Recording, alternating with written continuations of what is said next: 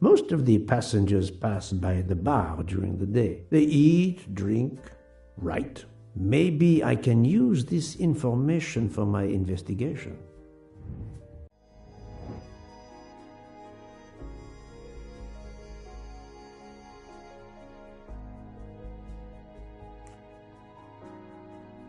Think, Poirot. That is not a good answer.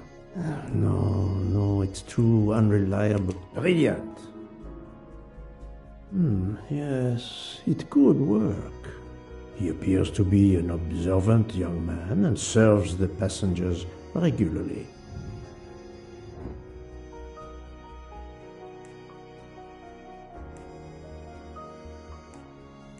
Yes. Yes, if I ask them to write something trivial, they may do it instinctively with their dominant hand.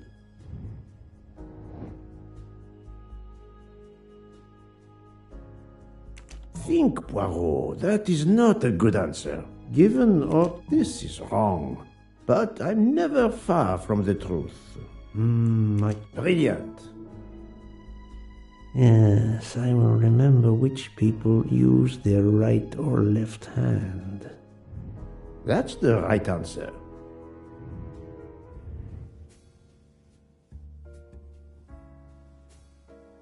Mademoiselle Debenham, I have a few questions for you. Of course. Let's start with your movements last night. There's little to tell. I went to bed and slept. Did you know the man who was killed? I saw him for the first time during lunch yesterday. Did you notice anything about him? Well, if I believed in auras, I might say he seemed dark. Would you mind writing your address on this paper for me? Not at all.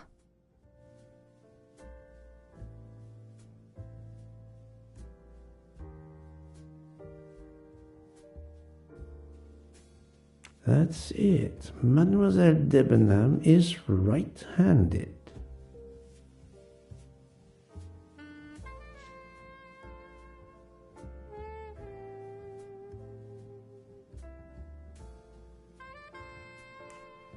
Do you recall what time Mademoiselle Olsen went to get some aspirin from Madame Hubbard? I remember glancing at the clock. She left our room just after 10:30 p.m. Was she away for a long time? About 5 minutes. That confirms what Madame Hubbard told me. Do you smoke by any chance? No, I never have.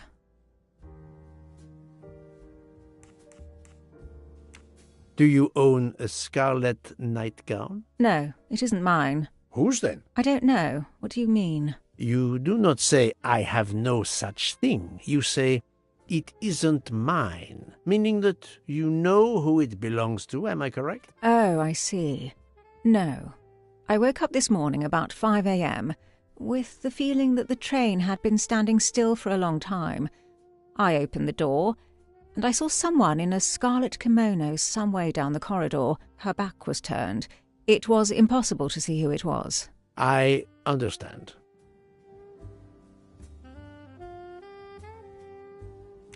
Thank you for your assistance, mademoiselle.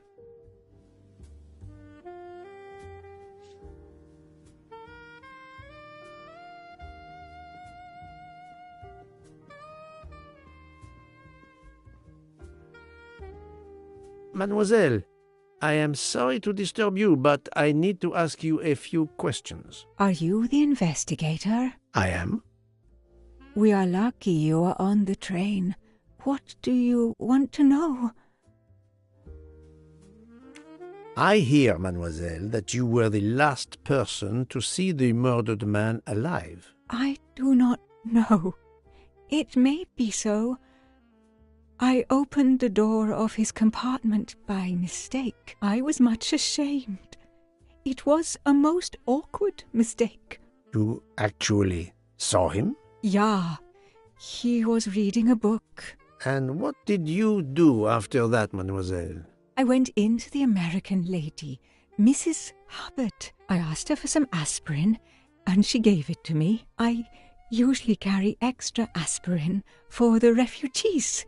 but I gave mine to a camp in Turkey. They needed it more than me.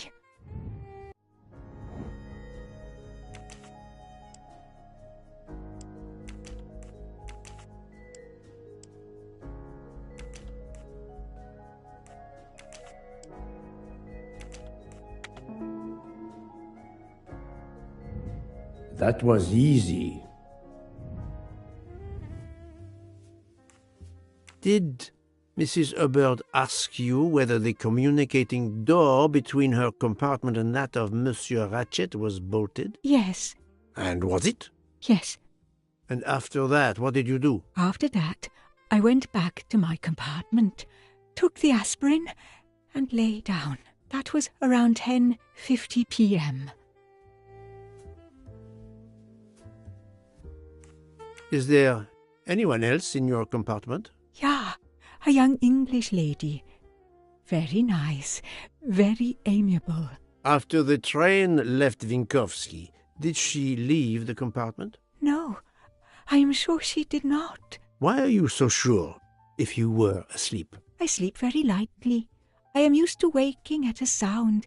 I am sure that if she had come down from the berth above, I should have awakened. Did you yourself leave the compartment after that? Not until this morning. Do you have a scarlet silk kimono, mademoiselle? No, indeed.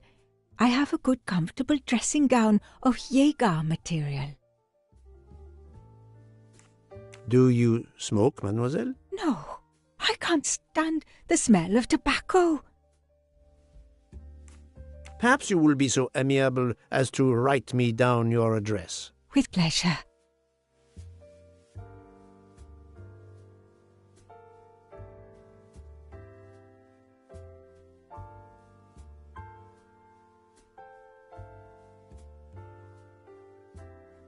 Mademoiselle Olsen is indeed right-handed.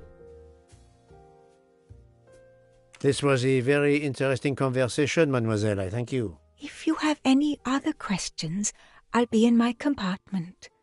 Good luck, Mr. Poirot.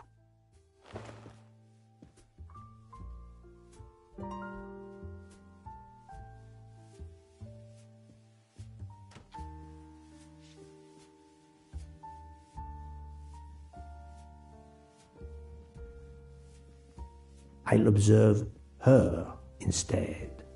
I'll observe her instead. I'll keep an eye on them instead. I'll observe her instead.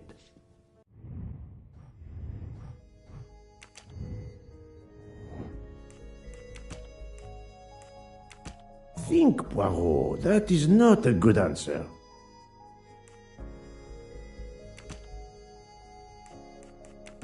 I must admit I'm not right this time. This is wrong, but I'm never far from the truth. I do not think that's the right answer. This is wrong, but I'm never far from the truth.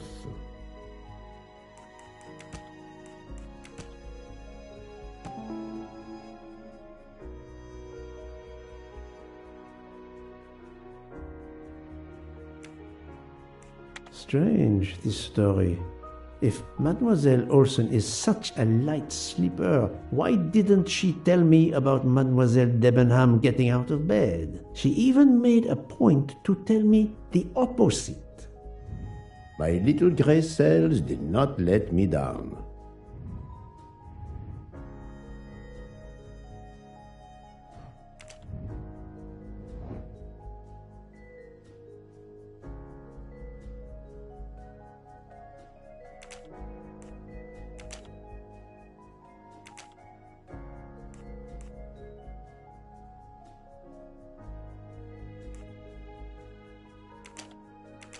No, not good.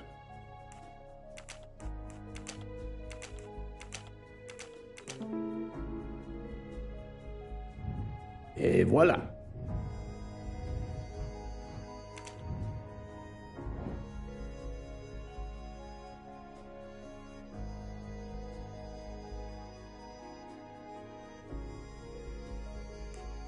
Right.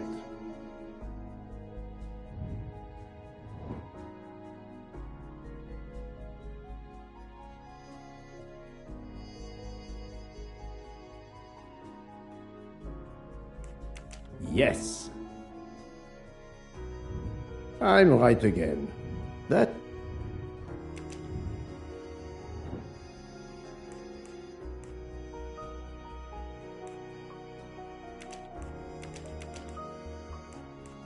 I do not think that's the right answer. No, not good.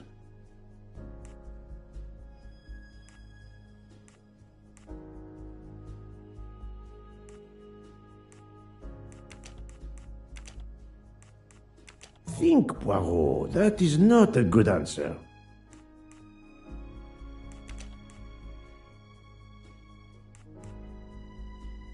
I must admit I'm not right this time.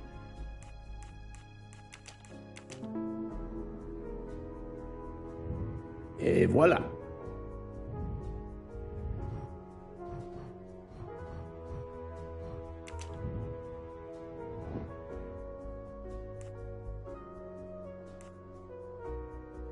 I must admit I'm not right this time. Are you a... Nice.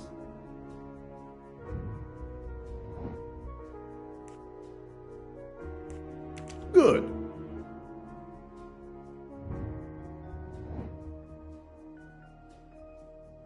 I do not think that's the right answer. Are you a smoker? Right.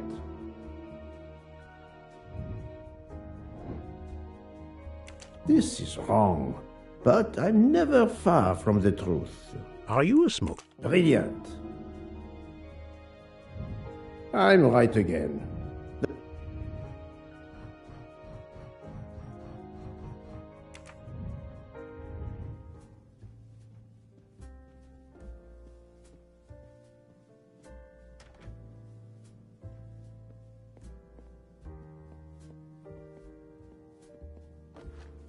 Another delightful trophy for my collection.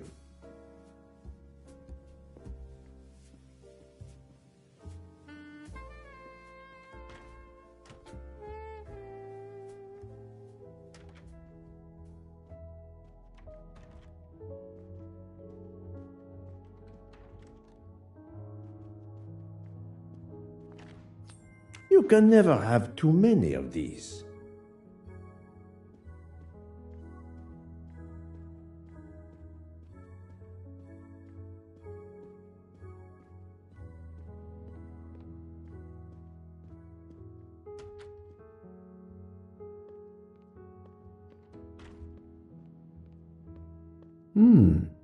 It's locked.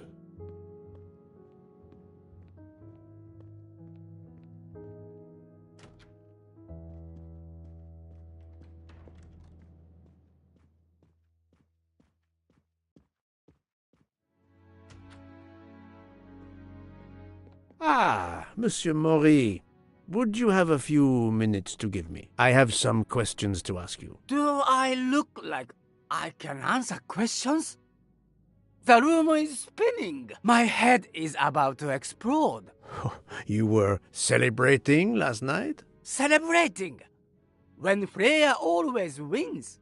What am I saying? If you want my answers to your questions to make sense, help me recover. You see there, the magnet on the fridge. That is my special recipe. I call it my day after survival tonic. If you could make me my special tonic, I might survive long enough to answer your questions. Jean knows the recipe very well. He can help you with the preparation. Very well, Monsieur Maury. If I must, I must. I will make you your day after survival tonic.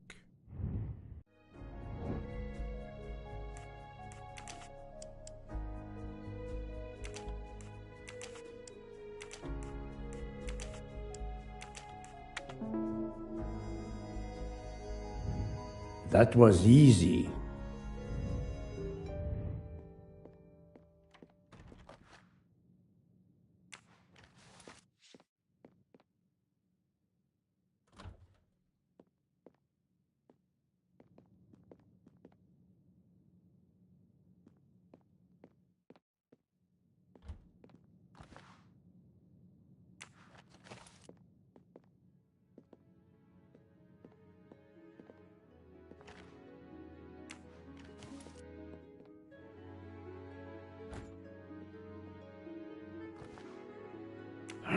missing half of the tonic ingredients.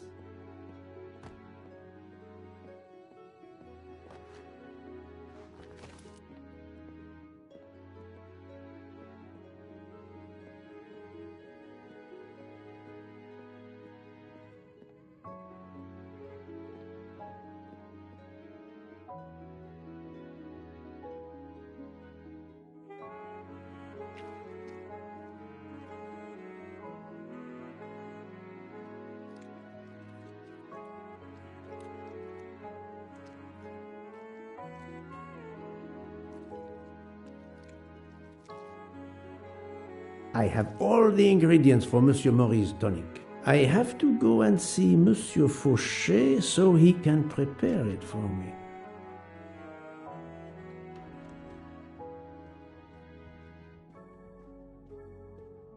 So, Poirot, I hope you are progressing in your investigation. I have not finished yet, but it is progressing, yes.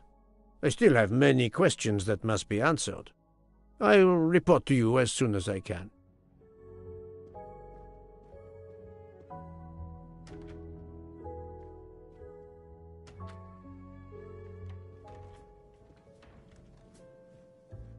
Monsieur Fauchet, may I disturb you for a moment? Of course. How can I help? It is, of course, about the murder of Monsieur Ratchet. Can you tell me your movements last night? I understand. Yesterday evening, I took a break at Vinkovsky station with Hotaru. We then went to our quarters in the staff accommodations, a section of the luggage car. Freya was there, reading, and I went to bed right after. Freya is there now, I think, and Hotaru is in the kitchen. They can verify my story. What time was this? 11:30 p.m. or a bit after. The snow is beginning to fall heavily. I see. Thank you. Can you write your address on this paper, please? You want to pay me a visit? Who knows, Monsieur Fauchet?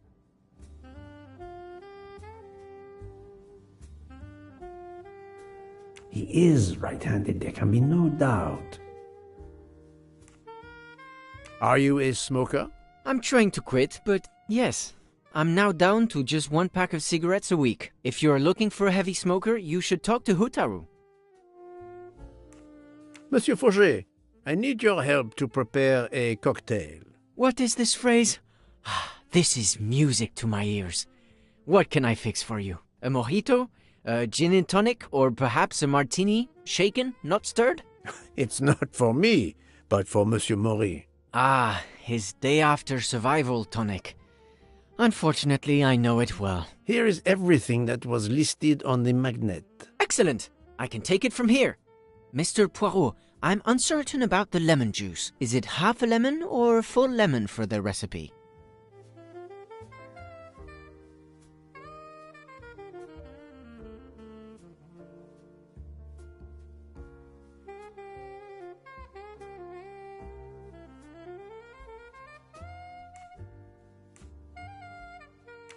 Half a lemon. I can't remember if Hotaru prefers it with ginger or without. Do you remember?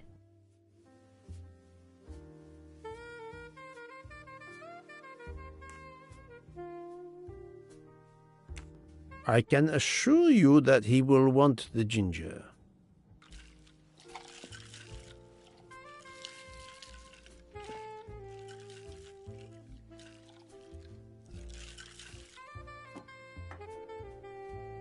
There you are, sir. Hotaru will be himself again. Excellent. Thank you very much.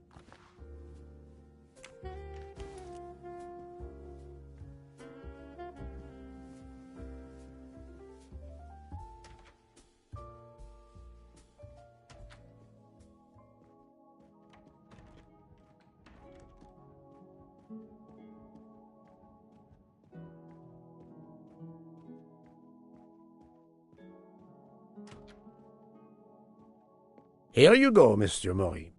I hope this will help you. Thank you very much. Please give me a moment while this takes effect. It will be a while, I'm afraid. But I will not move from the kitchen. Since I have to wait, do you know where I can find Mademoiselle Nielsen? She is in the staff quarters in the luggage car. If the door is locked, John will have the key. Thank you. I will return. I hope you have a speedy recovery.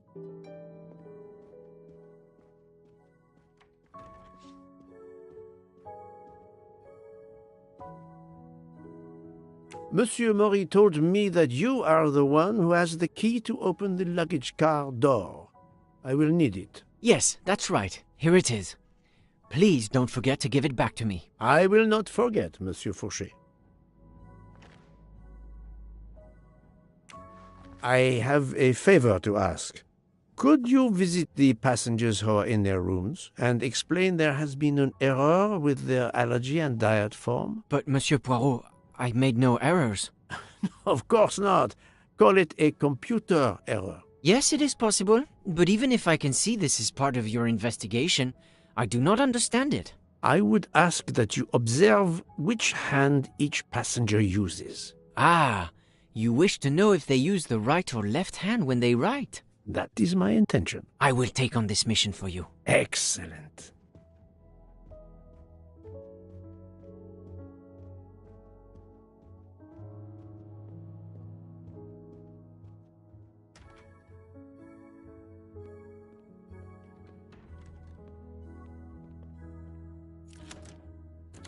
That's it.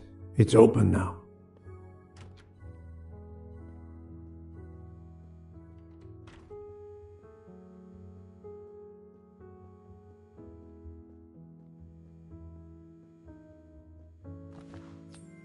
Another golden moustache to treasure.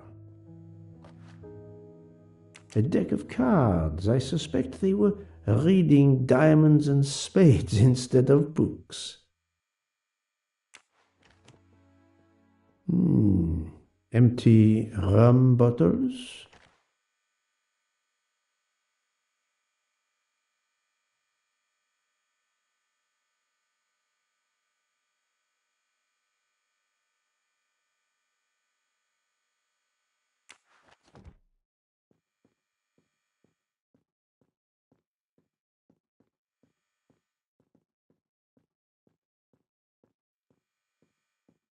Hello, Mademoiselle Nielsen. May I ask you a few questions? I don't have a minute. My career is ruined, and it's not my fault. But how did this terrible thing come to pass? My supplies, passenger luggage, our living space. There is so little room. I gave the cargo handlers in Istanbul strict instructions how to stack my crates containing the ingredients I need for my desserts, so as one box is used up, it can be discarded. And these fools of cargo handlers did not follow your instructions? Ignored completely. I have 4 crates that must be moved from there to here to correct the order they are stacked. But placing the wrong crate on top of a smaller crate will crush it, its contents, and my career. Calm yourself, mademoiselle. I understand. So, the problem is these 4 crates must be moved there, but carefully. Yes. I have to move these 4 boxes from this location to here. But there is not much space to move the boxes, and I have to be careful never to put a bigger box on top of a smaller one, or the smaller crate will be destroyed. The problem is clear. I shall assist you.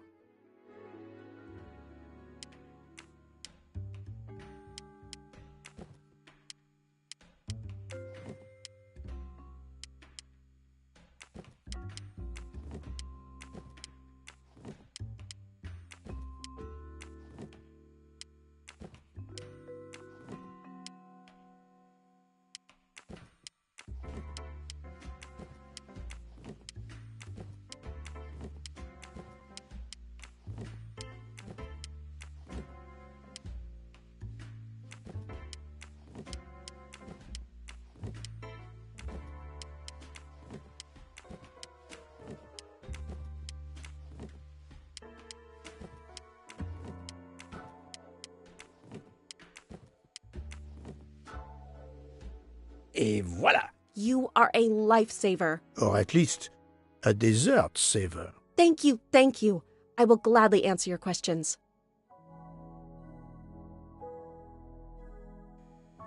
Can you tell me your movements of last night? Last night after dinner, I stayed in the kitchen until 12:15 a.m. Then I joined Jean and Hotaru in our quarters.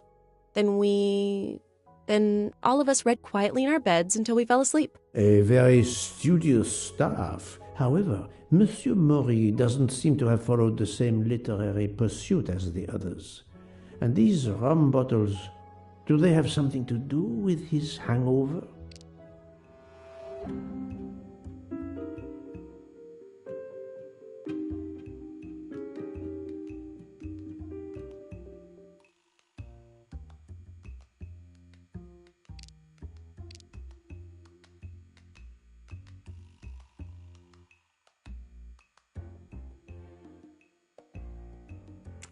I rather think that you didn't just read last night. What makes you say that?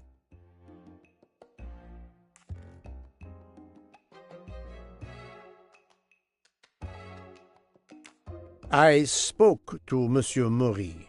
He seemed to be quite hung over. He even asked me to make him his day after tonic. He blurted out, "Freya always wins." Wins what? Looking around, it is clear you were gambling and drinking most of the night. You don't understand.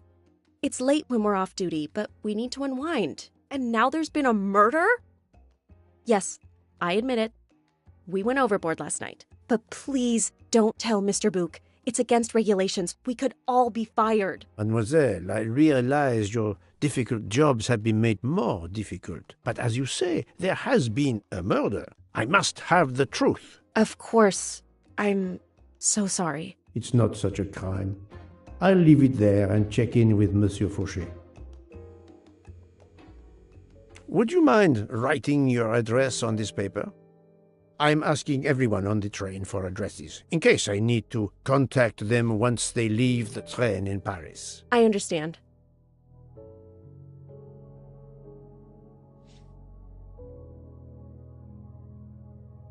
Yes, that's it. Mademoiselle Niersen is right-handed.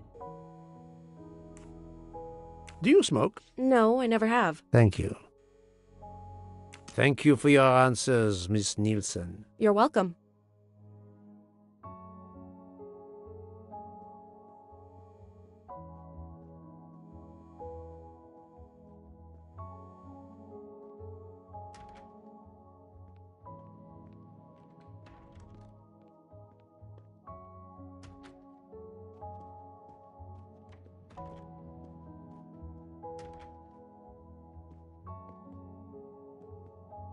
How are you?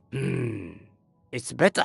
Thank you. Then may I ask you some questions? It will not take long. Quickly, please. I have hungry passengers to feed. Très bien. Can you tell me your movements last night? Oh, nothing special. When I went off duty, I joined John and Freya in a compartment. I read for a short while, then went to bed early. Reading? I'm not sure you have recovered enough to tell me the truth. Don't waste what little energy you have recovered to lie, Monsieur Mori. Yes, sorry, Mr. Poirot. You're right. It obviously wasn't reading that made my head hurt like that. But if you told Monsieur Book, it could mean my job. I will keep your secret, but I am investigating a murder. You must tell me the truth. Thank you. Please, write your address on this paper. My address? I don't see why. I think I hear Monsieur Book approaching. My address? Yes, of course. Another right-handed person. Not surprising, most people are. You are a heavy smoker. My job. It is very stressful. Would you happen to know who vapes on the train? A banana flavor? Oh, yes. The smell disgusts me. What is wrong with the good tobacco? I do not have time to answer that. Who is it? I've only seen one person who vapes. It's Captain Arbuthnot. Captain Arbuthnot, I see. Your testimony was invaluable to me, thank you. Take care, Monsieur Maury. My palate depends on your good health.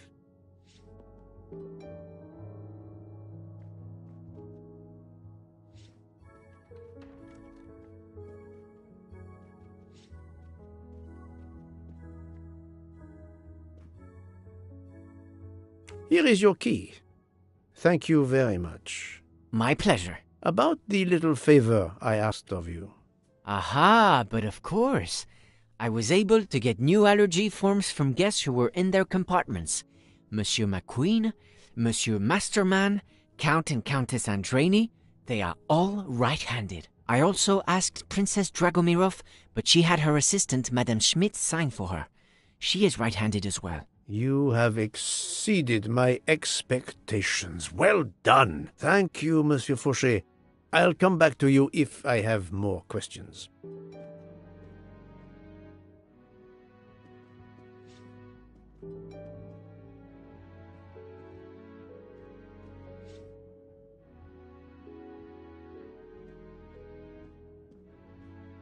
So, Poirot, I have not finished.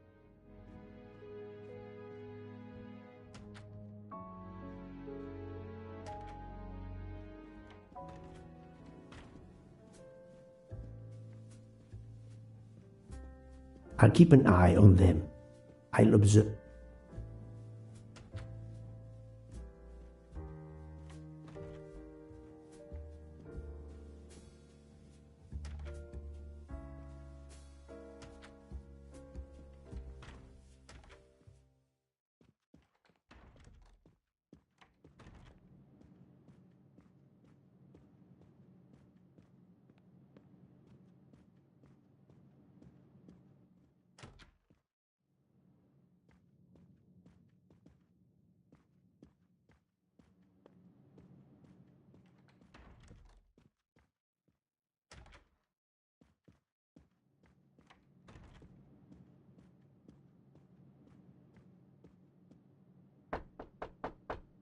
Captain Arbuthnot, I know that you are the only person on this train to smoke e-cigarettes. We found a vial of e-liquid at the crime scene. Will you talk to me about this, or should I pass on what I've learned to the police? All right. Come in if you must.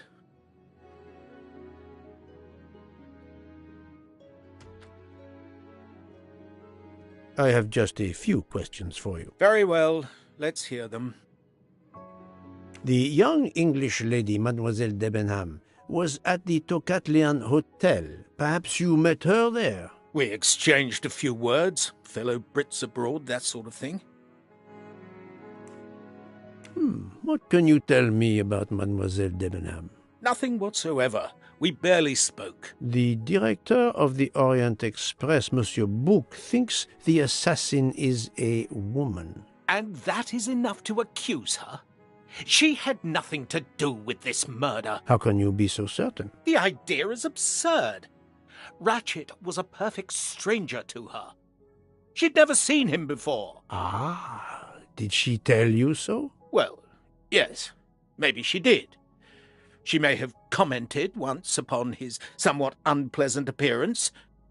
If a woman is concerned, as you seem to think, to my mind, without any evidence, I can assure you that Miss Debenham could not possibly be implicated.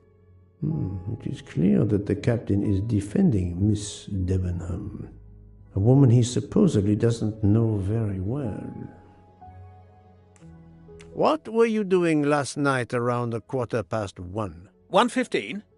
I believe I was still talking to that young American fellow, Mr. McQueen, the secretary of the man who was killed. We were in his compartment. He was a friend or acquaintance of yours? No, I never saw him before this journey. We'd hit it off at dinner, and the conversation continued into the early hours. Until what time was that? Until 1:45 or so. Then I retired to my room and went to sleep.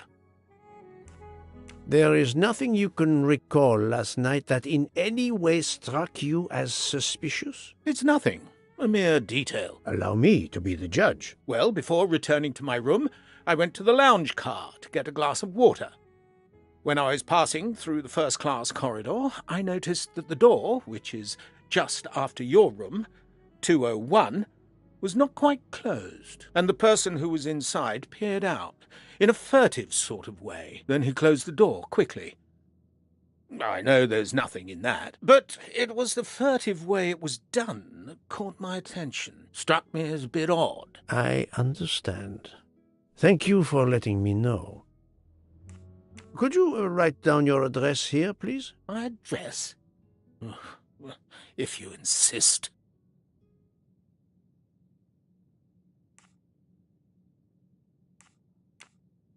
This man is right-handed.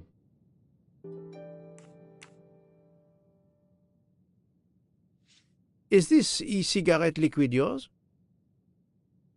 What flavour is it? Banana. Well, that is awkward. That's my flavour of choice. But I have no idea what it was doing there, whatever. Can you explain how it ended up there? I have no idea.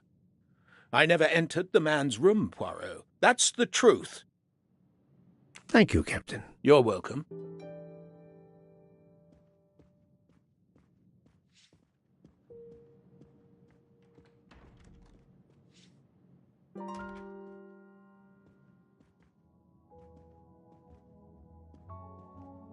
How is Mademoiselle Locke, Doctor? Her vital signs are improving, but she is still unconscious. I understand.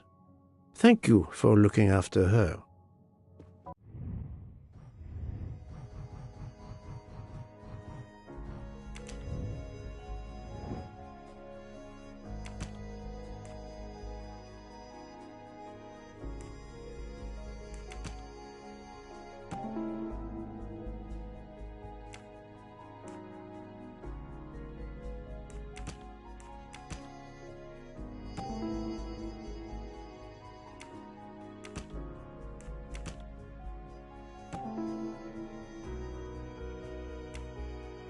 Captain Arbuthnot is the only passenger to smoke an e-cigarette.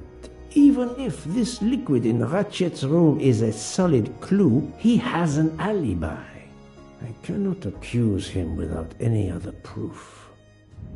My little grey cells did not let...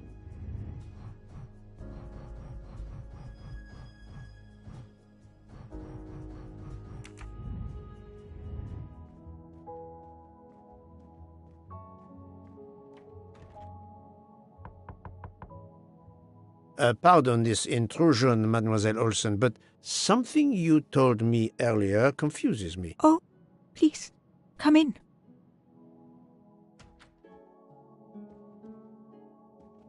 How can you be sure Mademoiselle Debenham was in bed all night?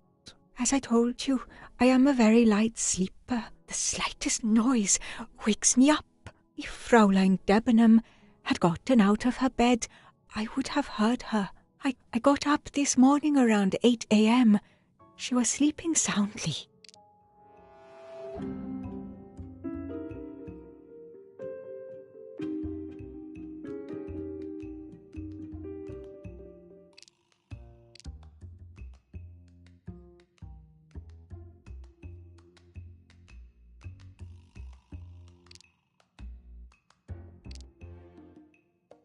Are you certain you would have heard her? Yes. Why are you asking?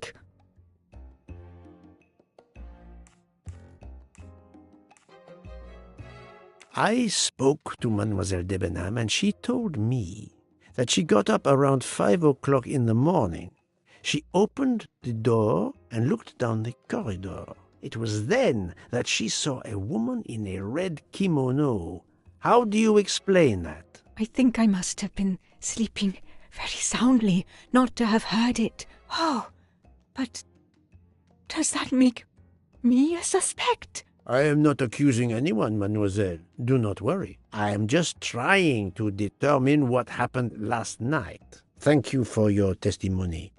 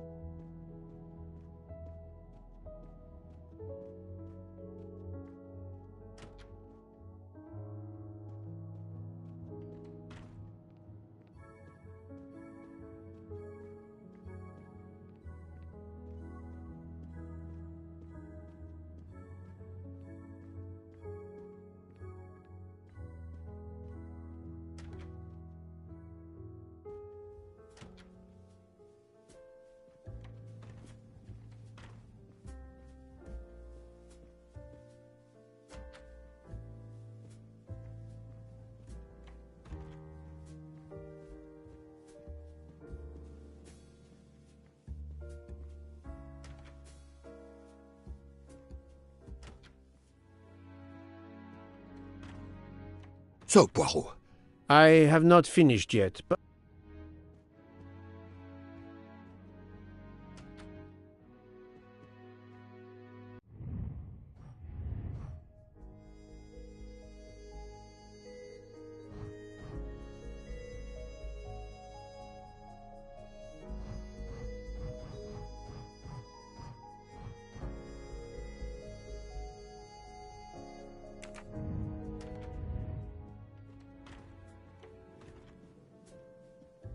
Monsieur Fauchet. Of course.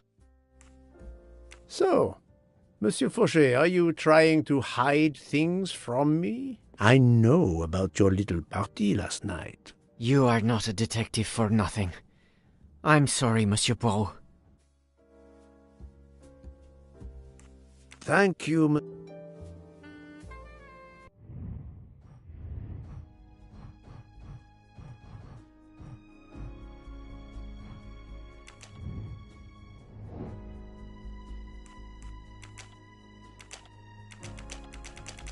Think, Poirot. That is not a good answer.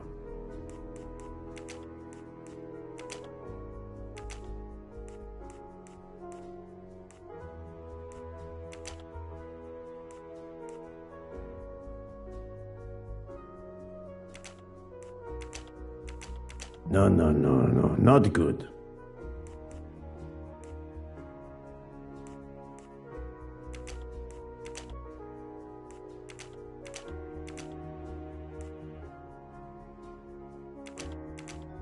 Think, Poirot. That is not a good answer.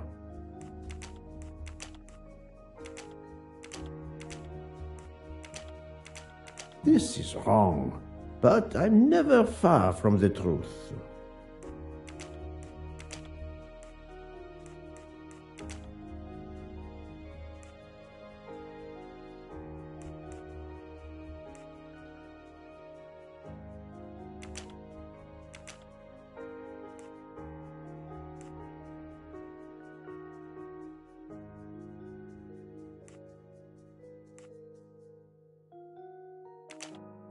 I do not think that's the right answer.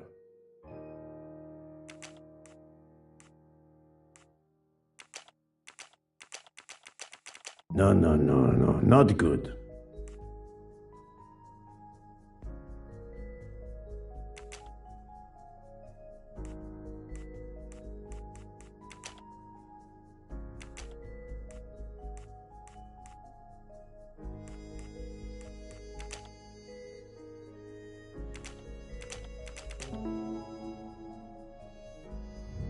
My little gray cells did.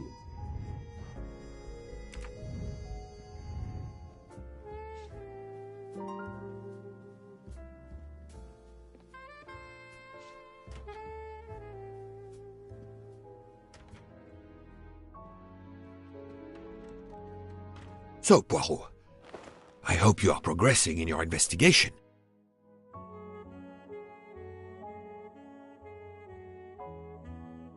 There is no trace of the murder weapon on the train, as yet. The killer could have hidden it anywhere. It must be somewhere. Indeed, as you say, it must be somewhere. According to Dr. Constantine's report, the stab wounds were made by at least one right-handed and one left-handed person, and with different strength. For the moment, everyone I have checked is right-handed. It is impossible to draw any conclusions as yet. However, I still have a few people to interrogate, notably the Russian princess. You still have many avenues to explore? Indeed, the case is far from over, mon ami. I identified the person responsible for the bottle of liquid for the vape found at the crime scene. So, this is our culprit? Do we hold him? No, unfortunately, this bottle belongs to Captain Arbuthnot, but he has an alibi, confirmed by Monsieur McQueen for the time of the murder. Monsieur Bouc, Monsieur Poirot. Michel, calm down. But it's Mrs. Hobart. She says she found the murder weapon in her room. She's very upset. Let's go, Poirot.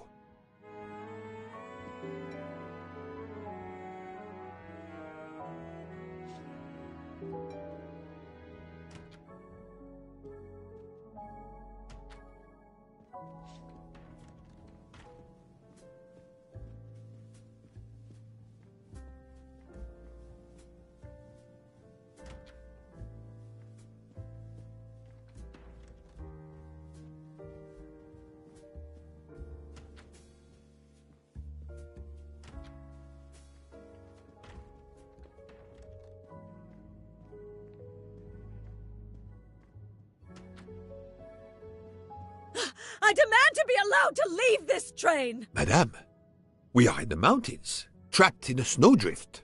Stating the obvious, there is a murderer among us. He had the audacity to hide his weapon in my room. Please, Madame Hubbard, take a deep breath and tell us what occurred. Where did you find the knife? I wanted to get a handkerchief from my purse, and when I opened it, I saw it! A bloody knife! Am I next to be murdered? I very much doubt the murderer would give you his weapon. What do you mean? Madame, he would have used it. Oh, I haven't! Did you touch the knife? Of course not! What a question! I will take that as a no.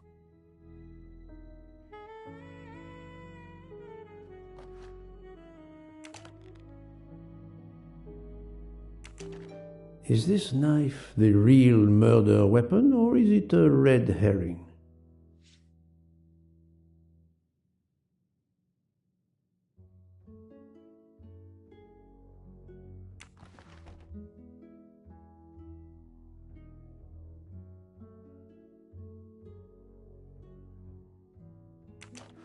Is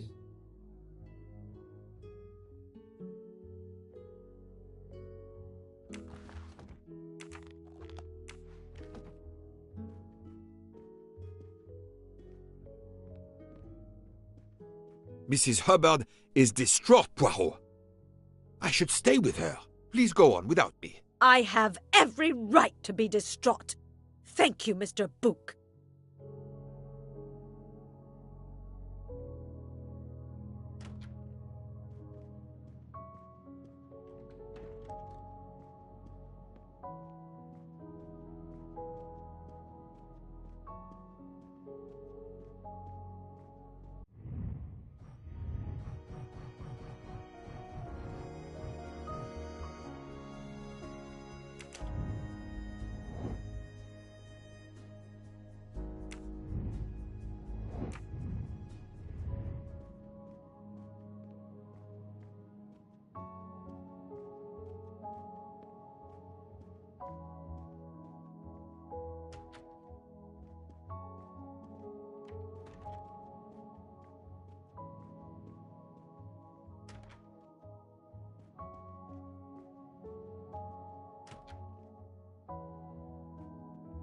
Dr. Constantine, we may have found our murder weapon. We need to make certain. There is a pretty quick way to be sure.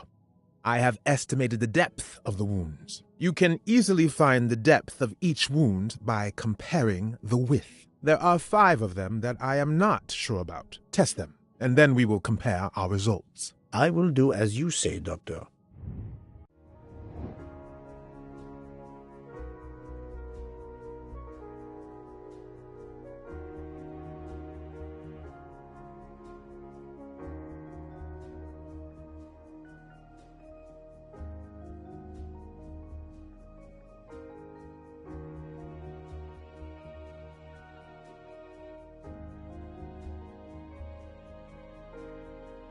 This is wrong. Think, Poirot, that... I must admit I do not... No. This think... No, I... Think, Poirot. Not this thing. I do not... My little grey cells did not let me down. What do you think, Doctor? Is this knife really the murder weapon? There can be no doubt. You found the same depths as the estimates I made during the preliminary autopsy. I can assure you that you hold in your hands the weapon that took Ratchet's life.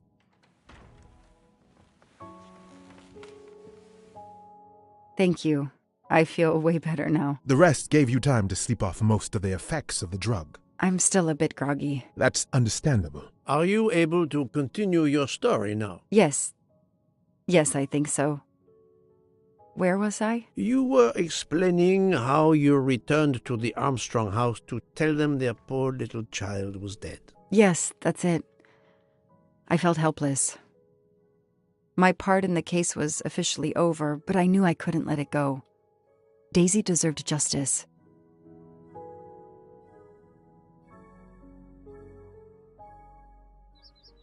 Two days later, I returned to the Armstrong house to tell them Daisy would be released soon for burial. I was angry with myself that I couldn't bring them better news. I wasn't prepared for more tragedy.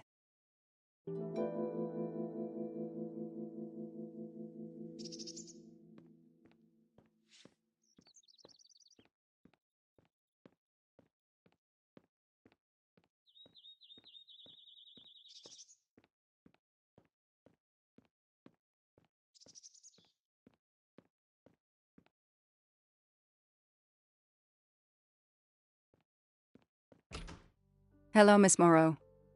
I'm here to see Colonel Armstrong. Good morning, Detective. Colonel Armstrong is upstairs. He isn't well.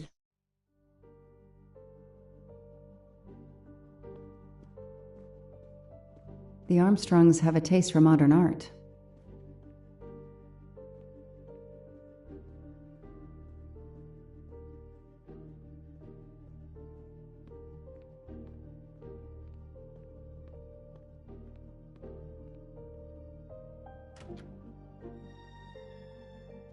Good morning, Colonel Armstrong. Is your wife here? Here? No, Sonia is not here. Always one step behind. She died of a miscarriage last night. My wife, Daisy, and our baby. My whole family is gone. I'm so sorry. I came straight here this morning. I received word that you can arrange for Daisy to be returned to you for burial. I didn't know. Well, then, now you don't have to come back. I can arrange for Daisy, my wife, and our unborn child to be buried all at once. Very efficient. Being a military man, I can appreciate efficiency. I know how hard this must be for you. No, you don't know. I don't want your sympathy. I want you to do your bloody job and catch the creature that did this. I know you won't believe me, but I swear to you, I will find who did this. If it takes me to the far corners of the earth, I will find them. Then go. Please go now. Go find them.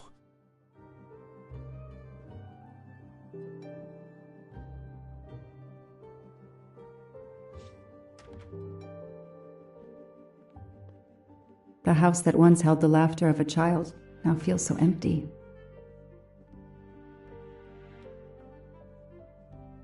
I'm not giving up. I'm a part of this case, or the case is a part of me.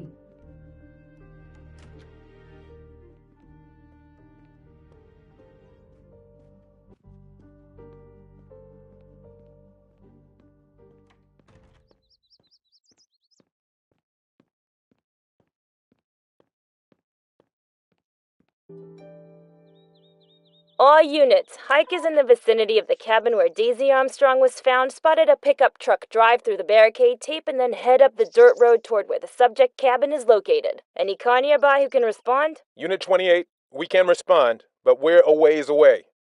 Dispatch, this is 11. I'm on it. Copy that. 11, you're good to go. Copy that.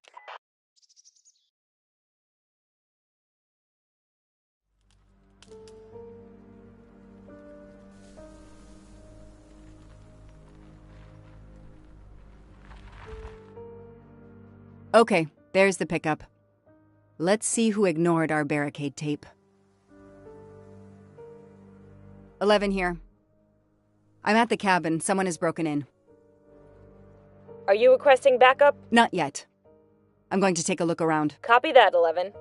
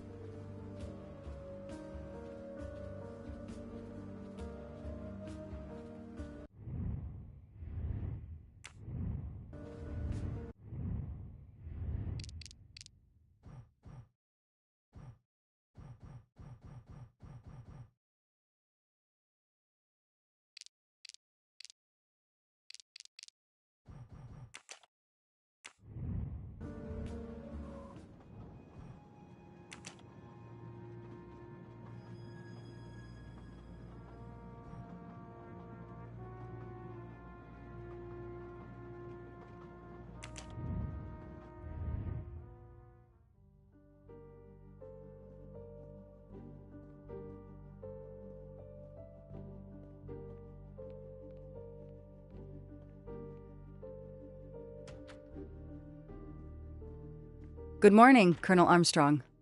Is your wife here? Here? No, Sonia is not here. Always one step behind. She died of a miscarriage last night. My wife, Daisy, and our baby. My whole family is gone. I'm so sorry. I came straight here this morning. I received word that you can arrange for Daisy to be returned to you for burial. I didn't know. Well, then, now you don't have to come back. I can arrange for Daisy, my wife, and our unborn child to be buried all at once. Very efficient. Being a military man, I can appreciate efficiency. I know how hard this must be for you. No, you don't know. I don't want your sympathy.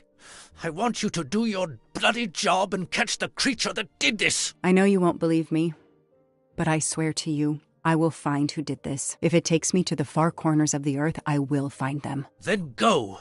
Please go now. Go find them.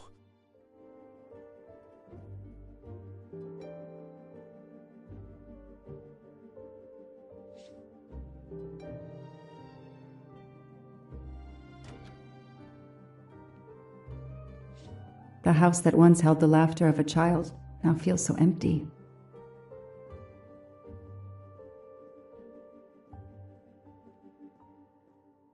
I'm not giving up.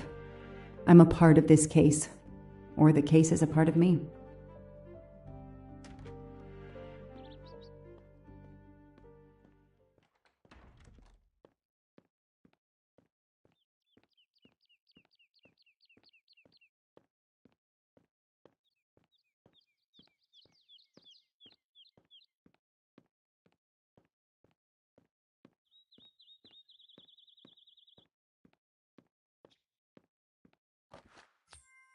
Not really my style, but I'll take it.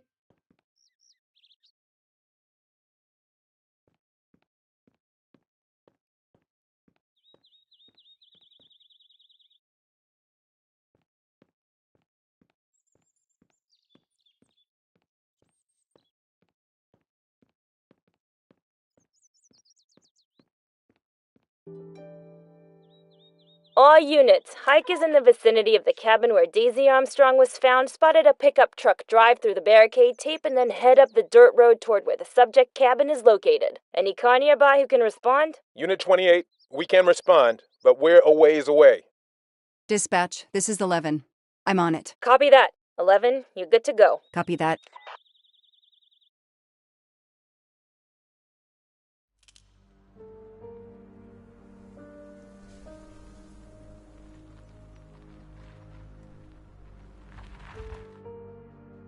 Okay, there's the pickup. Let's see who ignored our barricade tape. 11 here. I'm at the cabin. Someone has broken in. Are you requesting backup? Not yet. I'm going to take a look around. Copy that, 11.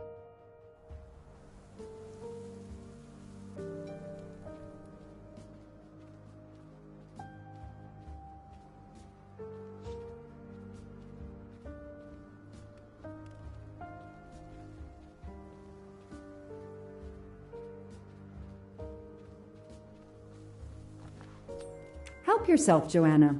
You earned it.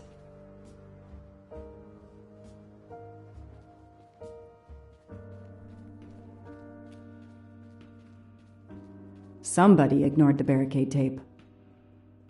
Footprints.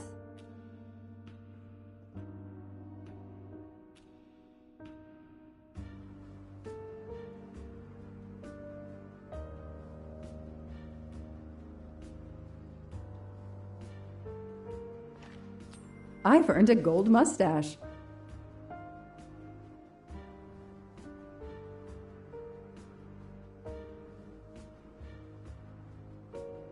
Forensics had to go through this place with a fine-tooth comb. A forensics evidence identification marker. Duct tape to silence Daisy's screams. A forensics evidence identification marker. Find whoever. He's not here.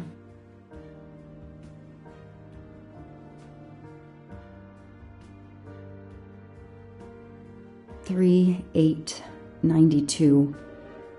Oh, when the poor deer was killed.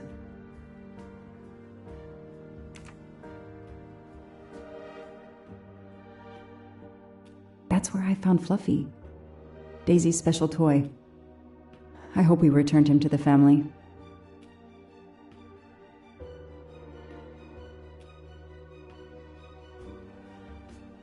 $3,892. $3,838.92.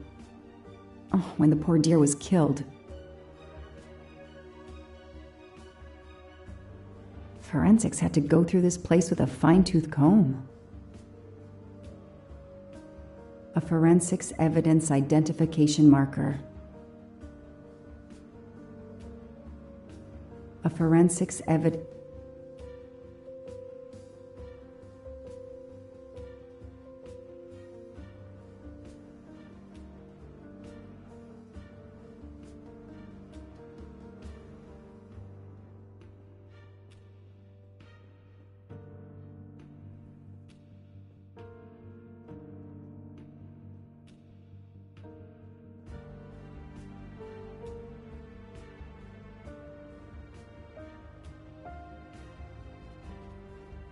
An individual has entered a police-secured area. I have to stop him first.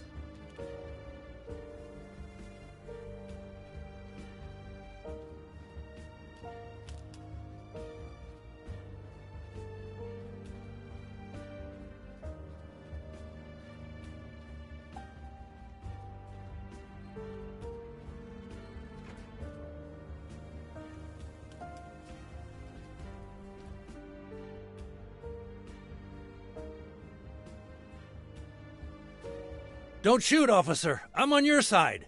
Sir, keep your hands where I can see them. Sure, no problem. Sir, this is a crime scene. Who the hell are you? I'm a reporter. Boston 6 News. You can get us on cable even here in the mountains. They haven't heard of crime scene tape in a big city like Boston? All right, that wasn't my best move. I got all excited. I didn't expect to find the place deserted. It was hard to resist. You should have tried harder. I'm placing you under arrest. You should be thanking me. Look what you apparently missed and I found. We'll get to that, but you're going to answer some questions first. I'm more used to asking questions, but fire away. Who are you exactly? I'm Michael Clark, journalist for Boston 6 News. Off camera, but someday I'm going to be anchor. You just wait. Do you have a way to prove that? My press card's in my truck. What are you doing here? You should know a crime scene is off limits. I'm investigating the Daisy Armstrong kidnapping like you. Does the pickup parked in front of the cabin belong to you? Yes, indeed, it's mine. I'll check. Show me your hands. I'm going to cuff you. I'm sure we can work out a deal. Put your hands in front of you.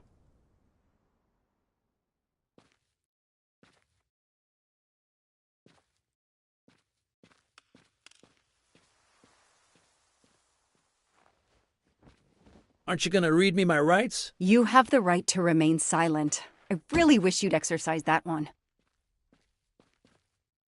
Dispatch, this is 11. I intercepted a suspicious individual at the crime scene. I'll check to determine how badly he's compromised it. Then I'm bringing him in. Copy that, Detective Locke.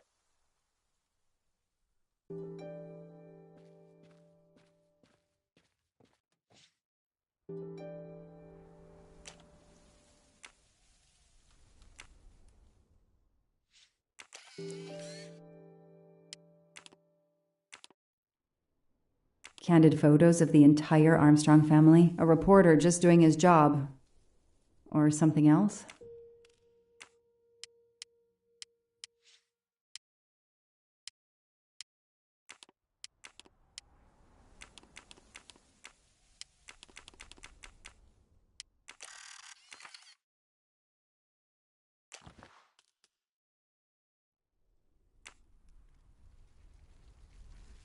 Clark's press card, and the phone number of the newspaper is on it. Ah, good. I can give him a call.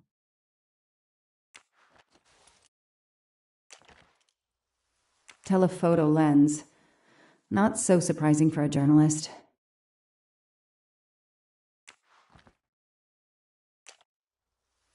The glove compartment is closed.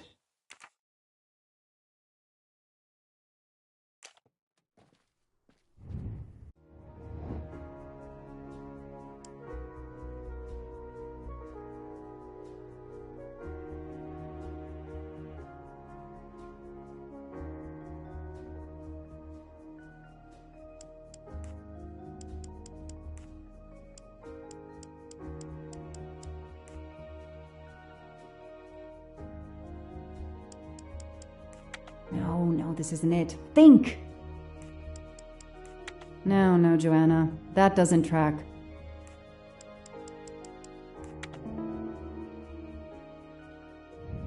Hey, I'm a pretty good detective after all.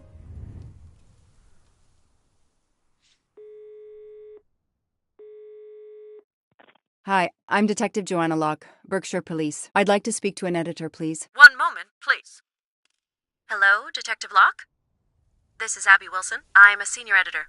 What can I do for you? Does a man named Michael Clark work for you? Yes, he does. Why? When was the last time you heard from him? Oh, it's been at least 7 or 8 months. That's not unusual. He works in the field? Yes, Michael Clark is what we call a stringer. He works as a freelancer, comes up with a story we can use, we pay him, then we don't hear from him again for several months. What kind of stories does Mr. Clark write? Mr. Clark is an investigative reporter, mostly crime stories, to tell you the truth.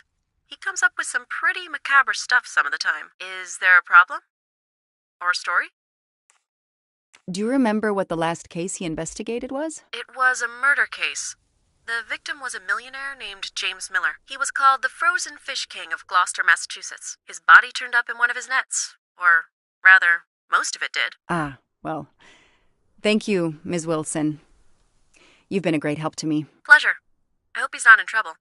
He can be a little pushy, but he's a good guy overall. So what's he working on now, Detective? Are you sitting on a story? Thanks again.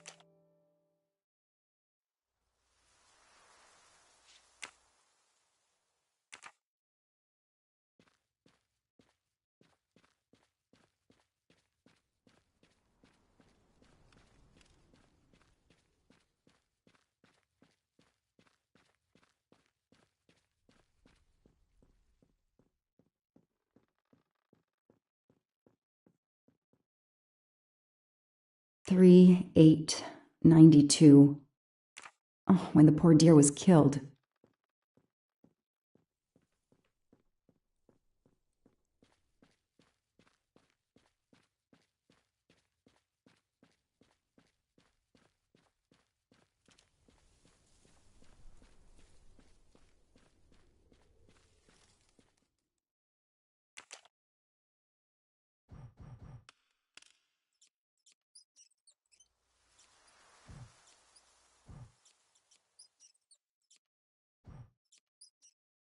Yes! I knew I could do it. I can always use safecracking as a career move.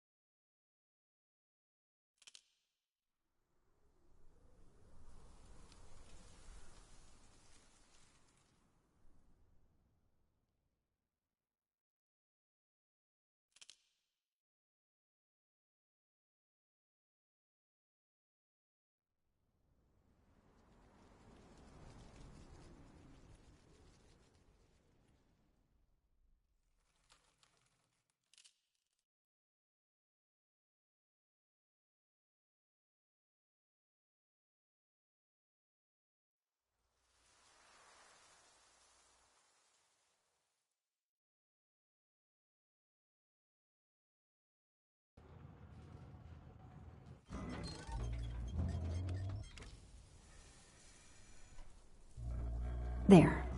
Now let's see what secrets you're hiding.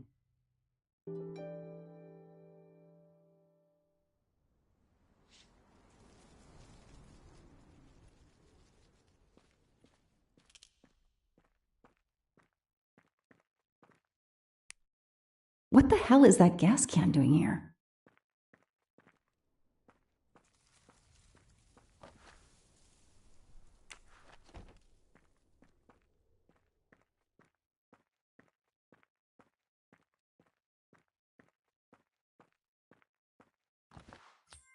A gold mustache. Thank you very much.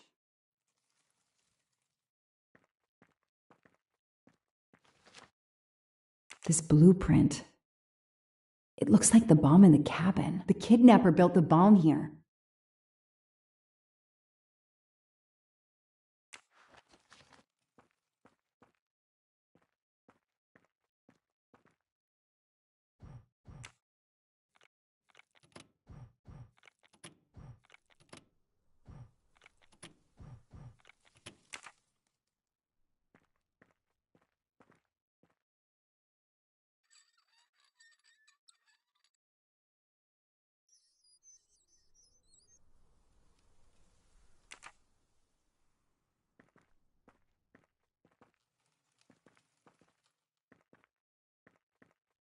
This bunker looks like it's as old as the cabin. Everything is falling apart.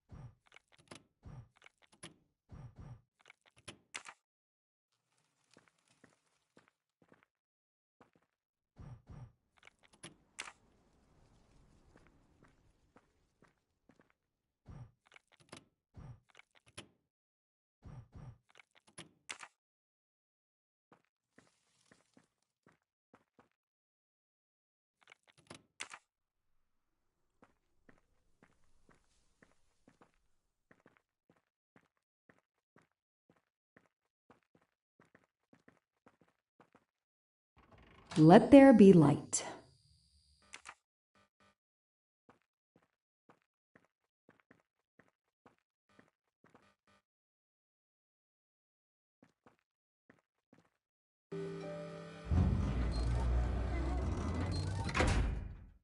Perfect, it works.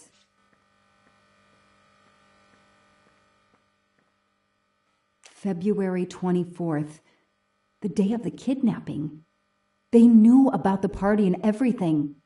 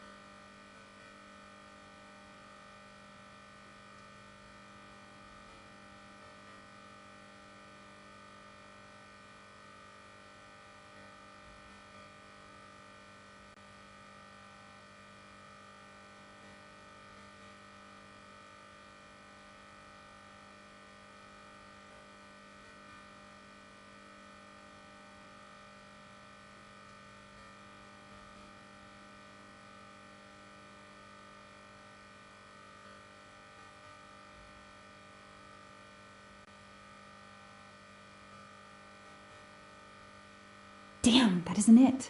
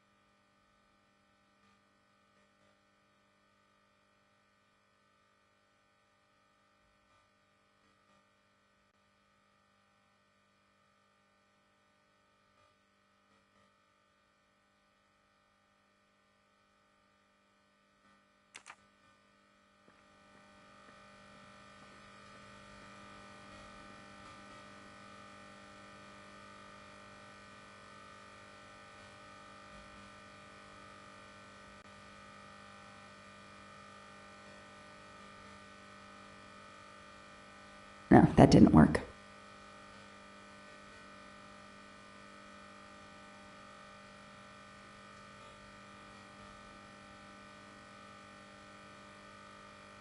That isn't the right combination.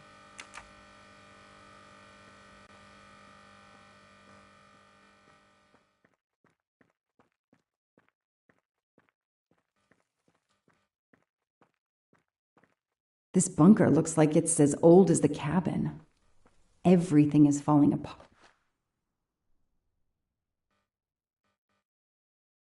The cap's been damaged, and some gasoline has leaked out.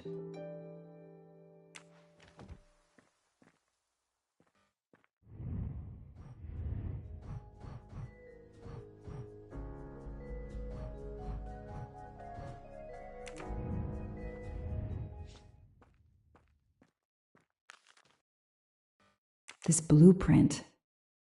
It looks like the kidnapper built the bomb.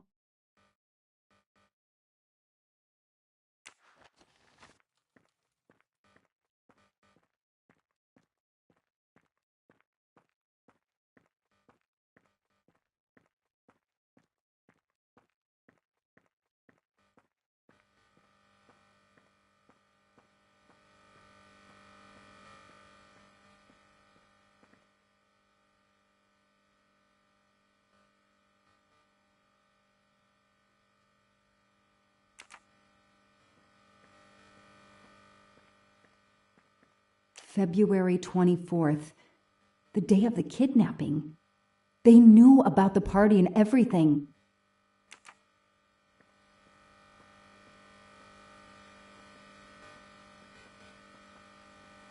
Could use a new light bulb.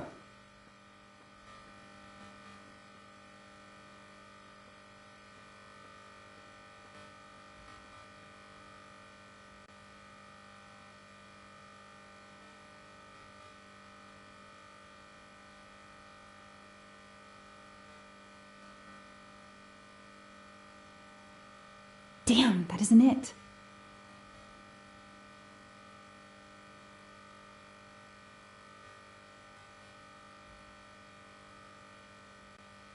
That isn't the right combination.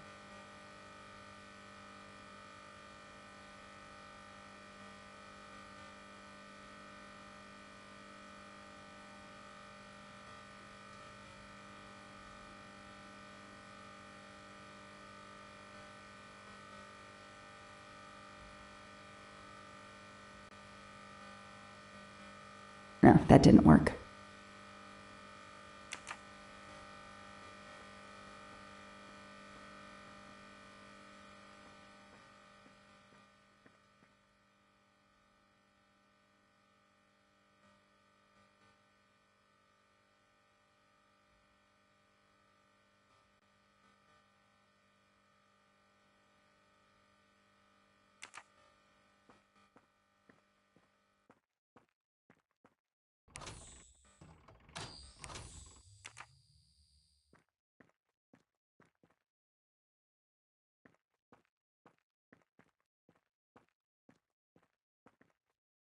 February 20.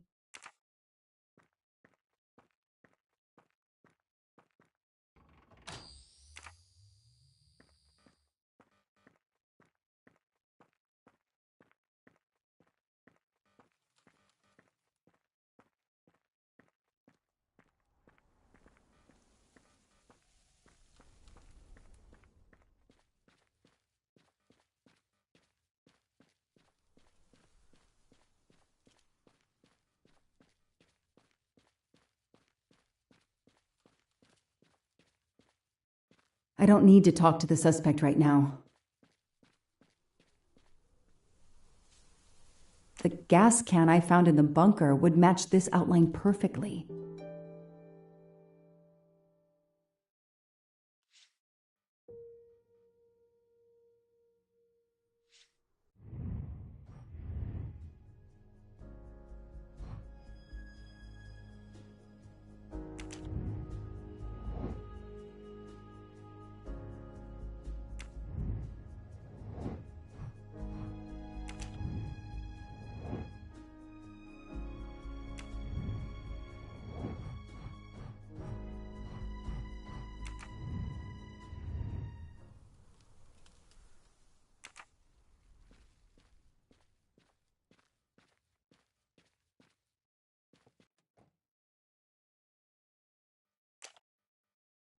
The glove compartment is closed.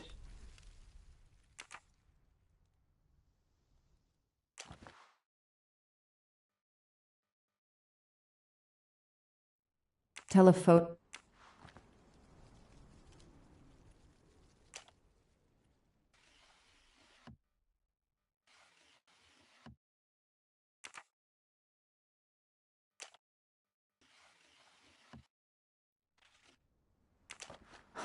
Car keys in the sun visor. A classic hiding place.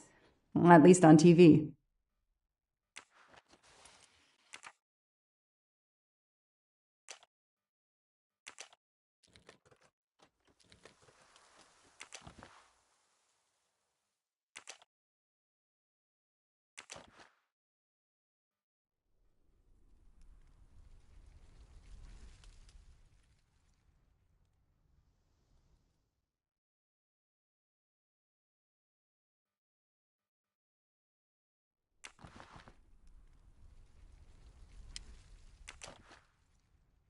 Clerk's driver's license seems to be in order.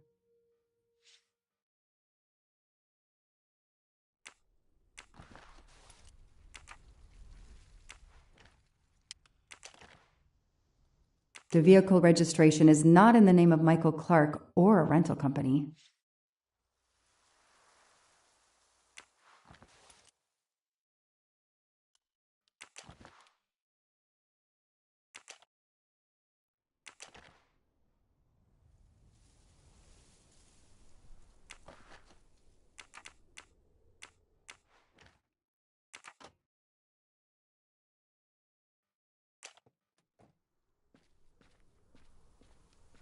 I don't need to talk to the suspect right now.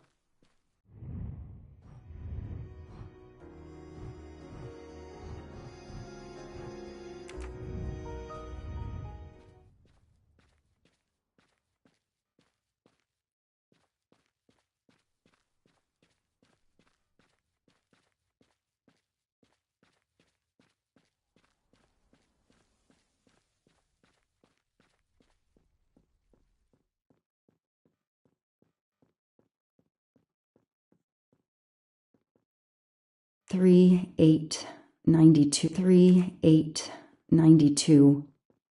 Oh, when the poor dear was killed.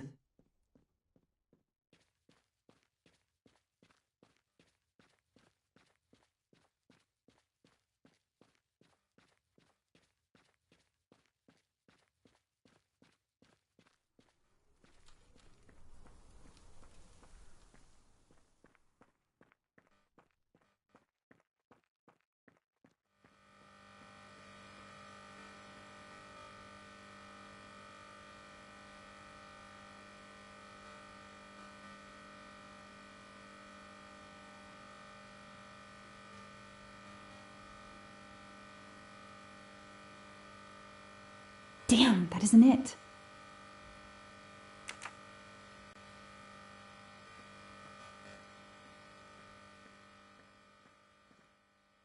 February 24th, the day of the kidnapping.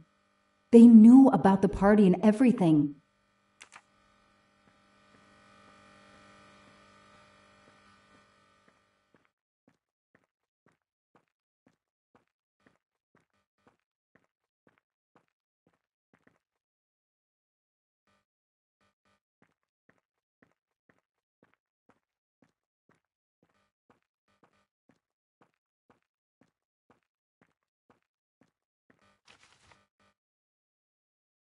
This blueprint. It looks like the bomb in the kidnapper built.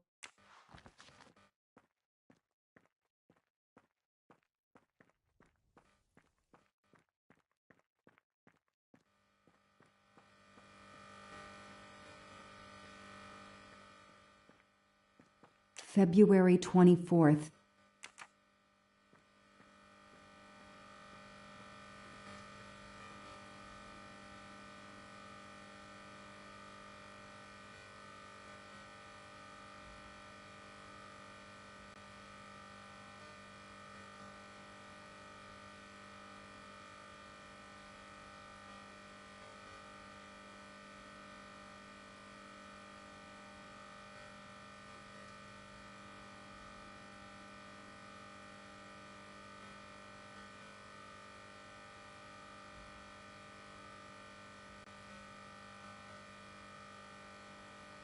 That isn't the right combination.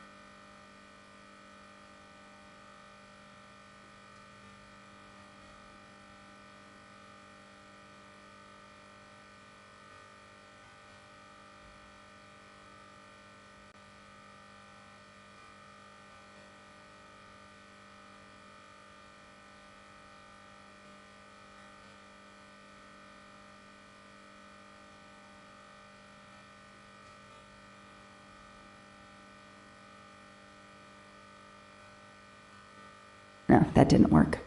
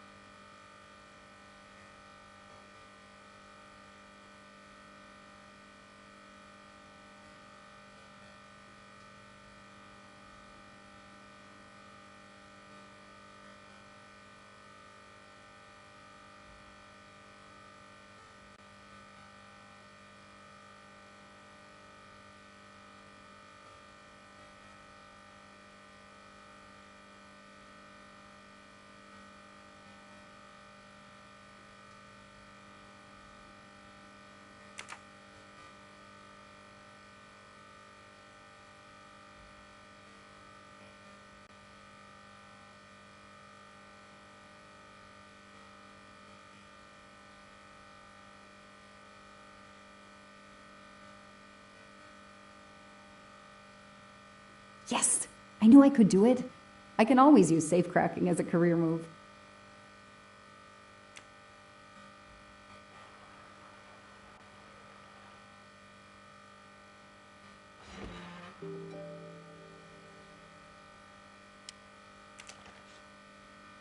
An expensive-looking pen with the initials JM? What's its story?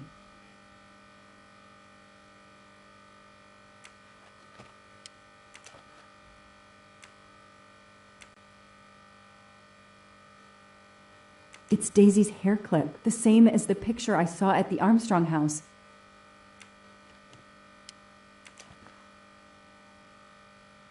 That looks like a hair caught in the band around the money. Forensics will tell me for sure, but that doesn't look like Daisy's color.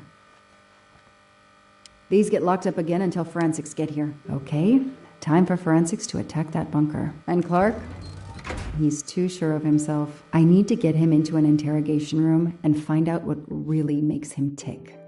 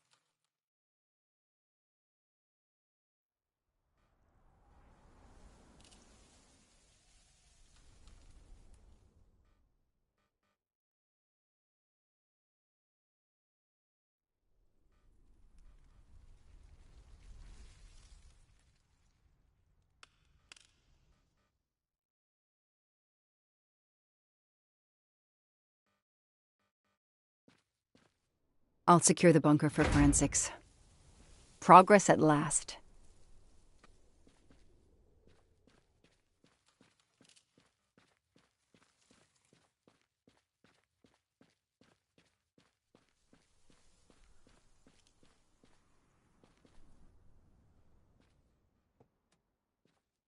I know my rights. You can't keep somebody locked up in a car like this, you know.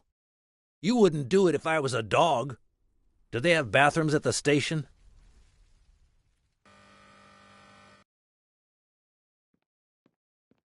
I have the right to make a phone call, Detective whatever your name is. That phone is an outside line. Hello, boss. It's Michael Clark. I'm still on the Armstrong kidnap, but there's a small problem. I got caught being someplace I shouldn't be. I'm at the police station. No, I'm not under arrest. Just questioning. Fire me. Why? The station's integrity? You're kidding me, right? If you think I've screwed up that badly, then fire me. Got that? Fire me. Yes, do it. That didn't go well. I think I got my point across. What happens now? Go ahead. Then we'll have a chat.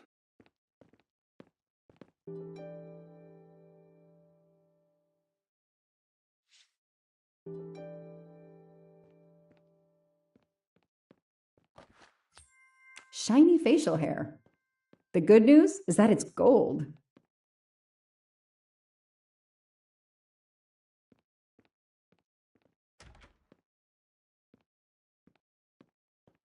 An extra computer so I don't have to go all the way out to my desk. This is all a game to him, and he doesn't expect to lose. Case files. A lot of them for our tiny only town. I'll add these to the file. Anything that will erase Clark's smile.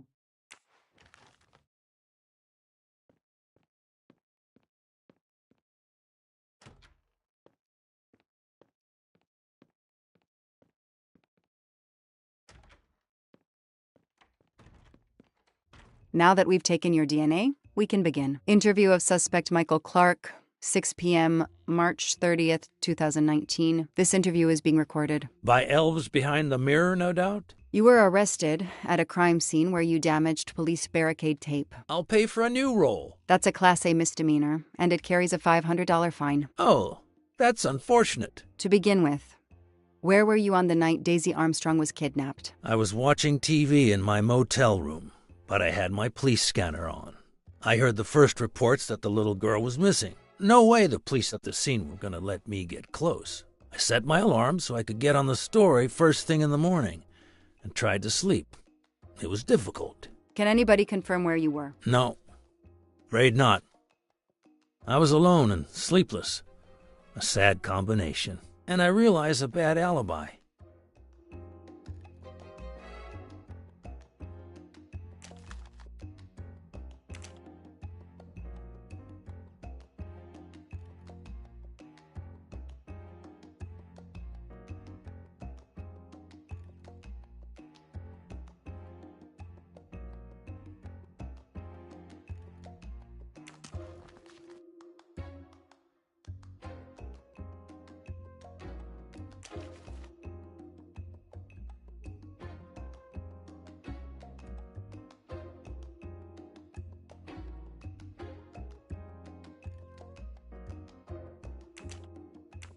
Let's start with why you went to the cabin. If the police were interested in it, I was interested in it.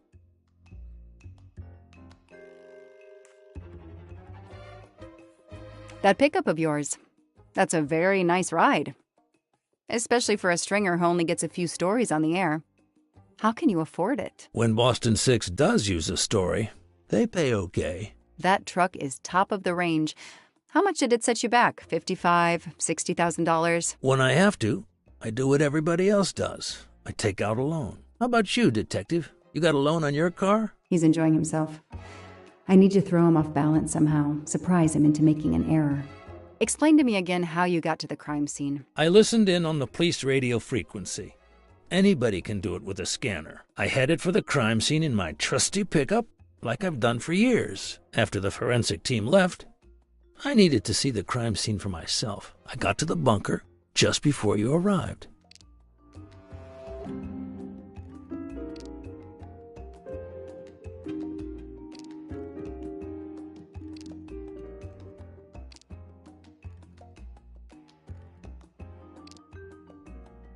You said you've been driving that pickup for years? You heard right.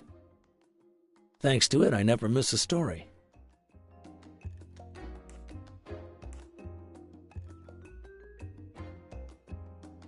You say you've been using your pickup for years, but the title certificate is not in your name. The truck belongs to somebody named Stephen Baker. Okay, I don't get why the pickup is so important to you, but I guess my ego made me say that. Yeah, the pickup was lent to me by a friend. I couldn't afford it even with a loan. I think you stole it, Mr. Clark. You needed a pickup like that for our mountain roads, so you stole that one. Try proving it.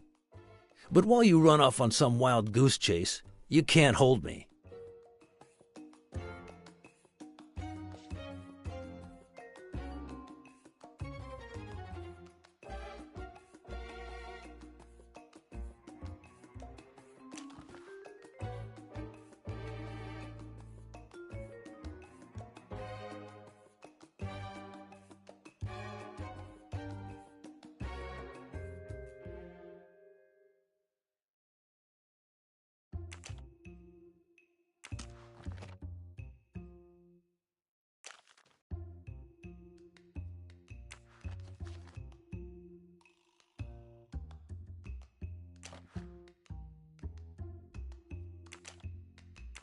You say you're a journalist, a stringer for Channel 6 News in Boston. I sell my stuff to lots of media outlets.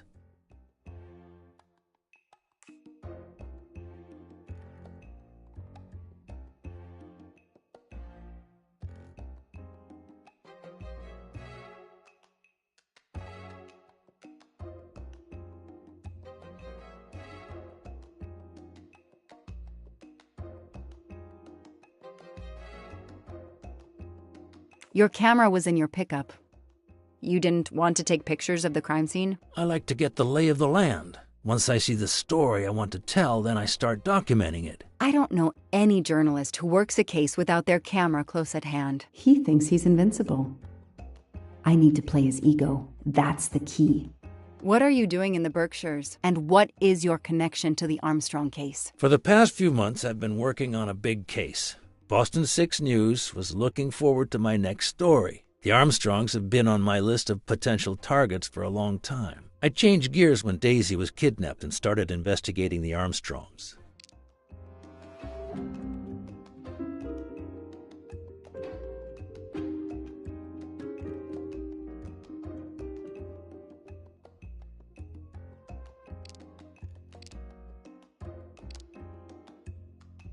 So you just stumbled on a major kidnapping story during your stay in the Berkshires? Yeah, I was researching PCBs in the river for crying out loud. Then, wow, the Armstrongs. That's not a Science Sunday report. That's a lead. Sometimes you just get lucky.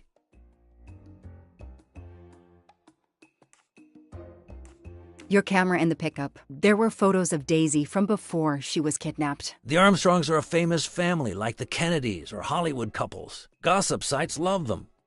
People want to see how they live. I started out just stealing candid shots. Paparazzi live on getting that one exclusive shot. Steamy, intimate, whatever. Then when the kidnapping happened, I realized I was here first. What an opportunity. And I jumped at it. You have an answer for everything. You're not very good at this, are you? How long have you been on the job? Long enough to put you away for life, if you killed that little girl.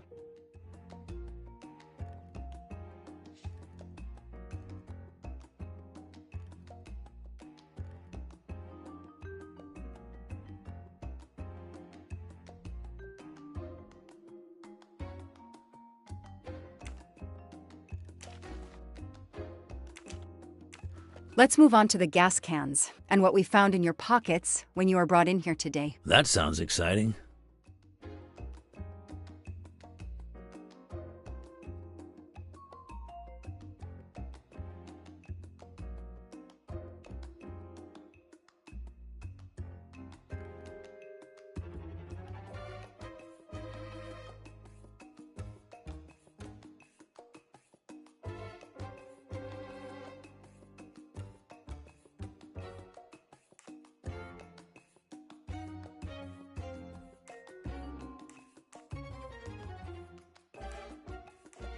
In addition to the gasoline in the back of your pickup and another in the bunker, You had a lighter and gloves in your pockets. You were going to set fire to the bunker and every scrap of evidence inside. Where to begin? I'm sorry to disappoint you, but I wasn't planning to use these things to destroy the crime scene. I've been around crime scenes my entire career. I brought the gloves so as not to contaminate it with my fingerprints. The gas can in the back of my pickup, I use it to put gas in the truck. Gas stations are few and far between in your mountains. I didn't know there was a gas can in the bunker. If that's true, I did you a favor. My arrival obviously scared off somebody planning to burn everything. Do you also have an excuse for your lighter? The lighter? I'm trying to quit smoking. I used the lighter as a reminder not to start again. I know that Clark is lying. I need to reconstruct the whole sequence of events in order to understand what happened.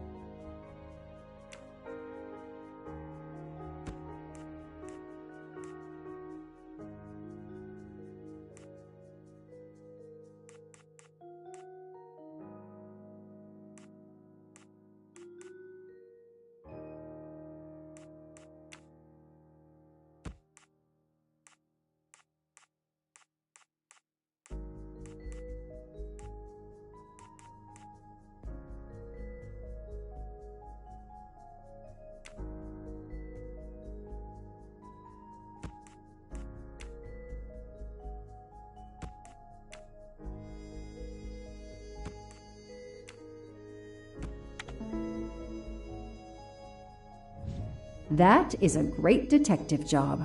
I'll tell you what really happened. You waited until forensics left and arrived in your probably stolen pickup. You grabbed a can of gasoline from your truck. You then went into the cabin to check if Daisy had been found. You then went straight to the bunker to see if it had been discovered, planning to set it on fire and destroy all the evidence inside. Before you could start the fire, you heard me arrive. So you hastily left your gas can and closed the hatch. You didn't think I could open the bunker. If I hadn't found you, I expect you would have burned down the cabin too. I'm not going to make fun of you, Detective, or how you handled my interrogation. You're obviously very new at this.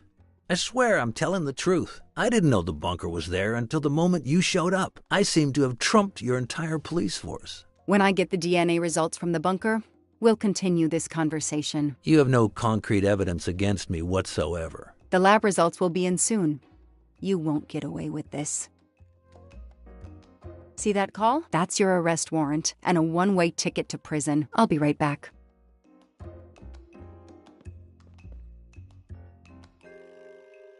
Hello, sir. I think I found the man who kidnapped Daisy Armstrong. I'm interrogating him now. Hold on, Detective Locke. I have some bad news. Someone set fire to the cabin in the bunker. The fire department is on the scene, but they say it's too late. That's impossible. My suspect has been in the interrogation room with me all evening. We can't hold him. Suzanne Moreau. Her fingerprints are on the wine bottle found in the cabin. We also found an unknown person's fingerprints, but they don't match your suspects. Sir, with all due respect, I'm convinced Michael Clark is involved. Detective, I'm cutting you some slack already. But we cannot hold your suspect simply because you're convinced he's guilty. We have evidence that Suzanne was working with an accomplice, Noah Garrity. I order you to release the reporter and arrest this Moreau. Let me just check my last lead. The DNA analysis of the hair found in the bunker safe. The results just came in. I know how hard this is. Okay.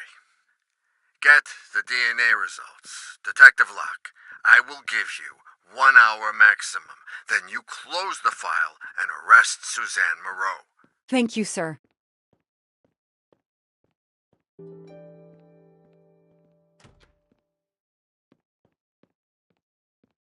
An extra computer so I don't have to go all the way out to my desk. Case files. A lot of them for our tiny town.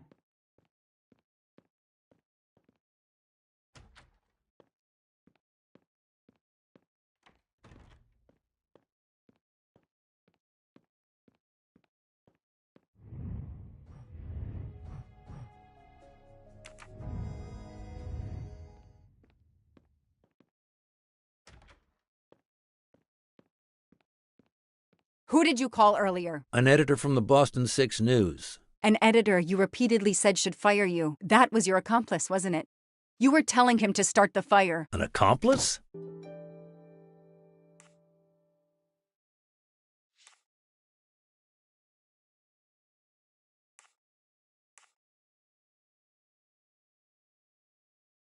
I know it was Noah you called. I'm saying nothing more without the presence of my lawyer. Stay right where you are.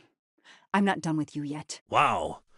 Do I hear grounds for a lawsuit? Some poor, innocent woman is being accused instead of you. You set her up, didn't you? You have to let me go, Detective. All I need is one more phone call to the lab. I know it's you, and I'm going to prove it. Hello, this is Joanna Locke. I need the results of the DNA test I asked you for. Hi, Detective. Sorry, we only have the DNA sequence. We haven't had time to compare it with the suspects yet. It'll take 7 more hours. I'm sorry, but you are not the only one on the waiting list. Send your analysis to my computer in the office. I'll do the comparison myself. I need authorization.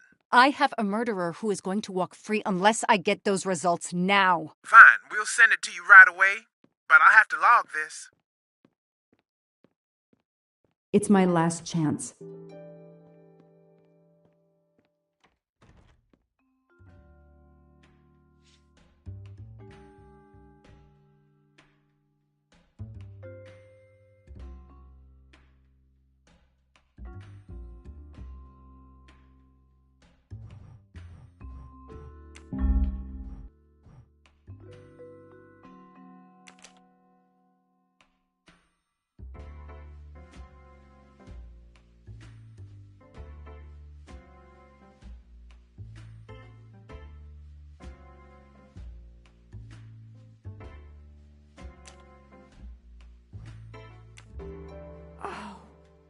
No. No! Suzanne? I don't understand. I was sure it would be Clark's hair. I'll have to let him go.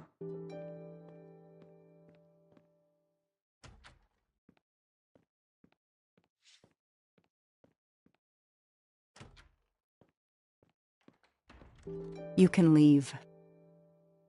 Sorry it didn't work out for you, Detective. Maybe you should consider a career change. We are not done. Oh, but we are, my dear. We are done. I had no choice but to return to the Armstrong house to arrest Suzanne Moreau.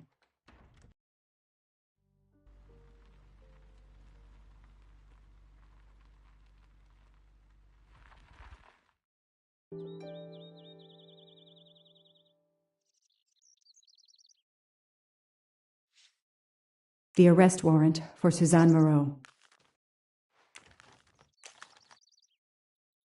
Suzanne was set up by Clark and Noah. They are the kidnappers, but I'm not giving up. When Suzanne comes up for trial, I will fight for her defense. But for now, the district attorney is in charge. If I want to stay a detective, he always has the last word.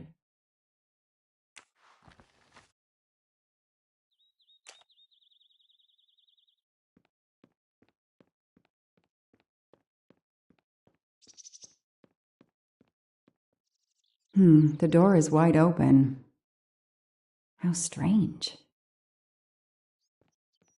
Hey, is anyone there?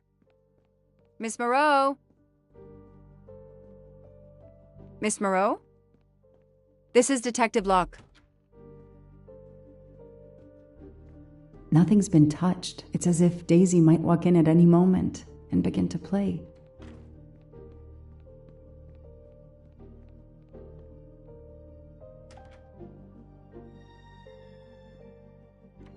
Miss Moreau, can you hear me? It's me, Detective Locke. You must get up now. Miss Moreau? Miss Moreau, can you hear me? Suzanne Moreau is dead. There are no traces of blows or injuries on her body. She doesn't seem to have defended herself from anyone.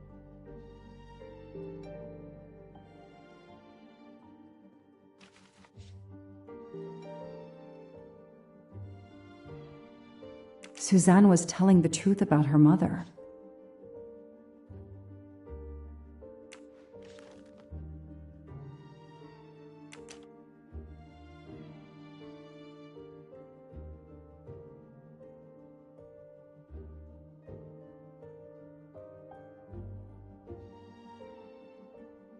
She must have realized at last how she'd been used. The death of her mother would have been an additional shock, and the self-righteous court of social media was as quick as usual to try and convict her. She must have realized at the death of her mother and the self...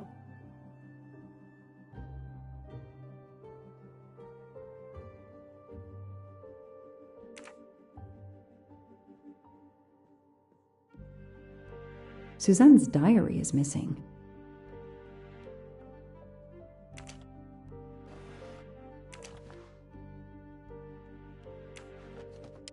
Her glasses are missing.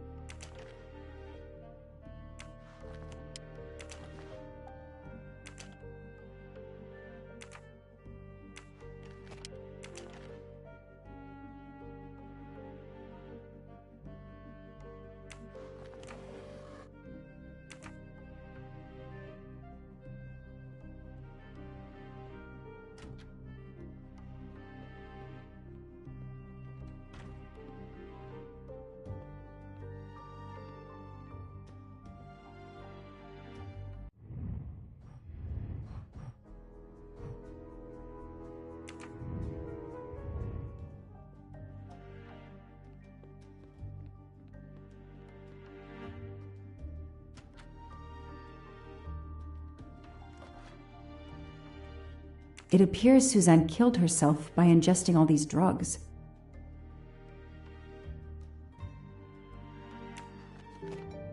I called the district attorney to inform him. This is Detective Locke, sir. I'm at the Armstrong house. Have you arrested Suzanne Moreau? She's dead, sir. Apparent suicide, but I need a forensics team. She killed herself out of remorse for her part in the crime. We don't know that yet. I'm calling forensics now, but I wanted you to know. What a mess. Stay on site until forensics arrive. Yes, sir. Standing by. The investigation was officially closed. I was certain that she was innocent, and Clark had been responsible for 4 deaths and then vanished into thin air. With $1 million. Dollars marked, though, and not easily spent. I didn't care if the case was officially closed. I swore, Mr. Poirot, whatever it took, I would hunt him down.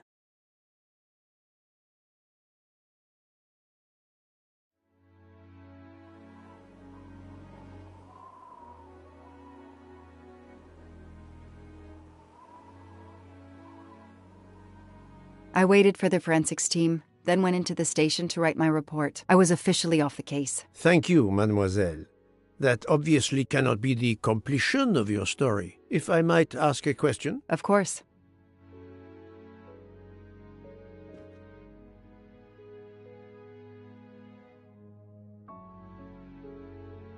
Suzanne Moreau's boyfriend, the one who manipulated her and burned down the cabin, this was Ratchet? No, he was an accomplice.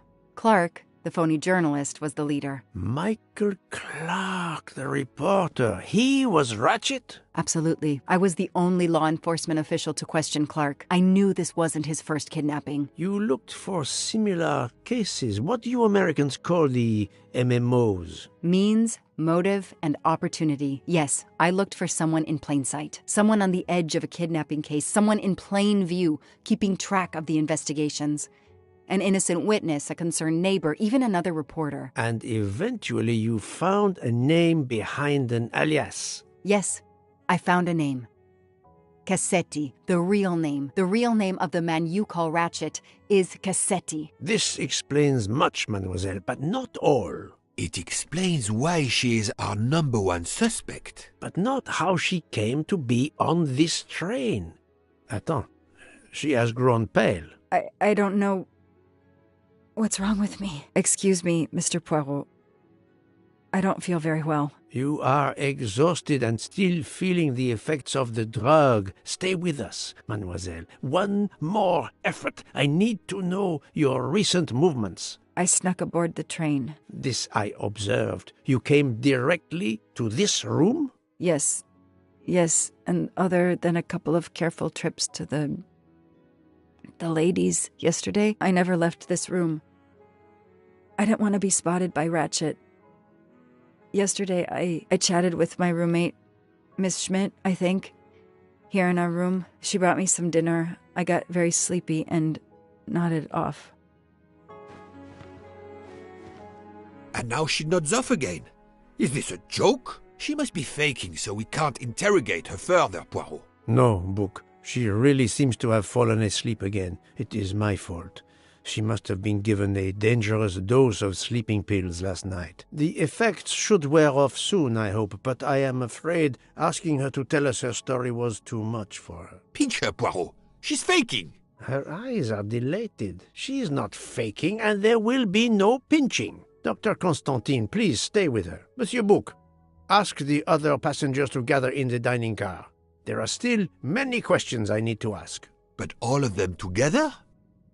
Won't someone overhear your questioning the others? I will speak softly because I am trained to do so. They will speak softly because they want to. Very well. I will do as you say.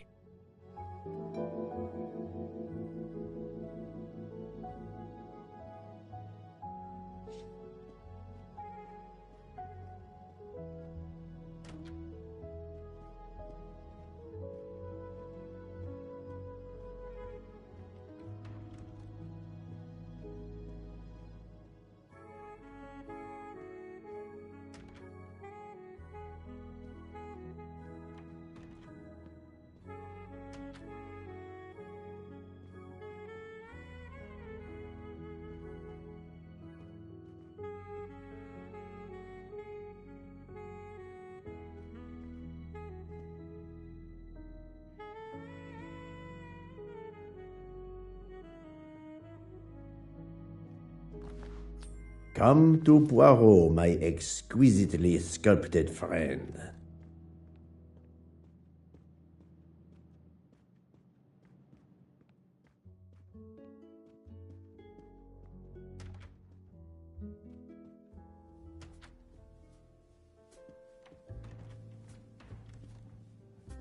I hope we will be leaving soon.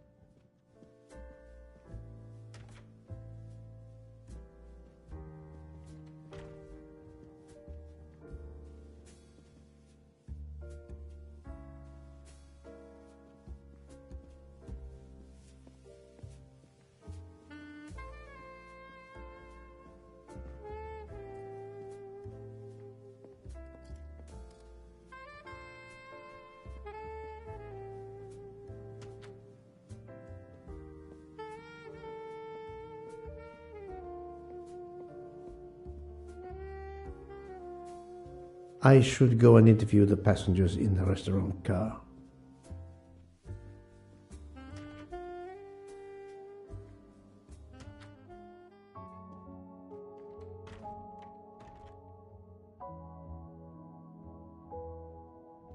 The passengers who agreed to come and talk to you are assembled, Poirot. Mr. Masterman is already here to answer your questions. Perfect. Thank you, my friend.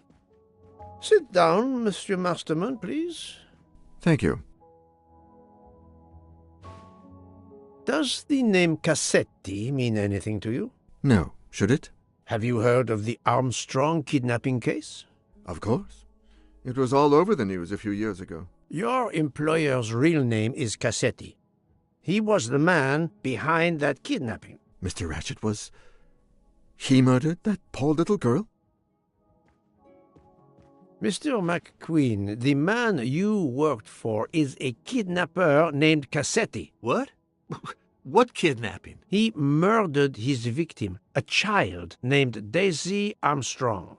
The Armstrong kidnapping? You had no idea of Monsieur Ratchet's real name? Damn skunk! Why are you so upset? My father was the district attorney who handled the case, Mr. Poirot. I saw Mrs. Armstrong more than once. She was a lovely woman, so gentle and heartbroken. If ever a man deserved what he got, Ratchet, or Cassetti, is the man. He didn't deserve to live. Madame Olson, have you heard of the Daisy Armstrong case? No, I've never heard of it. It was only 2 years ago. It was famous. Maybe so, but it was not famous in Spain, where I have been helping the refugees from Africa. You've never heard the name Daisy Armstrong? No, never. Daisy Armstrong? No. No. No! No. Yes. It was all over the English tabloids before I went to Jordan. A horrific crime that claimed the lives of an entire family and their wrongfully accused nanny. That's right, isn't it? Quite so. I thought the culprit had been punished. Some might say that the culprit was punished last night. Oh, my heavens. May I ask you a few more questions? Yes, of course. You read about the crime, as you said, in the tabloids. Yes, that's right. For weeks news of the royal family was eclipsed. Have you ever been to the United States, mademoiselle? No, never. Jordan was really my first trip abroad. You were in Jordan? Yes, I was an English tutor there to the children of a high official. Until recently. What is your relationship to Captain Arbuthnot? Who? A former soldier traveling with us. You must have met him. Ah, yes, I met him on the platform in Istanbul. We only had a brief exchange of pleasantries, nothing more. British Reserve and all that. Ah, the British Reserve. Yes, with this I am familiar.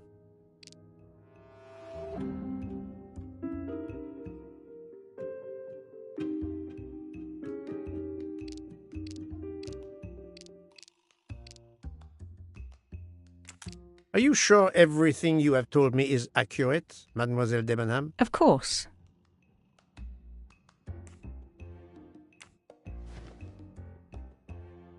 Mademoiselle, I know that you met Captain Arbuthnot at the Tocatlion Hotel. You were spying on me. I am very attentive to my surroundings. It helps in my profession. Well, it's your word against mine. I had occasion to be of some assistance in recovering Captain Arbuthnot's train ticket. While searching his room, I also discovered one of your earrings. Whatever your relationship may be to the good captain, I doubt it has anything to do with British Reserve. You will not tell me your secret, mademoiselle? I can't. I don't know what you mean. Poirot, Miss Debenham's got nothing to do with this business. Nothing. Do you hear?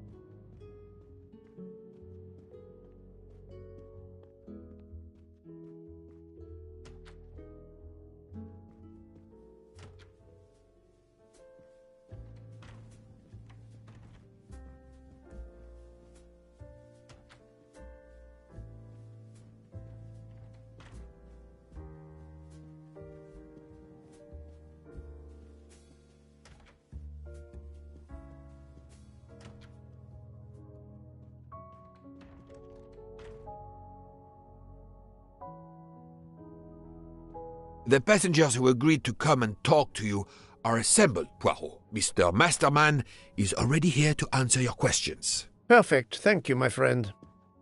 Sit down, Monsieur Masterman, please. Thank you. Does the name Cassetti mean anything to you? No. Should it? Have you heard of the Armstrong kidnapping case? Of course. It was all over the news a few years ago. Your employer's real name is Cassetti. He was the man behind that kidnapping. Mr. Ratchet was... He murdered that poor little girl? Mr. McQueen, the man you worked for is a kidnapper named Cassetti. What? What kidnapping? He murdered his victim, a child named Daisy Armstrong. The Armstrong kidnapping? You had no idea of Monsieur Ratchet's real name? Damn skunk! Why are you so upset? My father was the district attorney who handled the case, Mr. Poirot. I saw Mrs. Armstrong more than once. She was a lovely woman, so gentle and heartbroken. If ever a man deserved what he got, Ratchet, or Cassetti, is the man. He didn't deserve to live. Madame Olson, have you heard of the Daisy Armstrong case? No, I've never heard of it. It was only 2 years ago. It was famous. Maybe so, but it was not famous in Spain, where I have been helping the refugees from Africa. You've never heard the name Daisy Armstrong? No, never. Daisy Armstrong? No. No. No! No! Yes. It was all over the English tabloids before I went to Jordan. A horrific crime that claimed the lives of an entire family and their wrongfully accused nanny. That's right, isn't it? Quite so. I thought the culprit had been punished. Some might say that the culprit was punished last night. Oh, my heavens. May I ask you a few more questions? Yes, of course.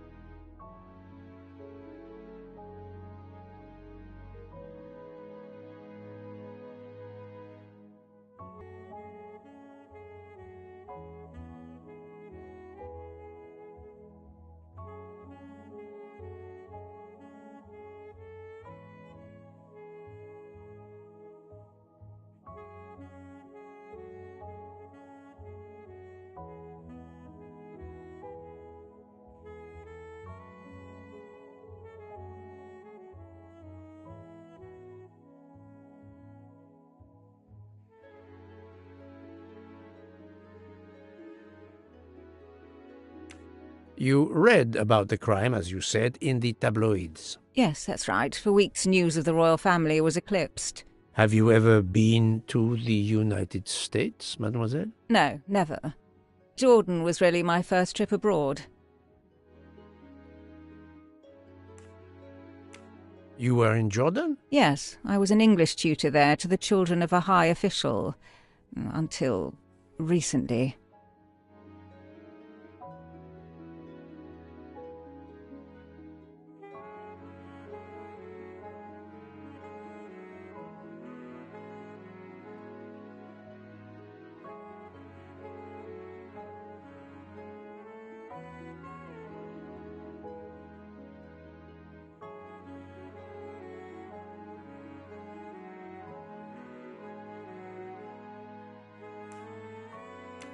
What is your relationship to Captain Arbuthnot?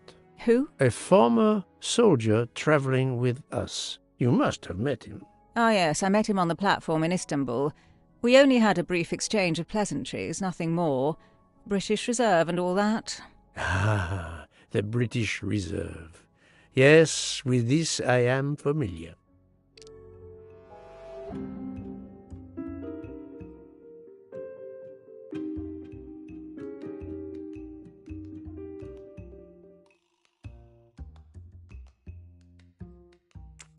Are you sure everything you have told me is accurate, Mademoiselle Debenham? Of course.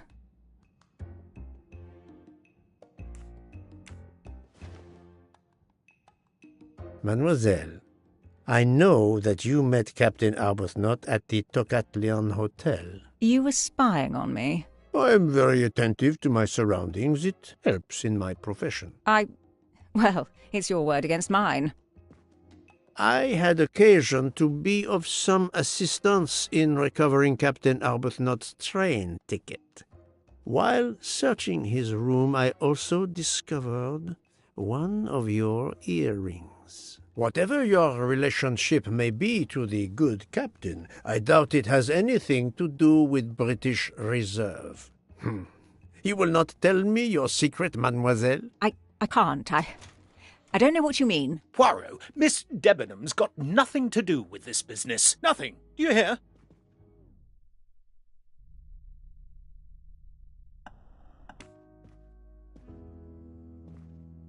Archie, stop!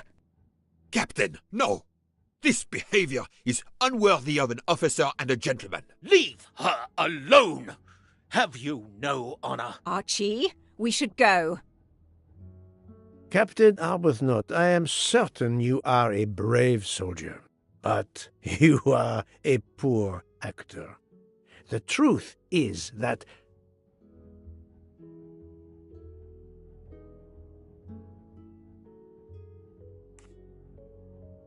your relationship with Miss Debenham is beyond doubt, Captain. Your reaction was apparently that of a man trying to protect the woman he loves. I might understand that if your relationship were some cleverly disguised secret, but it is not. You make puppy-dog eyes at one another at every opportunity. You cannot hide your love.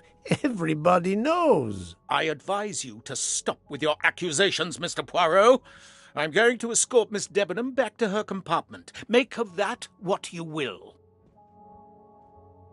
The captain and Mademoiselle Debenham are obviously adamant about not revealing their relationship, but this scene convinced me there is more that is not so obvious. This murder has everyone on edge. In my 25-year career, I have never seen such madness aboard the Orient Express. I understand, my friend. The more we learn, the more perplexing this train ride becomes. But we have other clues to pursue. What do you have in mind? The broken watch on Monsieur Ratchet's wrist, for example, and the handkerchief found near the body. Who does that belong to? This little drama we have just witnessed has not put you off the scent. Far from it, my friend. Will you return to your watch over Mademoiselle Locke? Yes, I will. Dr. Constantine can probably use a break. Good. Au revoir, Poirot.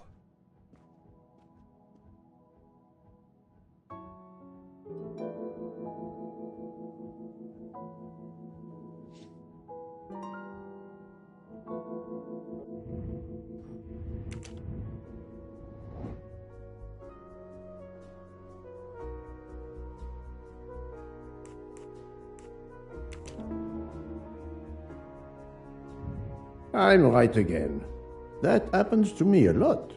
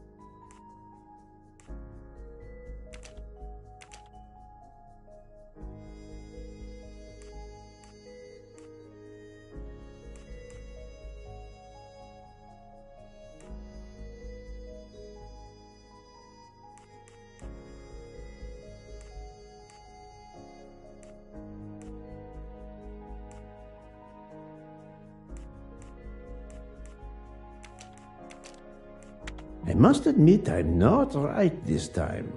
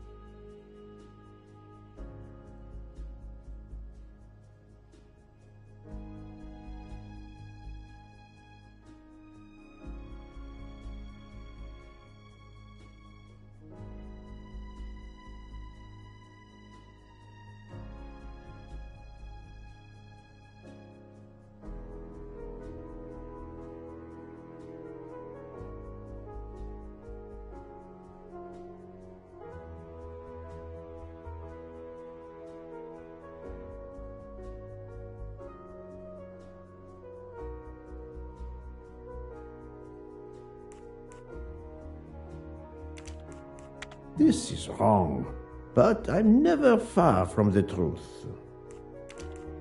Think, Poirot, that is not a good answer. I do not think that's the right answer.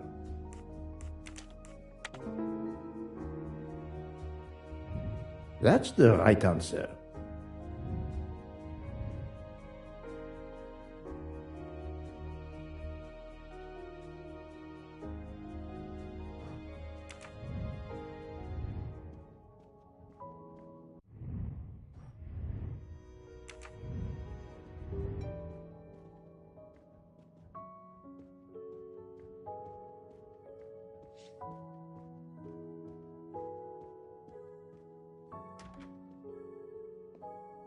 I'm sorry, sir, but I must concentrate on my baking.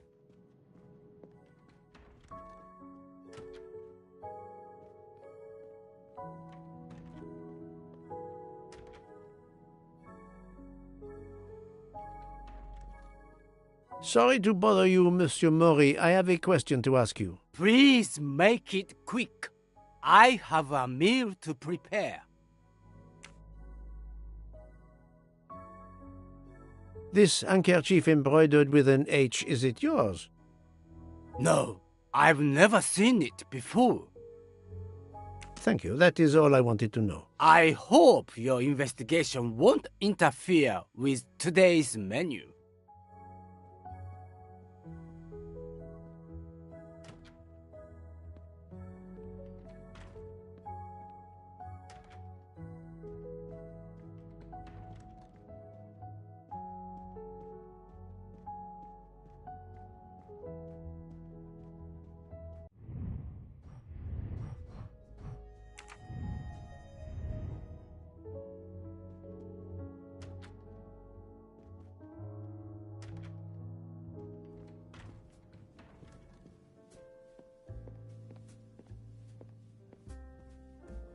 Monsieur Foscarelli, I would like to ask you a few questions, if you allow me.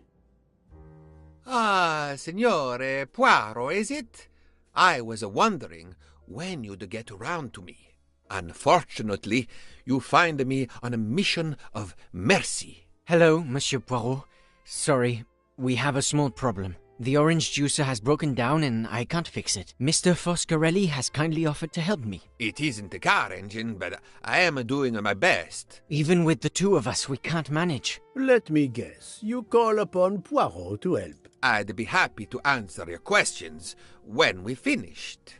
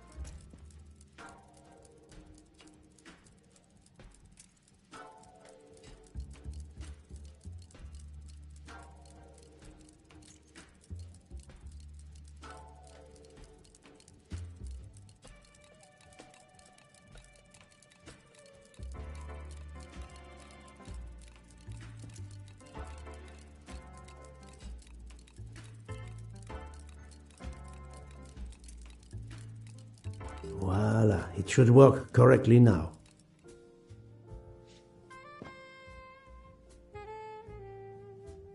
Thank you so much, Monsieur Poirot. I can put orange juice back on the menu. Bravo! I should stick to automobiles. Well, now we can talk calmly. Monsieur Foscarelli, is it? Antonio Foscarelli, delighted, Monsieur Poirot. You have, of course, heard about Ratchet's murder last night. Oh, naturally. It is all anyone is talking about. Have you ever been to the United States? Yes, it has been a primary market for our cars for the last 10 years. You remember the Armstrong case? Armstrong? The name, yes. It was a little girl, a baby, was it not? Yes, a very tragic affair. Did you know that Cassetti, the kidnapper, was actually Ratchet? Oh, no. Then he deserved to die. I mean, wouldn't you agree? Can you tell me your movements on the night of the murder? I went to bed right after dinner, but I slept very badly. My roommate, Mr. Masterman, had a toothache. Oh, he moaned all night. It woke me up several times. Did you hear anything or notice anything unusual? No, nothing that I can think of. I stayed in my bed all night. Well, thank you, Mr. Foscarelli. I'm sorry I couldn't help more, signore. I remain at your disposal if you should need me.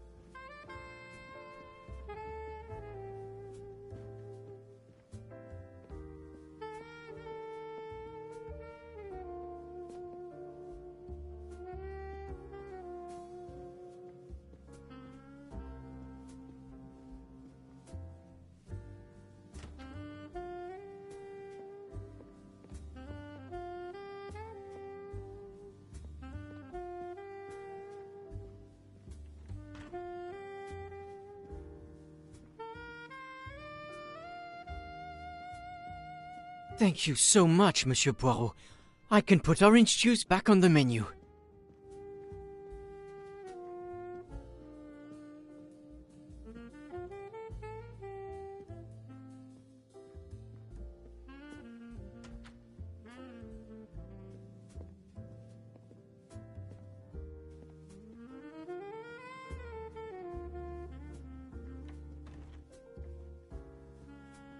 Hello again, Mr. Poirot. How can I help you?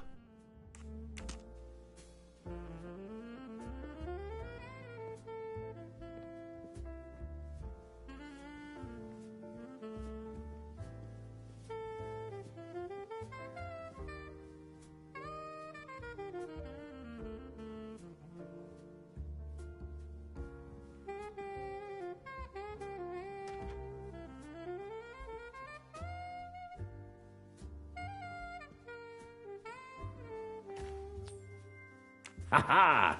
Golden moustache. Enchanté, mademoiselle. You are Hildegard Schmidt? I am, Herr Voll. And you, I know, are Herr Poirot. Correct. May I ask you for a few minutes of your time to answer a few questions? With pleasure, but first may I ask for your help? Why does this not surprise me? I don't know. I am at your service, Fraulein. My mistress, Princess Dragomirov, has asked me to open this traditional Matryoshka doll. There is a trinket inside she must retrieve. Madame, in my experience, each Russian nesting doll simply pulls apart to reveal the next one inside. Indeed. Yet try it for yourself. As you wish. Ah, you are a gentleman.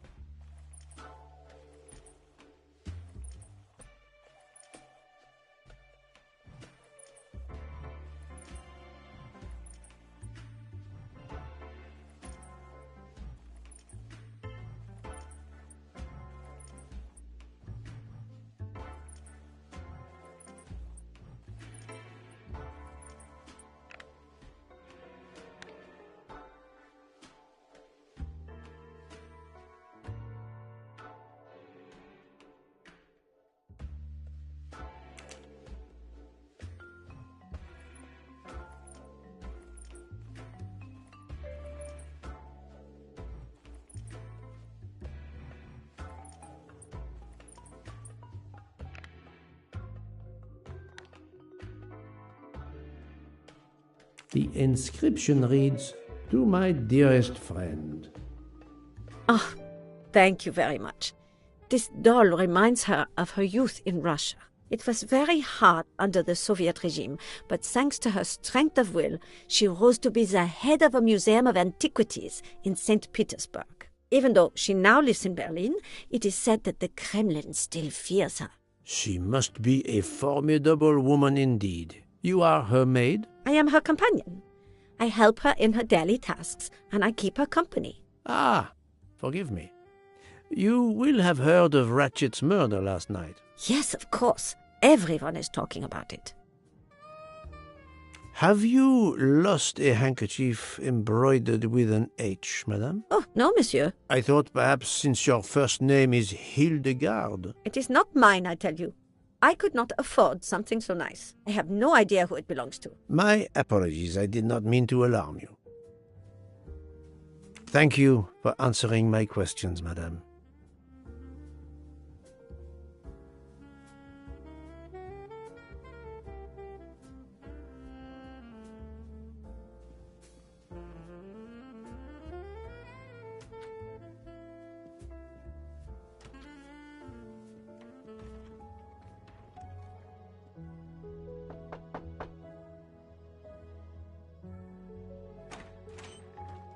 Monsieur, I am Hercule. I know who you are, Monsieur Poirot. What do you want? Answers to a simple question or two. All right, but quickly. My wife is quite ill. I would like to stay by her side. I promise. First of all, I imagine you know about the murder. Of course. The Countess is terribly distressed. Your full name? Rodolphe Adreny. Your home is? Budapest. And how do you come to be aboard the Orient Express? I am a Hungarian diplomat. My family has represented our homeland since the revolution from the Soviet Union in 1956. I was on my country's business in Istanbul. Business which I cannot discuss. And your wife often accompanies you on your diplomatic missions? Yes, and why not? Was there anything else you wanted to know?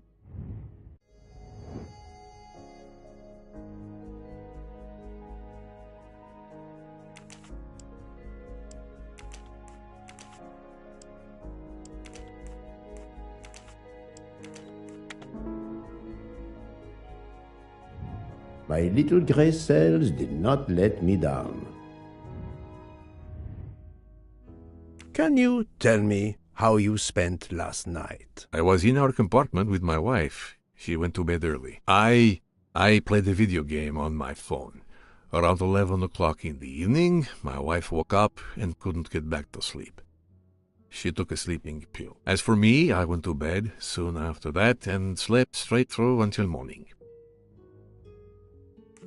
Have you ever been to the United States? I was posted to the Hungarian embassy in Washington for a year. You knew perhaps the Armstrong family. Armstrong?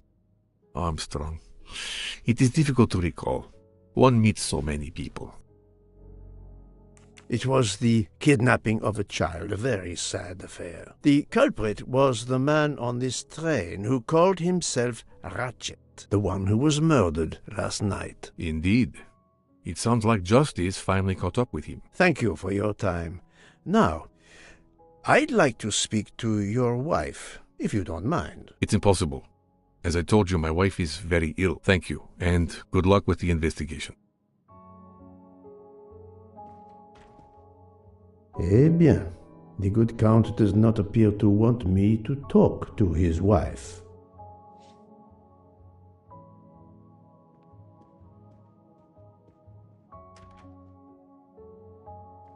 Madame Hubbard, may I ask you a question or two? It won't take long. Anything I can do to help. Have you misplaced a handkerchief recently? No, I don't think so. Why? We found a handkerchief embroidered with the letter H, so I thought it might have been yours. I'm sorry, but it's not. It may belong to Miss Schmidt, Princess Dragomirov's lady's maid. I believe her first name is Hildegard. It is a possibility. Anyone could be lying, of course. I thank you, madame.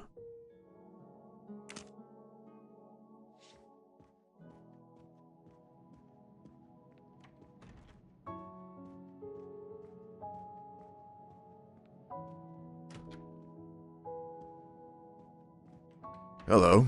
Can I do something for you? Hello, Monsieur Hardman, I believe.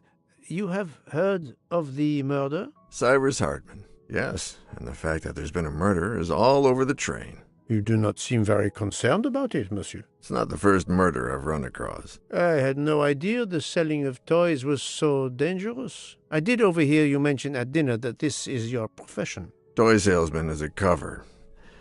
I'm a private detective, just like you, from the U.S.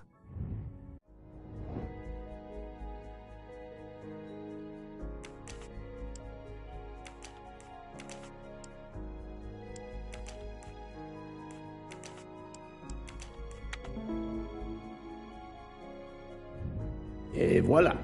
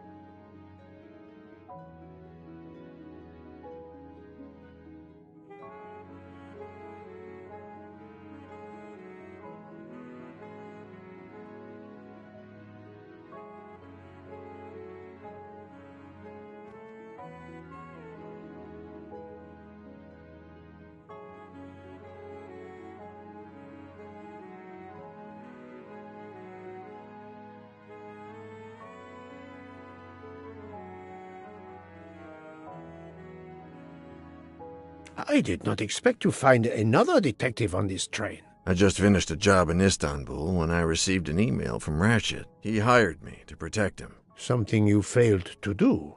I'm not happy about that.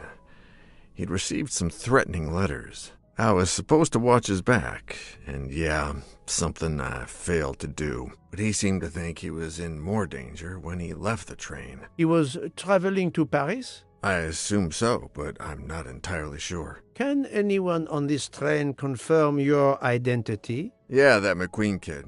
Ratchet's secretary. Were you on duty last night? You bet. I kept my door open a crack and I watched all night. No one entered that car who didn't belong there. Did you see anything in particular? The conductor, Michel. He was there most of the time, too, except for 15 minutes or so after we left Vinkovsky. He must have answered a call from Ratchet's room. Then he was absent again for a while around 1 a.m. After that, he didn't move until 5. Monsieur Hardman, have you heard of the Armstrong case? Armstrong? The kidnapping 3 or 4 years ago? Who hasn't? Why? Ratchet's real name was Cassetti. I have reason to believe he was the kidnapper. What? He killed that little girl? No, I didn't know. If I had known, I wouldn't have taken the job. Do you have any idea who was behind the threatening letters? I don't know his name, but Ratchet told me he was a small man. Dark hair, with a womanish kind of voice. Oh, thank you for your help.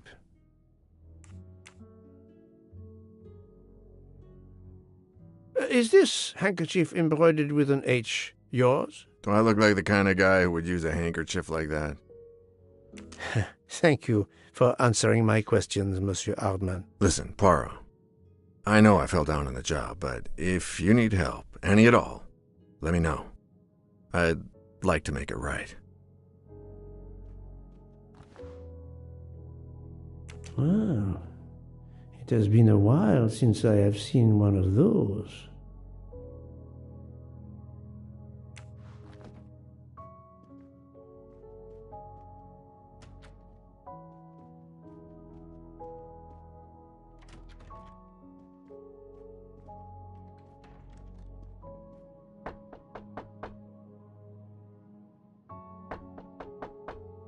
I am not prepared to receive anyone. Come back later. Very well, madam. I'll come back later. But you will need to speak to me.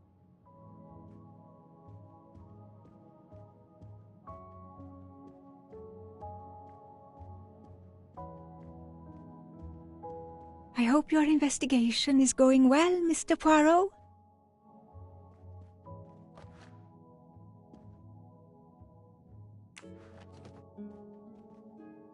Ah, Monsieur McQueen, may I ask you a question? Anything I can do to help, Mr. Poirot? This handkerchief embroidered with an H. Is it yours? No, I don't use cloth handkerchiefs. Thank you. I won't bother you anymore.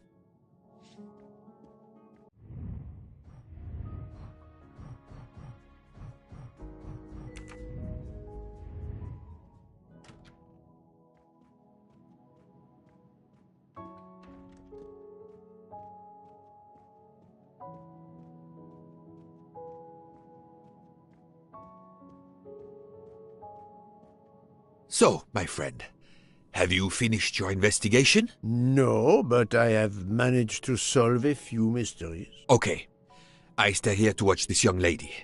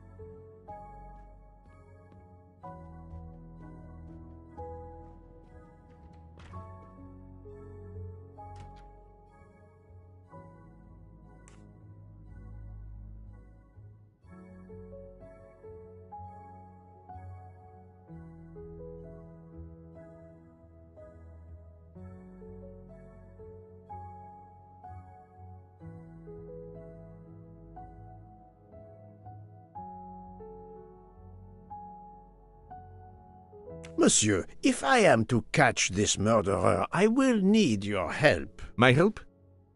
I am at your service, Poirot.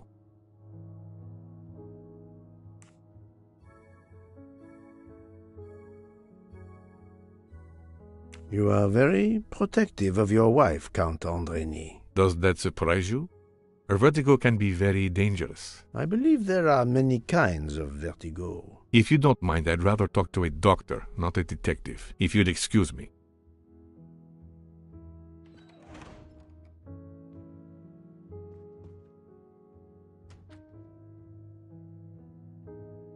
I would like to speak to Countess Andrény, please. As I have already told you, she is in no condition to speak to you. Monsieur le Comte, I am investigating a murder. I wish you every success, but my wife is too frail to be questioned.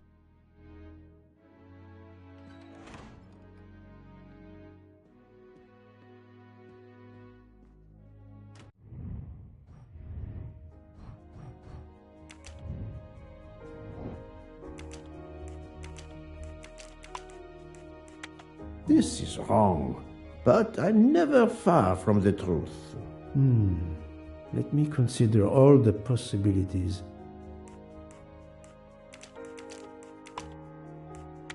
I do not think that's the... Yes, there are only 3 possible hypotheses. The watch has been tampered with, or it is out of adjustment, or it indicates the time of the murder. I shall explore these last 2 possibilities before reaching any conclusions. If the watch is out of adjustment, it may be broken. There may also be another reason related directly to Ratchet. Maybe the watch is set to another time zone.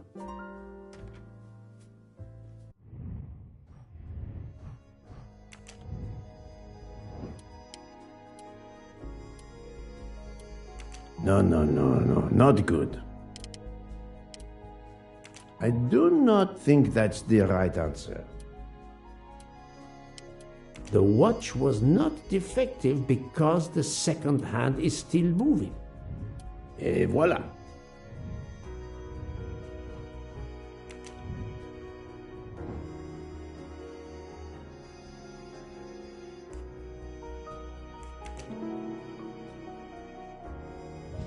My little gray cells did not let...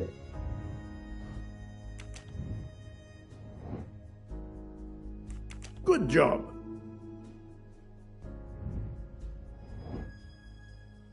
Fantastic. If this theory is correct, then the murder took place at 12:15 a.m. I must interrogate all the passengers to see if any of them have an alibi for this hour.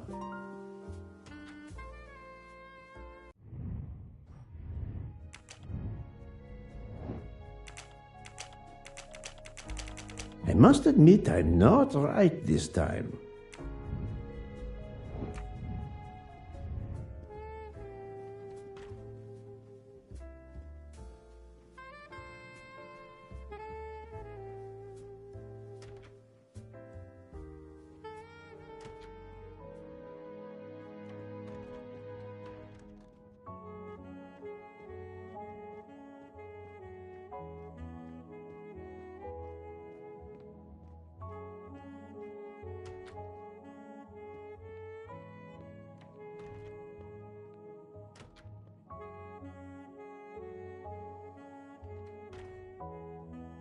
Sorry to bother you. Please make it.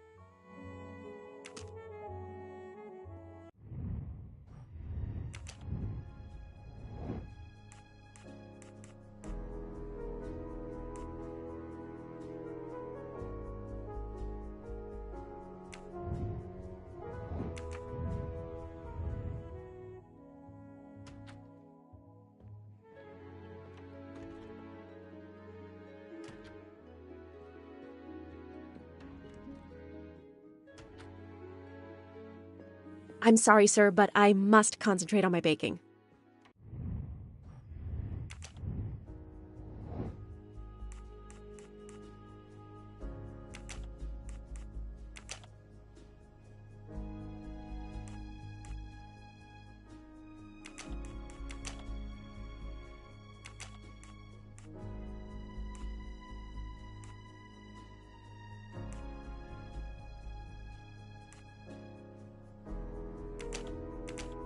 No, not good.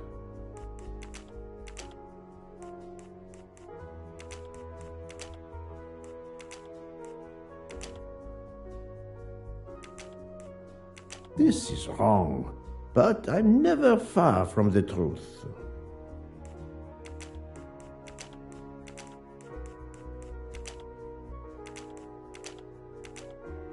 Think, Poirot, that is not a good answer.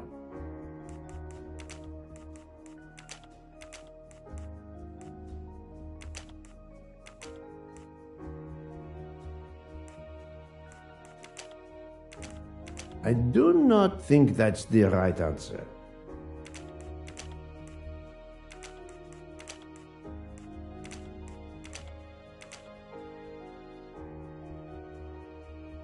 This is wrong, but I'm never far from the truth.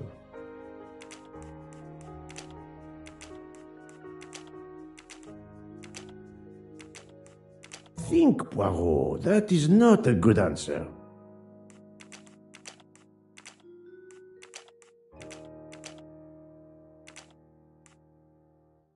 I do not think that's the right answer.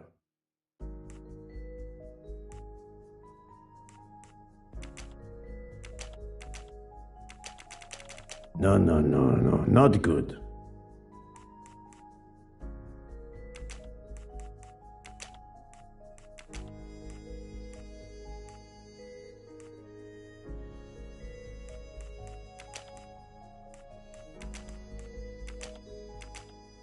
I must admit I'm not right this time.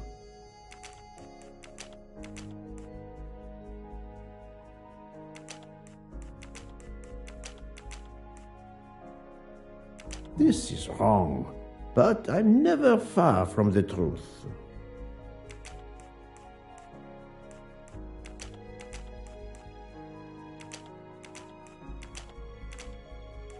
I do not think that's the right answer.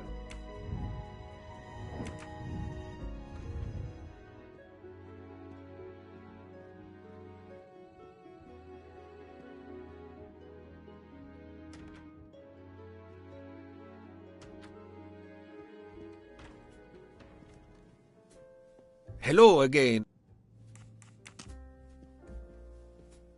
Thank you so much, Monsieur Poirot.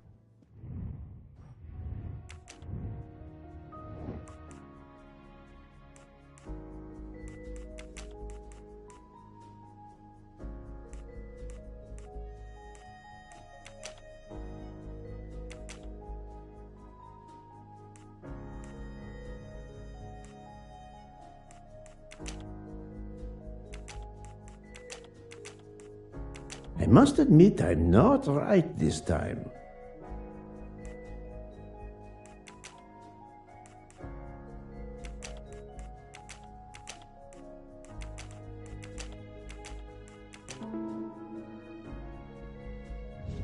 Et voilà.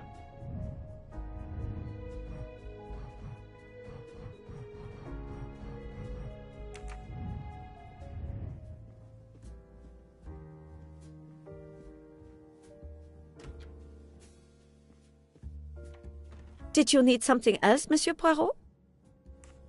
Can you tell me how you occupied your time last night? Just after we left Istanbul, I had tea with my roommate, Fräulein Locke. I went to dinner with the princess, and when I returned to my compartment, Fräulein Locke was already asleep.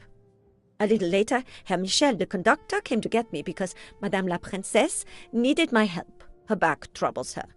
I massaged her for about an hour. Do you remember the time? I'm sorry, I do not, mein Herr.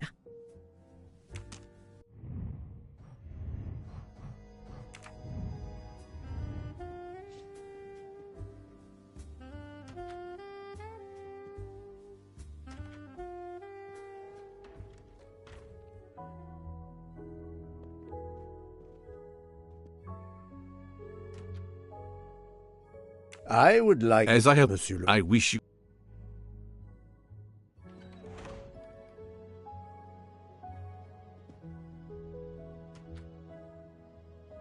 Monsieur... My help?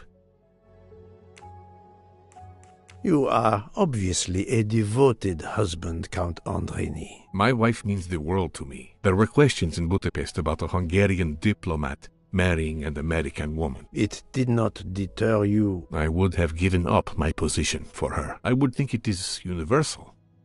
Are you married, Mr. Poirot? No, I fear marriage is not for me. But her condition, is it very grave? She is suffering about a vertigo. You understand? The room spins.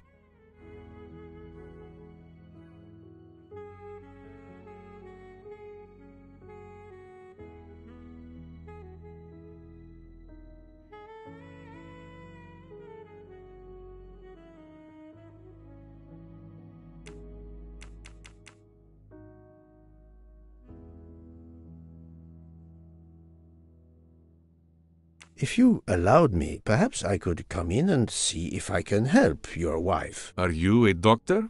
I thought you were a detective. We have much in common, do you not think? We both try to find solutions to mysteries. Then I won't keep you from the mystery you are undoubtedly more qualified to solve.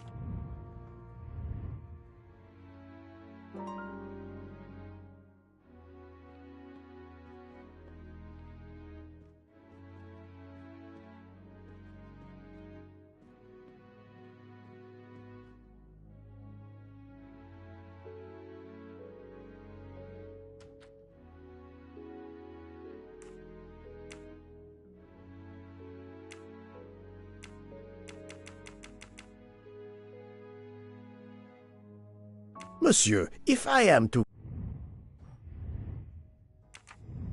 catch this murderer, I will need your help. My help? I am at your service, Poirot.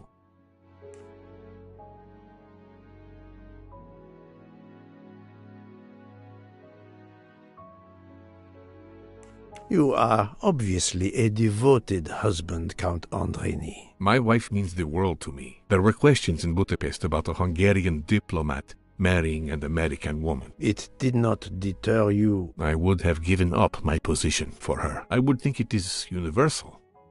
Are you married, Mr. Poirot? No, I fear marriage is not for me. But her condition, is it very grave? She is suffering about a vertigo. You understand? The room spins. I think Dr. Constantine could help your wife. There is a doctor on this train? I did not know. Where is this doctor?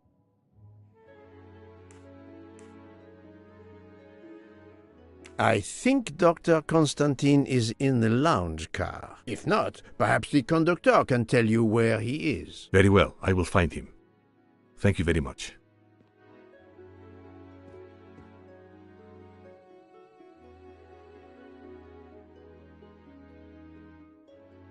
Forgive me for intruding, madame. I am Hercule Poirot. I know who you are, Mr. Poirot. I overheard you send my husband on a wild goose chase. Your husband cares for you greatly, madame. I apologize for exploiting that fact. But the situation is urgent, and I need to ask you a few questions. Apology accepted. I realize you must speak to everyone. This horrendous murder. It's very upsetting. That is a beautiful music box. Please don't touch the music box. It's a fragile family heirloom. Your accent, is it American? Boston, perhaps? You have a good ear, Mr. Poirot. Yes. Born and raised in what we call the Back Bay. Are you in the diplomatic service like your husband? No, not officially.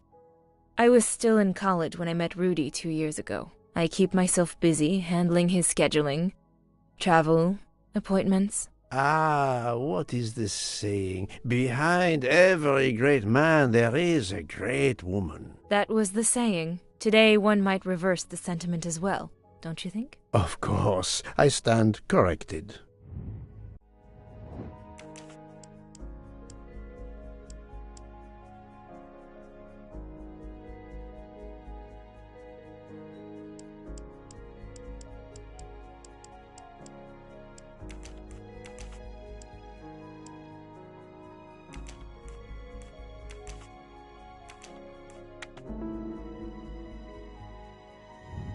That's the right answer. A handkerchief embroidered with an H was found at the crime scene. By any chance, does your first name begin with an H? No, my first name is Elena, with an E. Can you tell me what you did last night? Well, my husband and I went to dinner. Then we came back here. We went to bed around 10 o'clock. I tried to sleep, but I couldn't, because of the shaking of the train. I suffer from vertigo. I finally took a sleeping pill, and that did the trick. When did the train's motion prevent you from sleeping? Between midnight and 2 a.m. I know because I must have looked at my watch about 10 times. I see.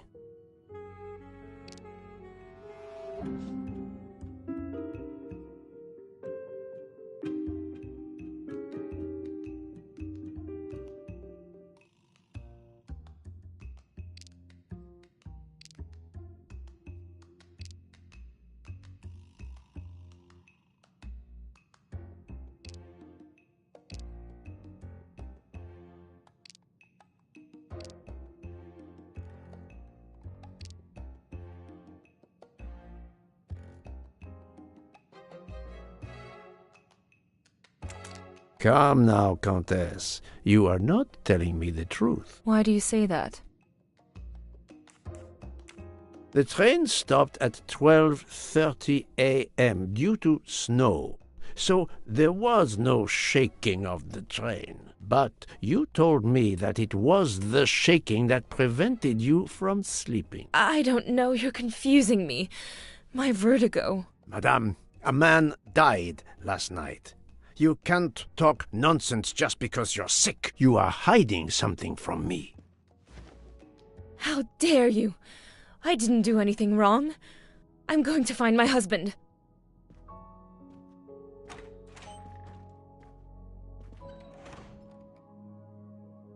That was unkind, I know, but my strategy worked. I can now inspect this room in peace.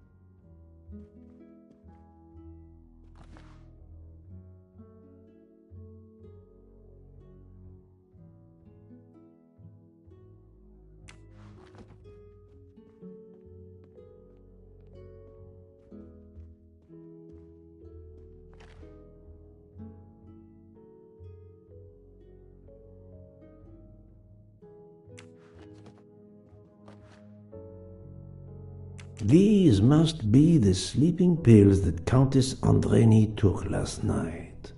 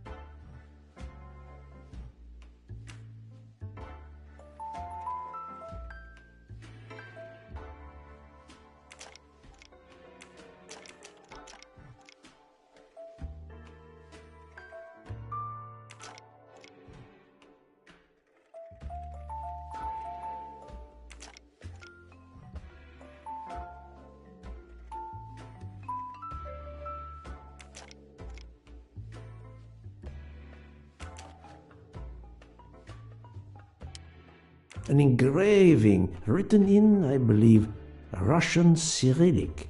It looks like a first name.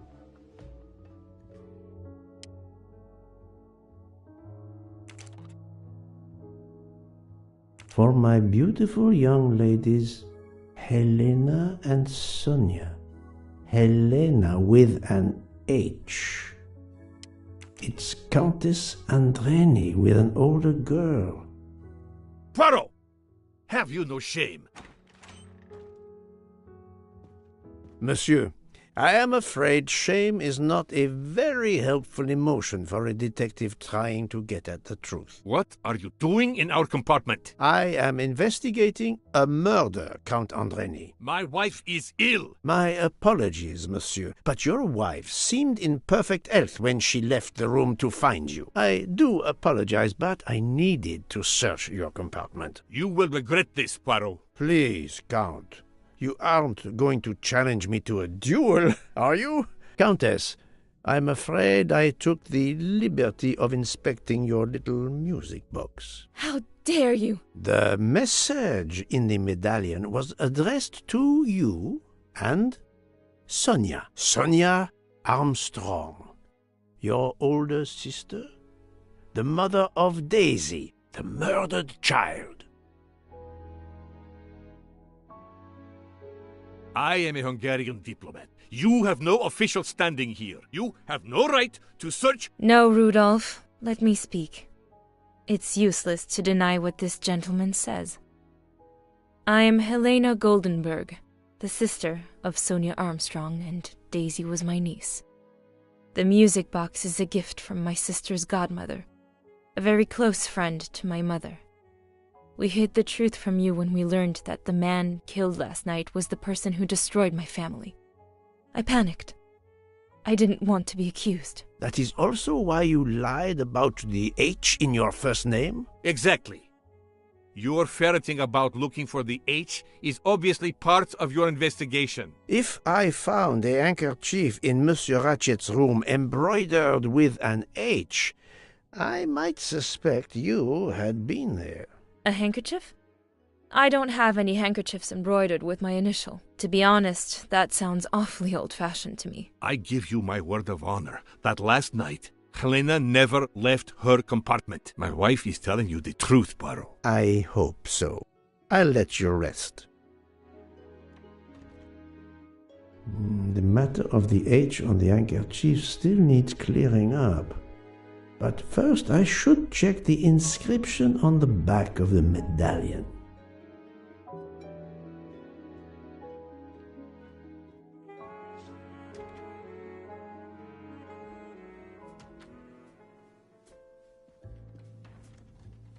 Did you need something else, Monsieur Poirot?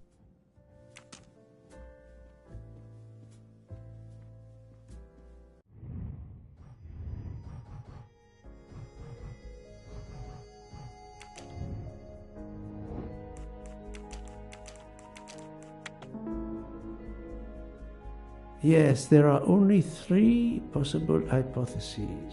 The watch has been tampered with, or it is out of adjustment, or it indicates the time of the murder. I shall explore these last 2 possibilities before reaching any conclusions. If the watch is out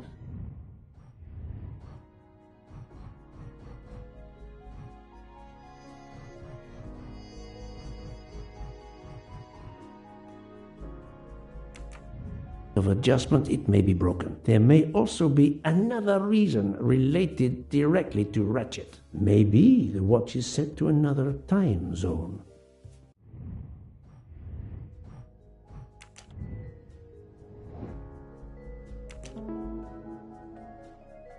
It does not add up. The watch indicates that the murder took place at 1:15 a.m., whereas Ratchet's alleged murderer was already in his room at 12:27 a.m. The watch cannot indicate the time of the murder. I'm right again. That happens to me a lot.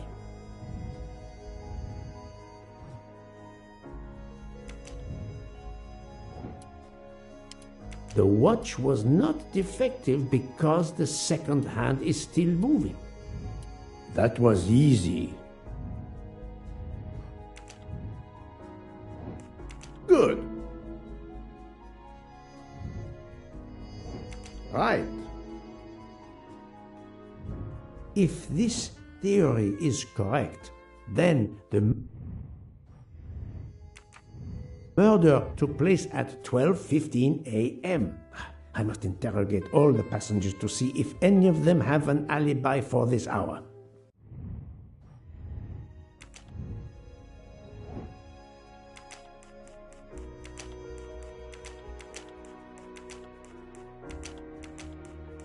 This is wrong, but I'm never far from the truth.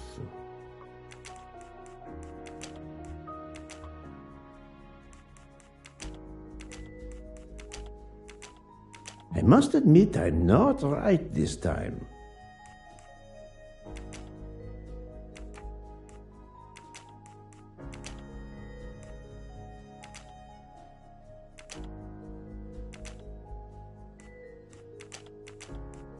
Think, Poirot, that is not a good answer.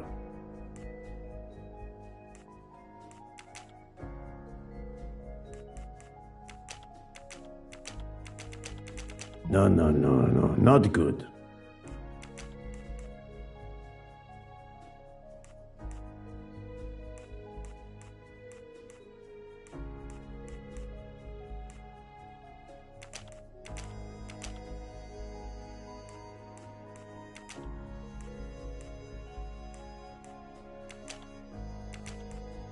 I do not think that's the right answer.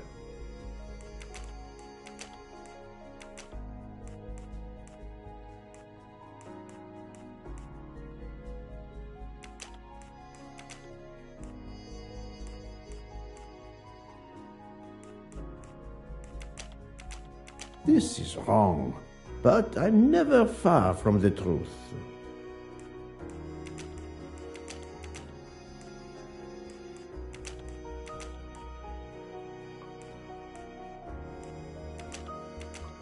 Think, Poirot, that is not a good answer.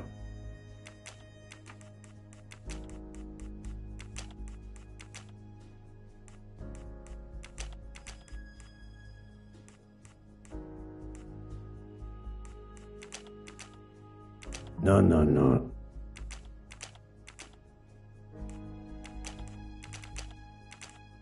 I do not think that's the right answer.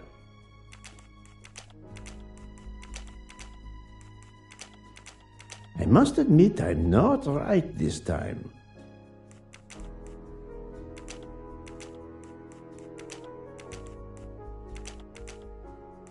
I do not...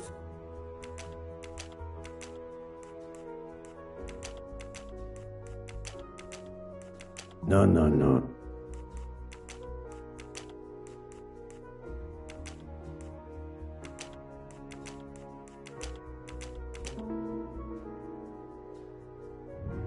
Et voilà.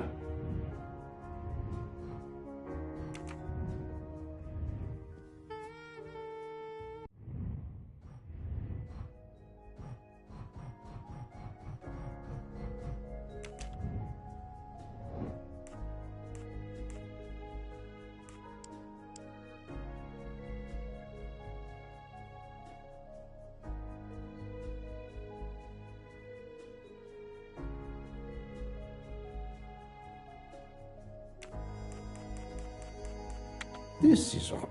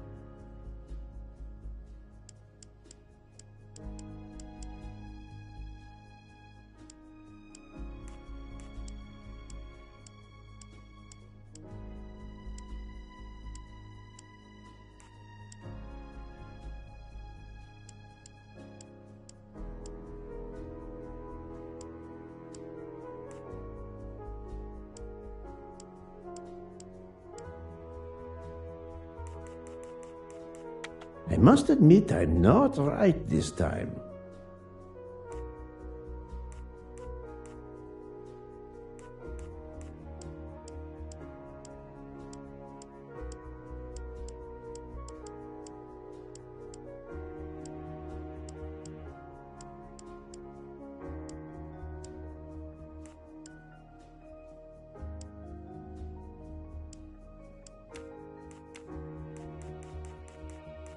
I do not think that's the right answer. I must admit I'm not right this time. Think.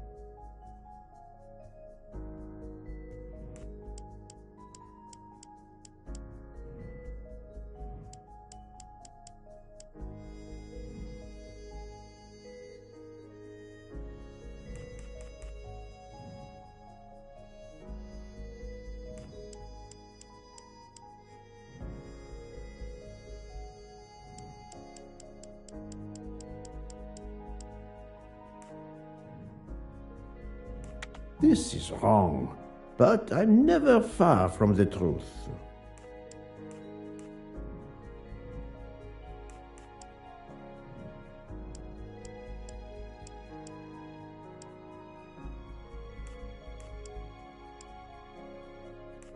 No, not good.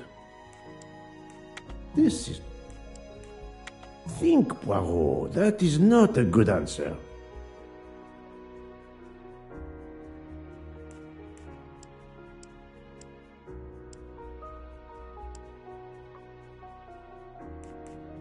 No. I do. I must. I do. This. Natalia. Would it be Natalia Dragomirov? She is the only Russian passenger on the train. In addition, her first name begins with an H in Cyrillic. Et voilà.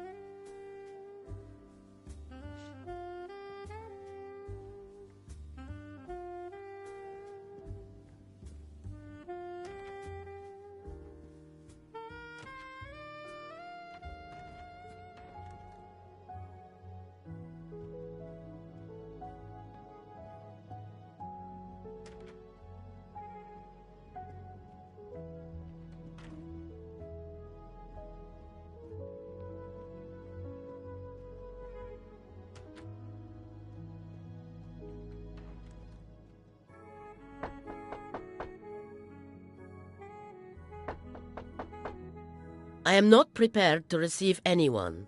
Come back later. I'm sorry, madame, but a man has been murdered. I must ask you a few questions. You must have misunderstood me. I cannot speak to you just now. Madame, I know that Sonia Armstrong is your goddaughter. Come in, please. Please forgive my intrusion, madame, but I really must ask you some questions. Then ask. I'll answer if it pleases me. We have not been properly introduced, yet I have observed her a couple of times, so I can already deduce some things about her.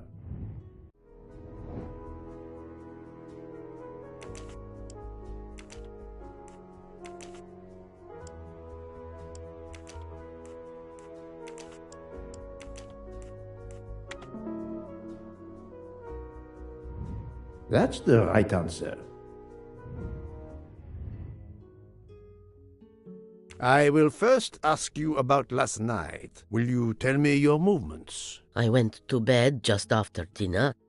I read until 11, then tried to sleep. Later I woke. What caused you to awaken? I suffer from back pain, a consequence of old age interfering with an active life. I called Schmidt around 12:45 a.m.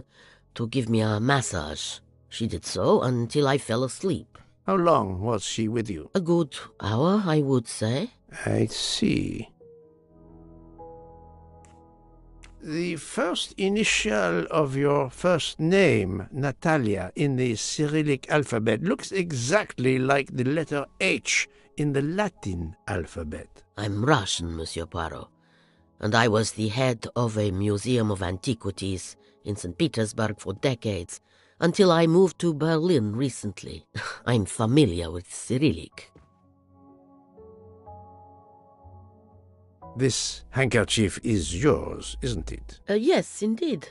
I lost it. It was found in Monsieur Ratchet's room. Can you explain to me why Madame Schmidt didn't identify the handkerchief? She must have known it was yours. Possibly to protect me. She is very loyal. Your next question will be, how did my handkerchief come to be lying by a murdered man's body? My reply to that is that I have no idea. That is not an answer, madame. It is all I am able to give you. I must tell you, Princess Dragomirov, I have discovered something astonishing. And that is? You are Sonia Armstrong's godmother. You make that sound like a revelation. I have never hidden the fact, monsieur. You knew Colonel Armstrong well, then? I knew him slightly, but his wife, Sonia Armstrong, was my goddaughter. I was on terms of friendship with her mother, the actress Linda Arden. Linda Arden was a genius, one of the greatest tragic actresses in the world. I was not only an admirer of her art, I was a personal friend. Very well. But this links you to the Armstrong kidnapping case. Helena Andreni is the sister of Sonia Armstrong, the late mother of Daisy Armstrong, kidnapped and killed by the man who was murdered on this train, Ratchet. Indeed. Was it he? Then justice has at last been served. Allow me to summarize. Do I have a choice? First coincidence, I shall call it. You are close to the Armstrong family, and the presumed assassin of Daisy Armstrong was killed while you were on board the same train. Second coincidence. Your handkerchief happens to be found at the foot of the victim's bed. Third coincidence. One of the stab wounds inflicted on the body was by a left-handed person. You are left-handed. That is a lot of coincidences, Princess Dragomirov. Well, Monsieur Poirot, call it fate. If you report to the police your coincidences, they will laugh. A woman of my age and frailty has violently murdered a man? With how many potential witnesses who saw me doddering along the corridor in the middle of the night like Lady Macbeth? You are right, Princess. You could not work alone, which means you have one or more accomplices. And it is only a matter of time before I find out who they are. I would appreciate it if you would remove yourself from my room and take your fantasies with you.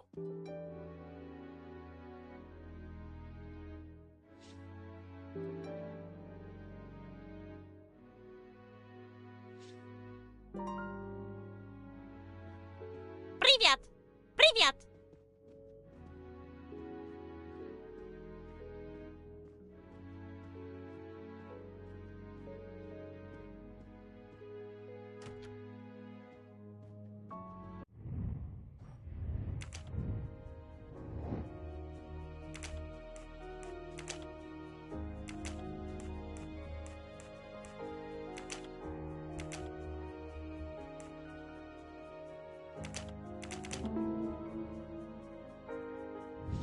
My little gray cells did not.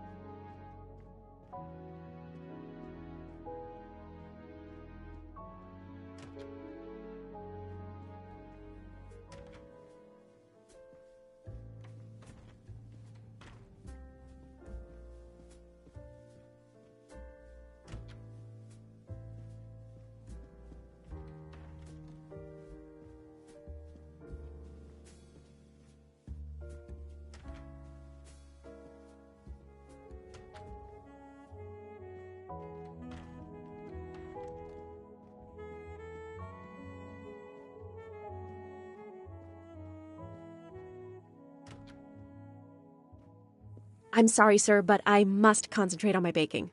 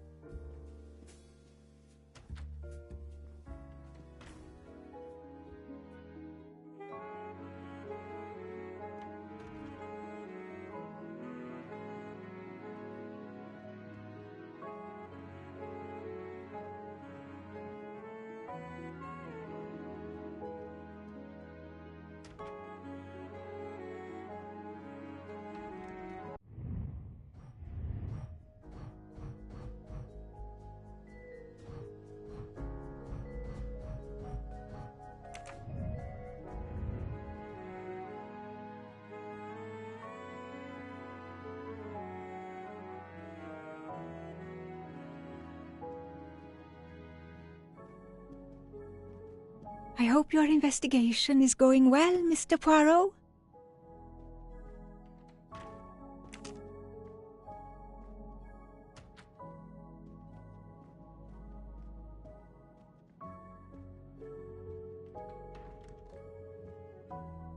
Oh, Poirot, you're there. She hasn't moved, but she seems to be waking up little by little. What about you? Your investigation progresses? I find myself helping everyone with their problems before they can help me with mine.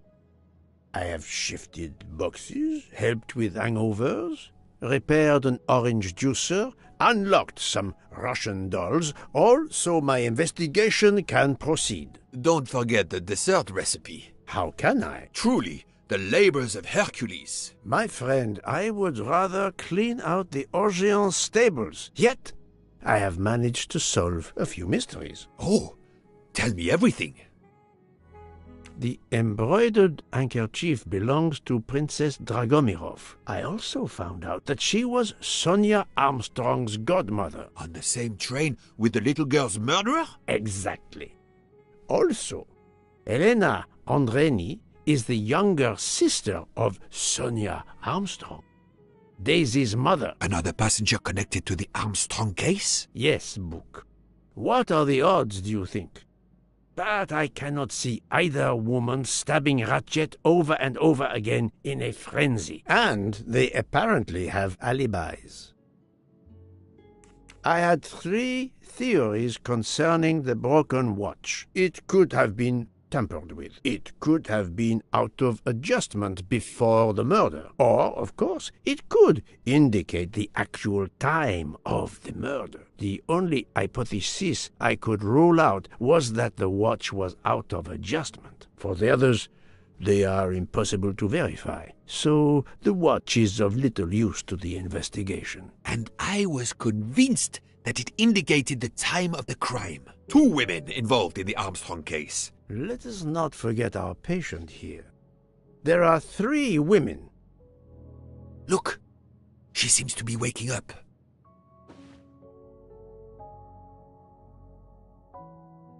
What's happening to me? Did I fall asleep again? Indeed, Mademoiselle Locke. Did you take any medication? Sleeping pills, for example? No, I never use sleeping pills. I inspected your cup. You can clearly see that there is a residue of something at the bottom. I'm sure a lab test would confirm you were drugged. Most likely an overdose. That would explain your battle to shake off the effects. You think Fräulein Schmidt did it? She certainly had the most opportunity, but why would she? But no one knew who I was. It's impossible that someone deliberately targeted me.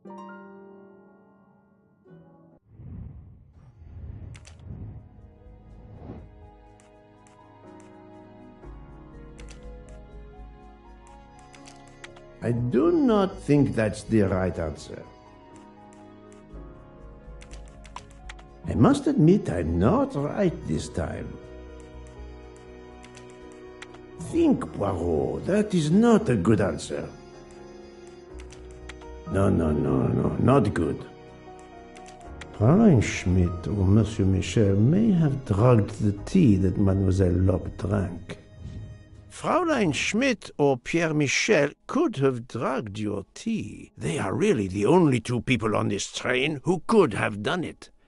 But why would either one do it? Mr. Poirot, I'm feeling much better. I'd like to bring you up to date, to why I ended up on this train. If you are able, I would very much like you to finish your story. Very well, then. After the Daisy Armstrong case was officially closed, I put out a standing request to the police departments in the Boston area for anything on Michael Clark. But he didn't turn up on their radar. I even set up an anonymous tip line for news about Clark. That's how I met Braid, a sketchy contact on the dark web, but they found nothing I could use.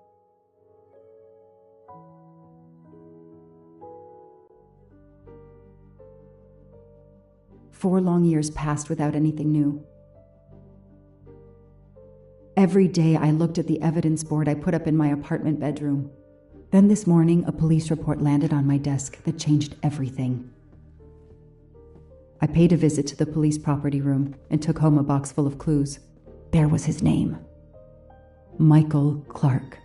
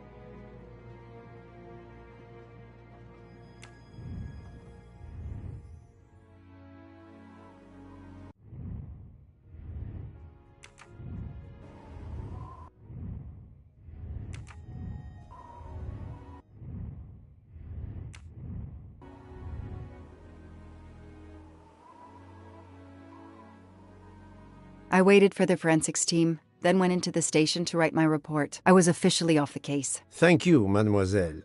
That obviously cannot be the completion of your story. If I might ask a question? Of course.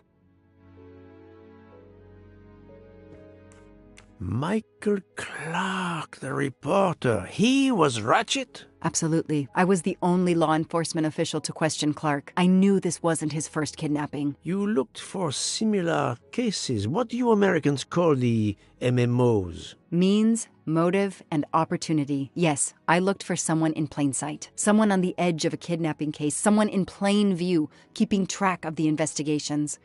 An innocent witness, a concerned neighbor, even another reporter. And eventually you found a name behind an alias. Yes, I found a name. Cassetti, the real name. The real name of the man you call Ratchet is Cassetti. This explains much, mademoiselle, but not all. It explains why she is our number one suspect. But not how she came to be on this train. Attends, she has grown pale. I don't know what's wrong with me. Excuse me, Mr. Poirot. I don't feel very well. You are exhausted and still feeling the effects of the drug. Stay with us, mademoiselle. One more effort. I need to know your recent movements. I snuck aboard the train. This I observed. You came directly to this room? Yes, and other than a couple of careful trips to the ladies yesterday, I never left this room. I didn't want to be spotted by Ratchet. Yesterday, I chatted with my roommate, Miss Schmidt, I think, here in our room. She brought me some dinner. I got very sleepy and nodded off. And now she nods off again. Is this a joke? She must be faking so we can't interrogate her further, Poirot. No, Book. She really seems to have fallen asleep again. It is my fault. She must have been given a dangerous dose of sleeping pills last night. The effects should wear off soon, I hope, but I am afraid asking her to tell us her story was too much for her. Pinch her, Poirot. She's faking. Her eyes are dilated. She is not faking, and there will be no pinching. Dr. Constantine, please stay with her. Monsieur Bouc, ask the other passengers to gather in the dining car. There are still many questions I need to ask. But all of them together? Won't someone overhear your questioning the others? I will speak softly because I am trained to do so. They will speak softly because they want to. Very well. I will do as you say.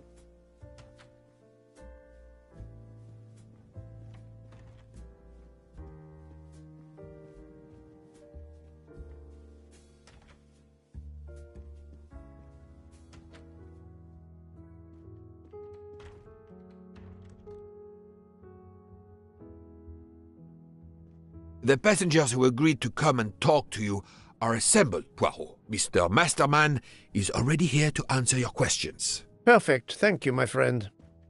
Sit down, Monsieur Masterman, please. Thank you. Does the name Cassetti mean anything to you? No. Should it? Have you heard of the Armstrong kidnapping case? Of course. It was all over the news a few years ago. Your employer's real name is Cassetti. He was the man behind that kidnapping. Mr. Ratchet was... He murdered that poor little girl? Mr. McQueen, the man you worked for is a kidnapper named Cassetti. What? What kidnapping? He murdered his victim, a child named Daisy Armstrong. The Armstrong kidnapping? You had no idea of Monsieur Ratchet's real name? Damn skunk! Why are you so upset? My father was the district attorney who handled the case, Mr. Poirot. I saw Mrs. Armstrong more than once. She was a lovely woman, so gentle and heartbroken. If ever a man deserved what he got, Ratchet, or Cassetti, is the man. He didn't deserve to live.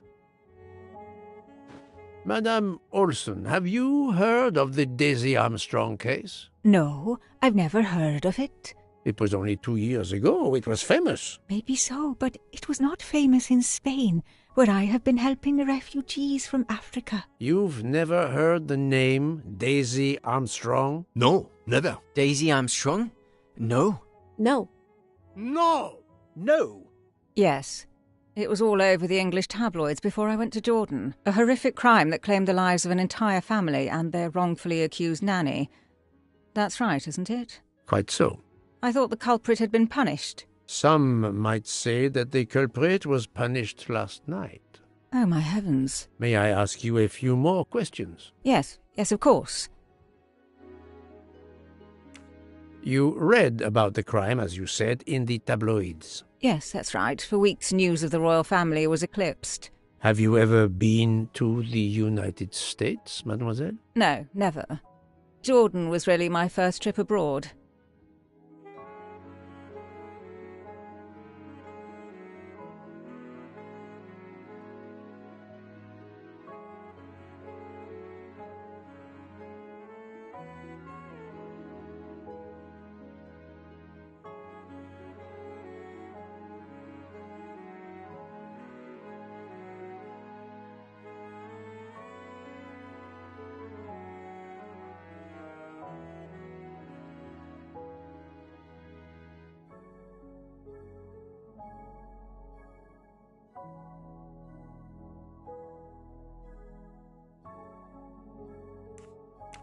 You were in Jordan? Yes, I was an English tutor there to the children of a high official. Until recently.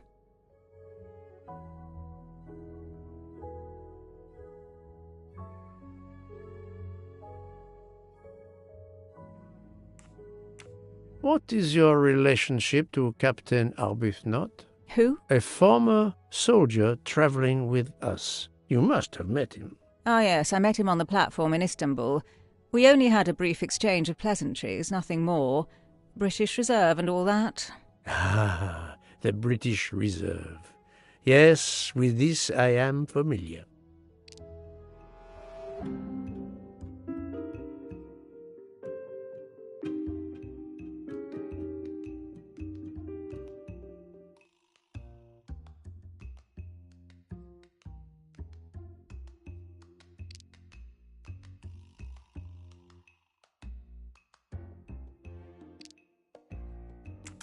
Are you sure everything you have told me is accurate, Mademoiselle Debenham? Of course.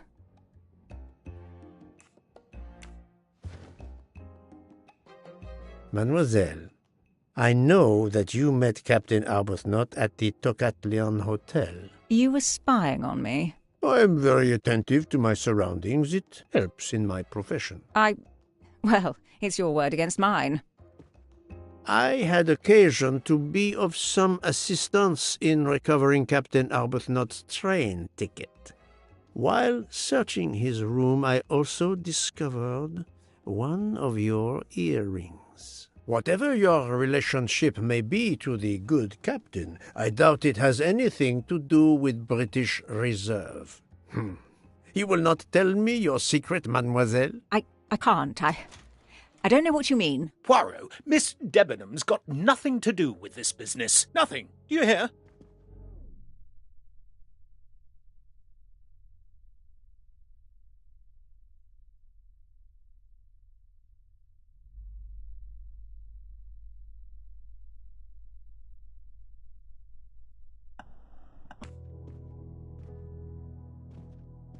Archie, stop! Captain, no! This behavior is unworthy of an officer and a gentleman. Leave her alone! Have you no honor? Archie, we should go.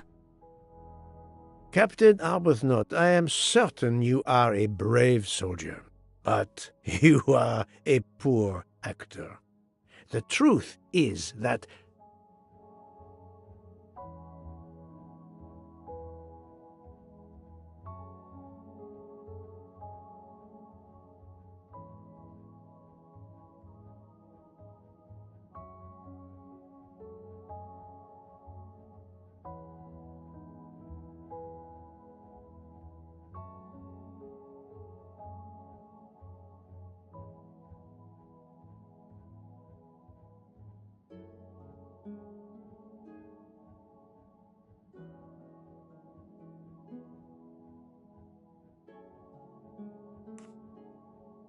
your relationship with Miss Debenham is beyond doubt, Captain. Your reaction was apparently that of a man trying to protect the woman he loves. I might understand that if your relationship were some cleverly disguised secret, but it is not. You make puppy-dog eyes at one another at every opportunity. You cannot hide your love. Everybody knows. I advise you to stop with your accusations, Mr. Poirot. I'm going to escort Miss Debenham back to her compartment. Make of that what you will. The captain and Mademoiselle Debenham are obviously adamant about not revealing their relationship, but this scene convinced me there is more that is not so obvious. This murder has everyone on edge.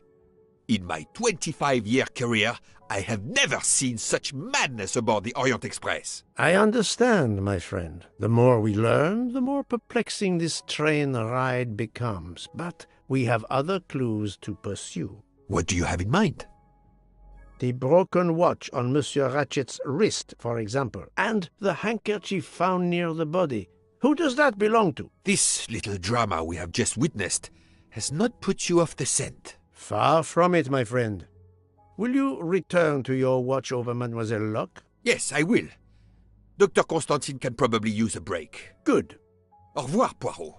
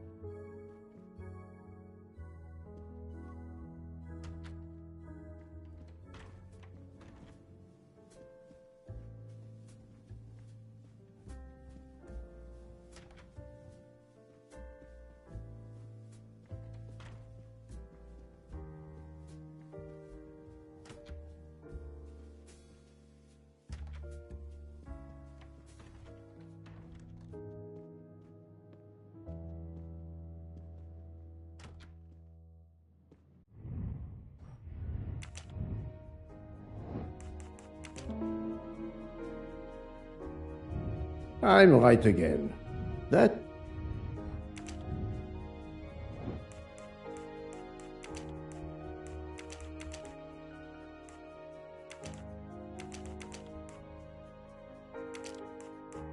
I must admit I'm not right this time.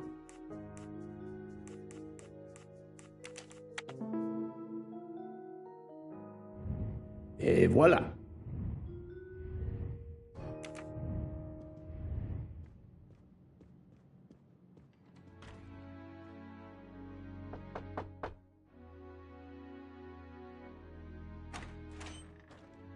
Monsieur, I am Hercule. I know who you are, Monsieur Poirot. What do you want? Answers to a simple question or two. All right, but quickly.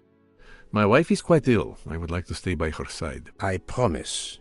First of all, I imagine you know about the murder. Of course. The Countess is terribly distressed. Your full name? Rodolphe Adreny. Your home is? Budapest. And how do you come to be aboard the Orient Express? I am a Hungarian diplomat. My family has represented our homeland since the revolution from the Soviet Union in 1956. I was on my country's business in Istanbul. Business which I cannot discuss. And your wife often accompanies you on your diplomatic missions? Yes, and why not? Was there anything else you wanted to know?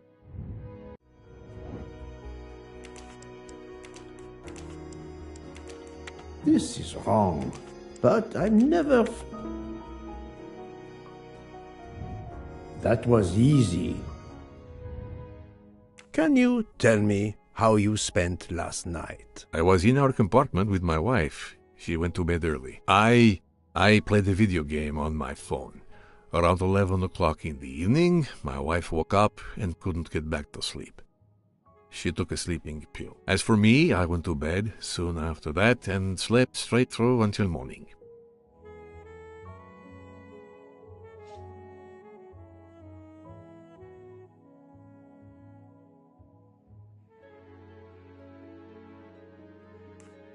Have you ever been to the United States? I was posted to the Hungarian embassy in Washington for a year. You knew, perhaps, the Armstrong family. Armstrong?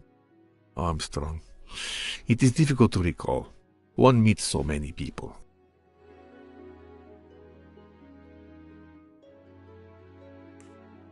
It was the kidnapping of a child, a very sad affair. The culprit was the man on this train who called himself Ratchet, the one who was murdered last night. Indeed. It sounds like justice finally caught up with him. Thank you for your time. Now, I'd like to speak to your wife, if you don't mind. It's impossible. As I told you, my wife is very ill. Thank you, and good luck with the investigation. Eh bien, the good Count does not appear to want me to talk to his wife.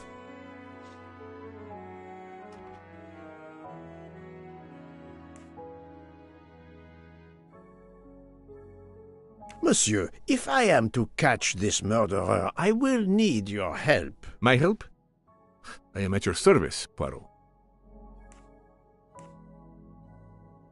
You are obviously a devoted husband, Count Andreny. My wife means the world to me. There were questions in Budapest about a Hungarian diplomat marrying an American woman. It did not deter you. I would have given up my position for her. I would think it is universal. Are you married, Mr. Poirot? No, I fear marriage is not for me. But her condition, is it very grave? She is suffering a bout of vertigo. You understand? The room spins. I think Dr. Constantine could help your wife. There is a doctor on this train? I did not know. Where is this doctor?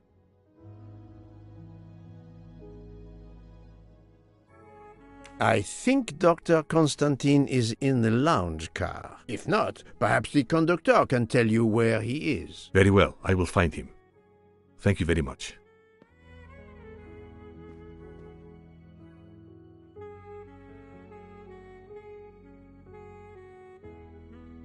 Forgive me for intruding, madame. I am Hercule Poirot. I know who you are, Mr. Poirot. I overheard you.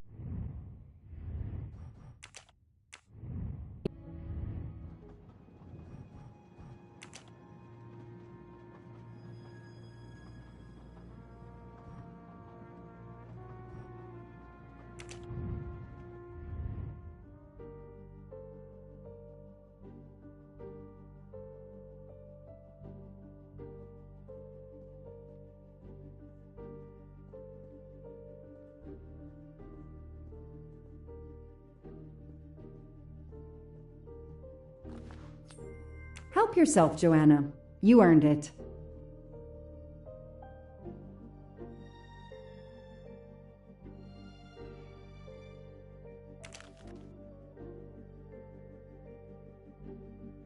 A bill from the power company with, I'm sure, plenty of excuses why my rates keep going up. Travel. For the discriminating traveler. Also for the overworked detective who never seems to have time for vacation. Well, I can dream, can't I?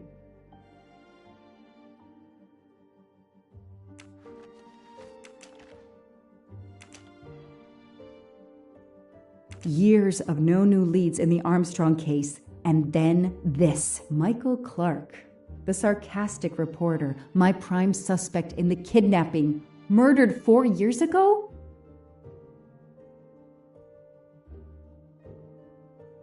Years of new. Michael Clark, the sarcastic reporter. This is Michael Clark? He doesn't look anything like the journalist I interviewed. Michael, you have earned a place on my evidence board.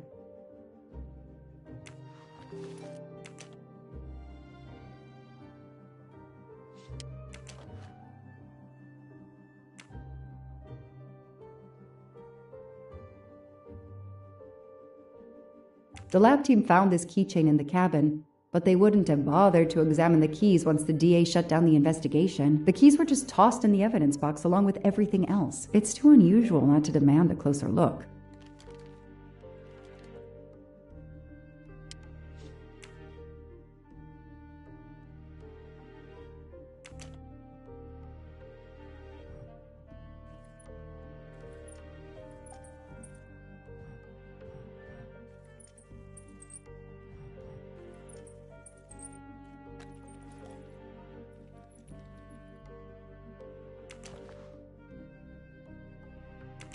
A USB key.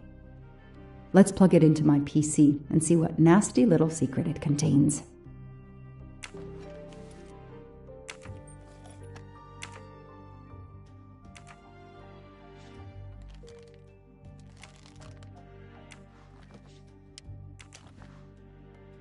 Fluffy. Daisy's plush toy.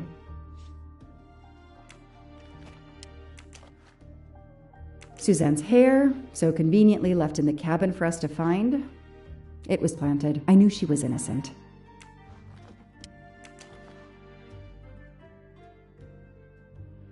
The only fingerprints found on the bottle were Suzanne's.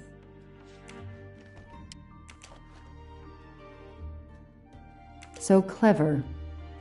All that evidence, and yet no DNA found.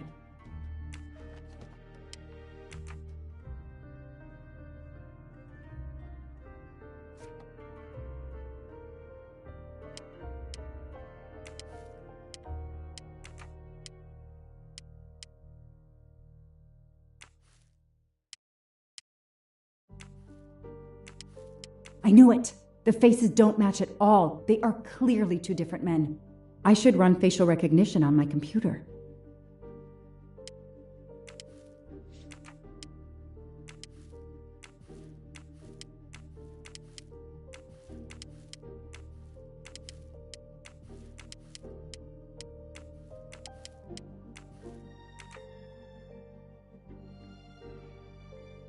I know I have to stop printing. It's bad for the planet. Okay, the real Michael Clark has been dead for years. Let's see if the photo of the fake Michael Clark matches someone in the database of known criminals. I've tried this several times in the past few years, but came up empty. Maybe whoever he really is has finally made a mistake. That could be him, but he looks pretty different.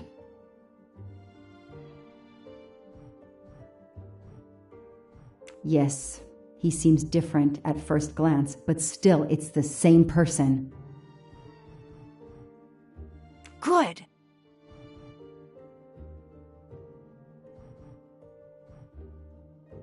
No, I did something wrong. Okay. No, this isn't it. Think! No, Joanna, that doesn't track. He's changed his appearance a lot. Probably had some plastic surgery on his nose, but there is no doubt it's the same person. Let's see why he was arrested.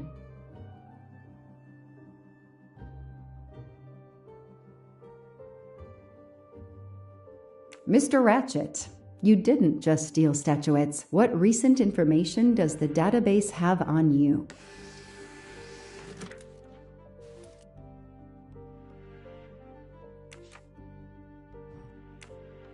It's so frustrating. I have a name, but I can't find anything about him. But I know just who to call.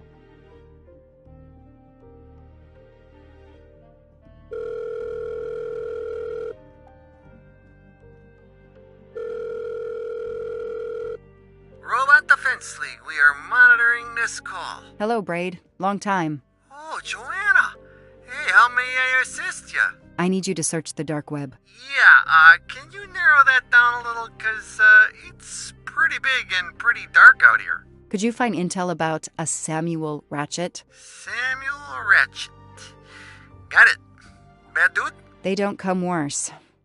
Send me what you find by email. Alright, hang on. Okay. Yeah, okay, nope, and okay. Oh, this might be something. I gotta do a deeper dive, but you should find this interesting. Could be coincidence if I believed in them. Emailing details. Domo arigato, Mr. Roboto. We're here to save mankind. Oh, it's a cookbook.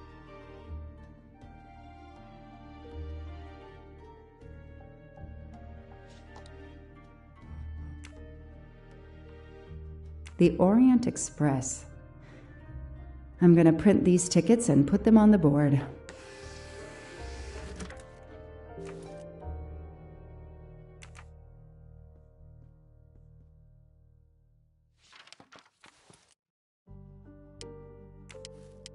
Goodbye, Michael Clark. Hello, Samuel Ratchet, the man who stole your identity and your life. This is Ratchet's ticket.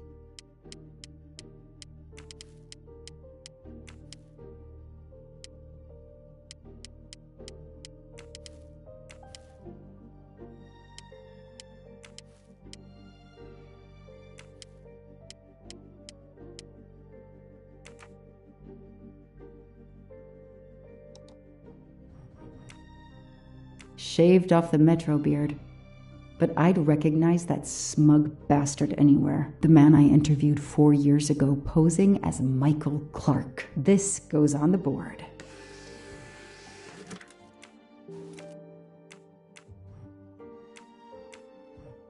Maybe they needed to show the ransom to someone, to check if the serial numbers were still on record. I'll print them, and on the wall they go.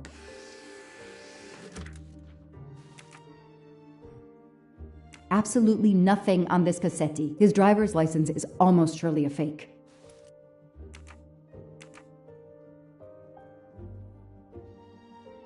I know I have to stop printing. It's bad for the planet.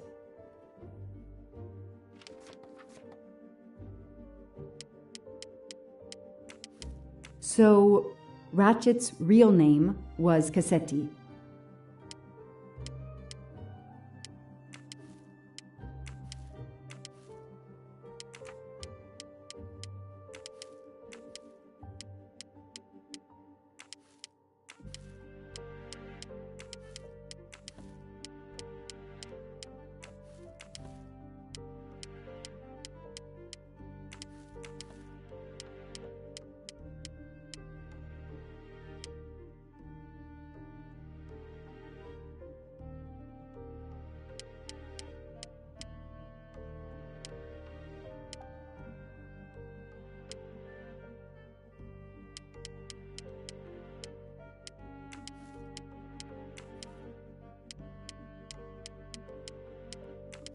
This tattoo is the same on both pictures.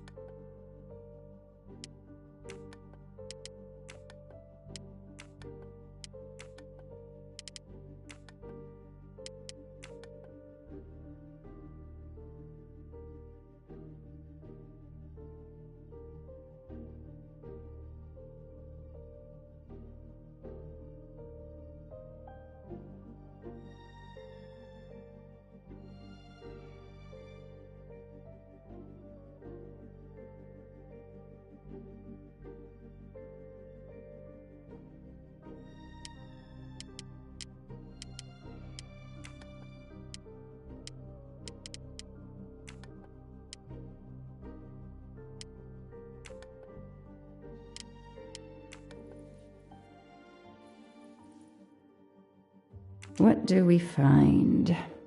A capsule and a smell. Bitter almonds. Cyanide. What do we find? A capsule and a smell.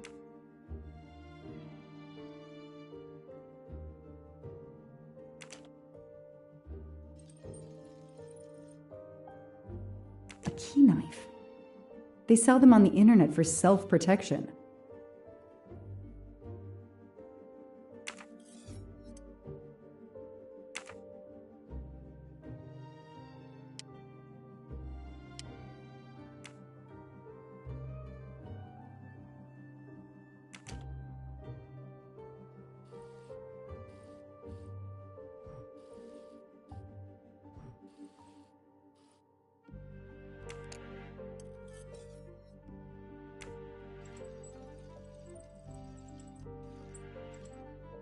What do we have here? A flashlight. They can also conceal knives, but in this case we have lockpicks.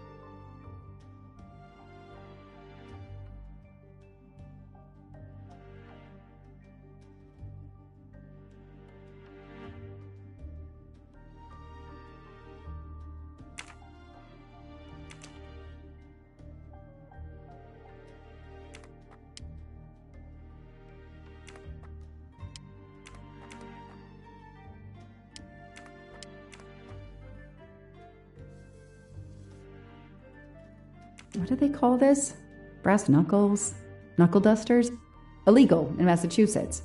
Possession alone can lead to serious jail time.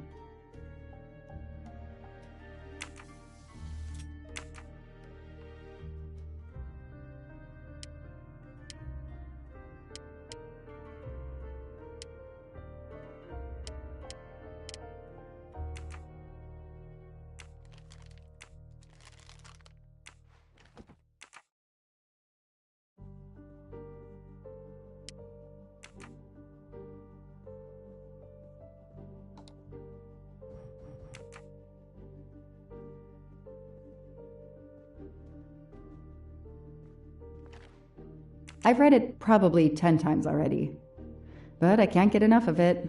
Don't know why. Maybe because it helps me sleep?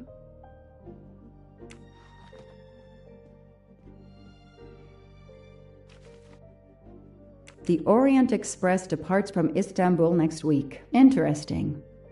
I'll put it on the board. The event? Some old train. But that face, that man.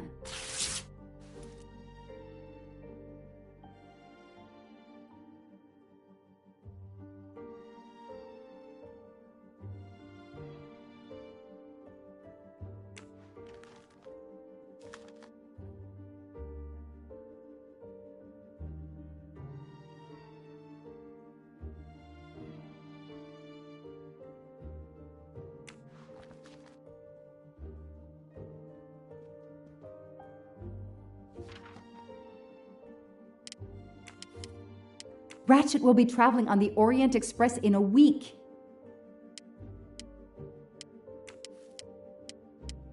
Foscarelli will be on the Orient Express next week.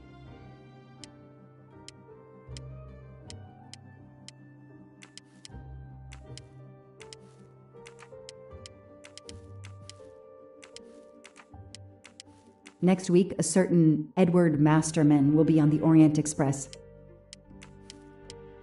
Hector McQueen will be on the Orient Express next week.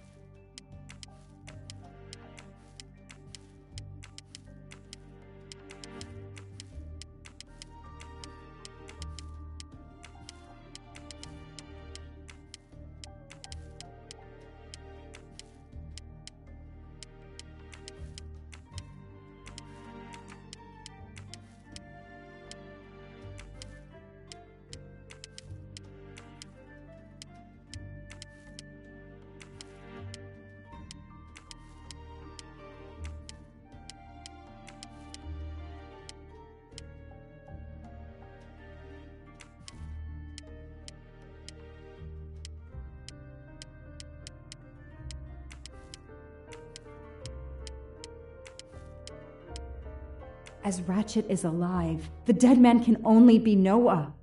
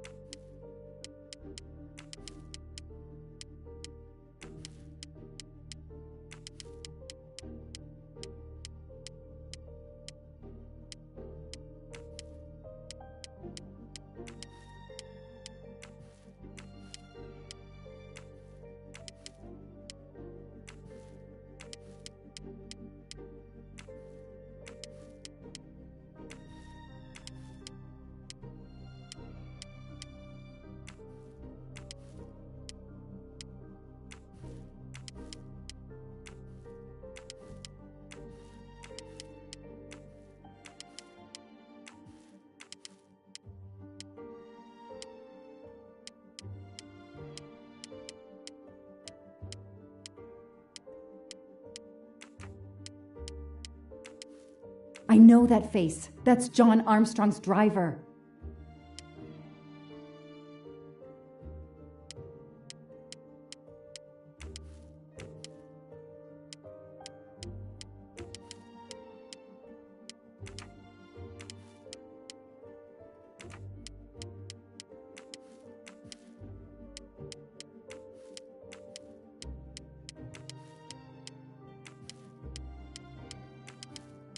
The DA resigned soon after the Armstrong case. It haunted him just as it has haunted me.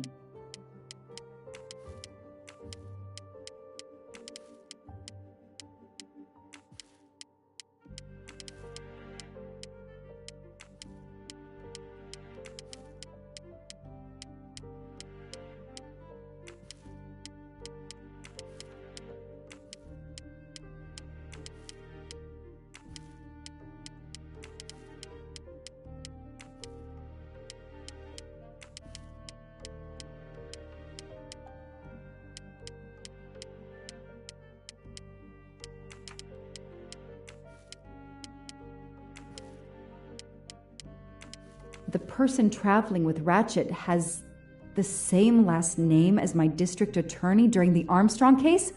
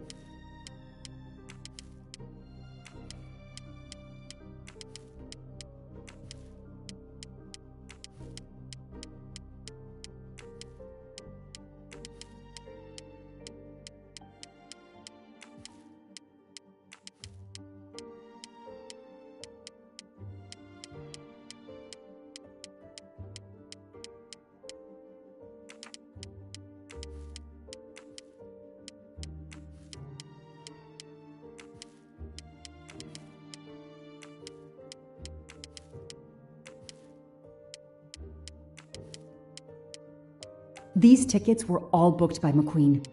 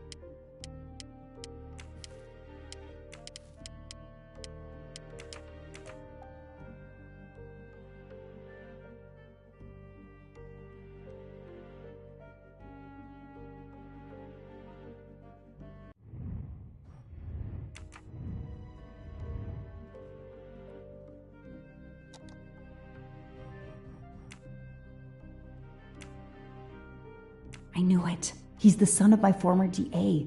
He goes on the evidence board.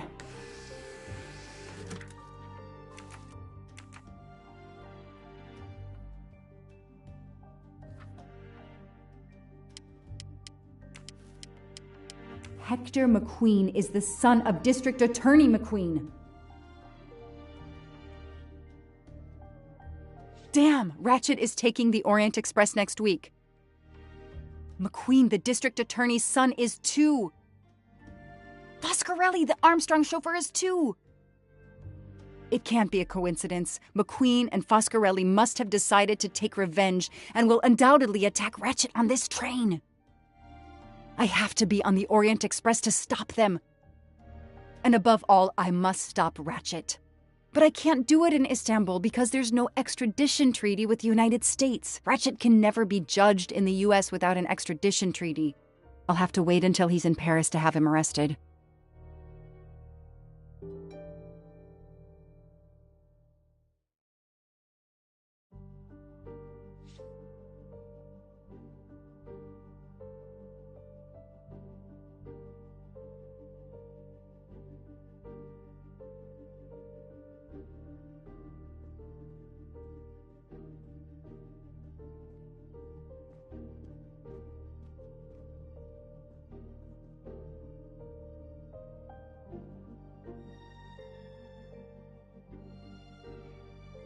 Every compartment is taken for this special anniversary journey. Oh, it's impossible to find a ticket. What can I do?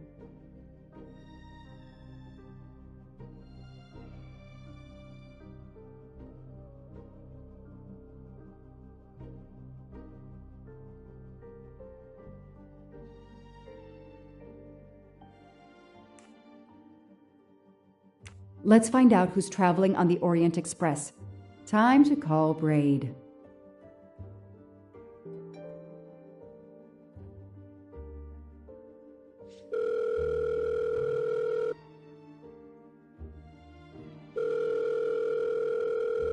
Braid! It's me again. I haven't found anything useful yet. I need one last favor. But it's a big one. Uh-oh. Can you find me the list of passengers of the Orient Express for that anniversary trip? Hold on.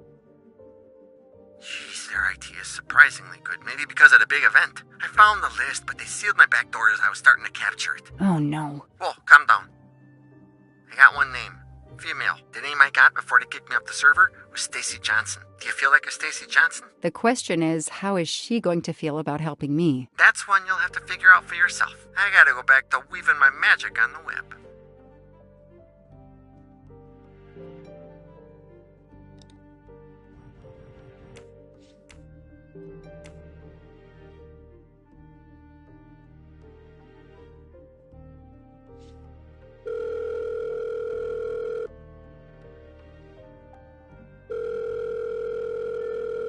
Hello, is this Stacy Johnson? Who's asking?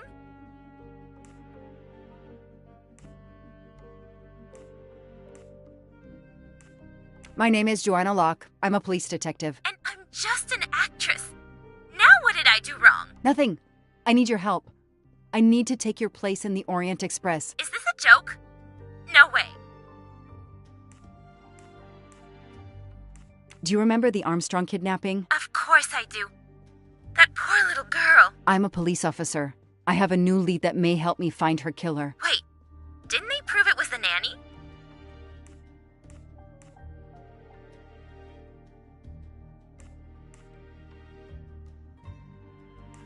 I have found compelling new evidence. I've reopened my investigation. You know, I had my doubts about the murderous nanny. I played a nanny a couple years ago in a slasher. I was killed in the first episode, but it got me interested in helping kids.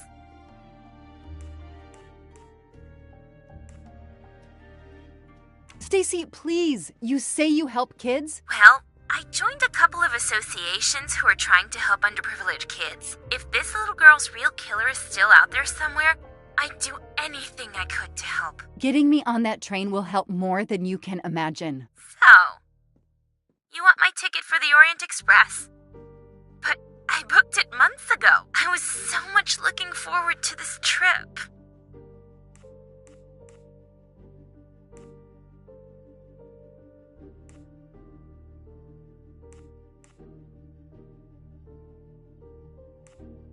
I'll give you twice what you paid for the ticket. You think I care about the money? You still don't get it, do you? I'm hanging up. Goodbye. Wait. Stacy, I can tell you care about kids. Here's your chance to help put this beast in prison for the rest of his life. Think of the publicity for those causes you care about. Think about the kids. The kids. Yeah. All right. We'll do it for Daisy and the kids who suffer. I'll take care of changing the tickets to your name and send it to you. Get him. Make him pay. I will. Thank you so much.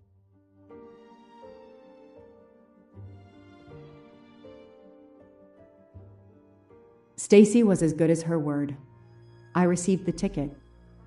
I called my chief to let him know I was taking my vacation time. I had coming. I flew to Istanbul. I was finally going to nail the monster responsible for Daisy Armstrong's death, Michael Clark's death, even his accomplice, and, I suspected, so many others as well. You know the rest.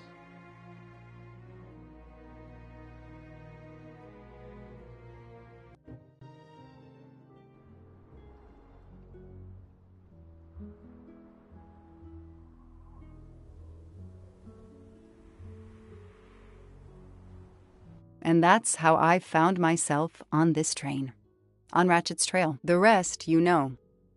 My identity is easily checked with the Berkshire Police. Thank you for your detailed account, Mademoiselle Locke. In addition to giving us crucial details of the investigation, you have made it clear that there are many who might wish to see Ratchet dead.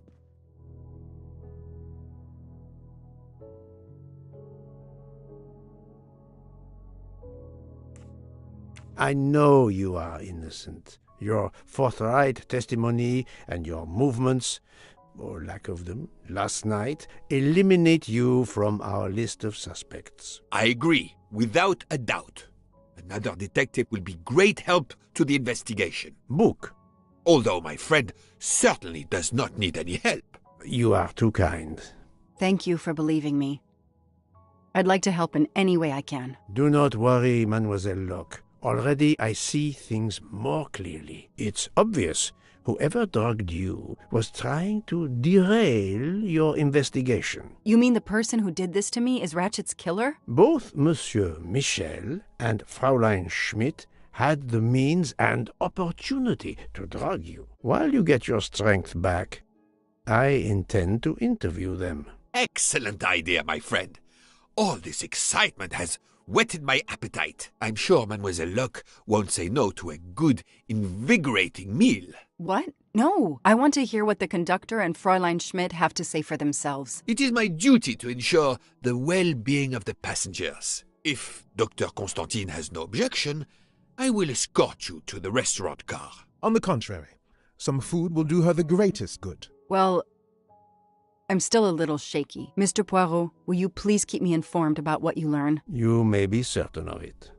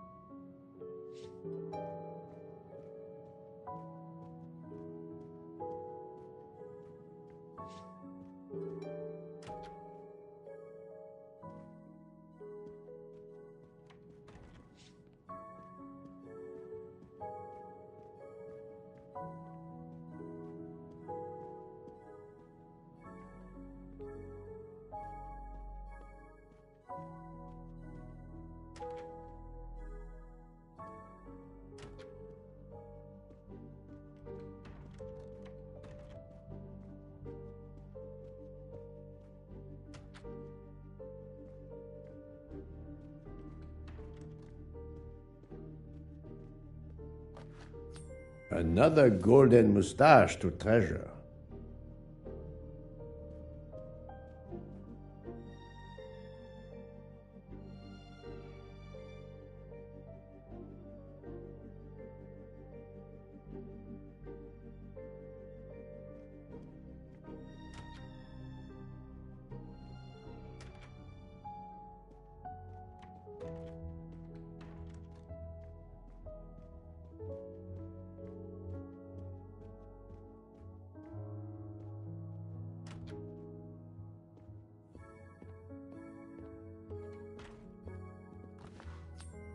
Ha ha! Golden moustache.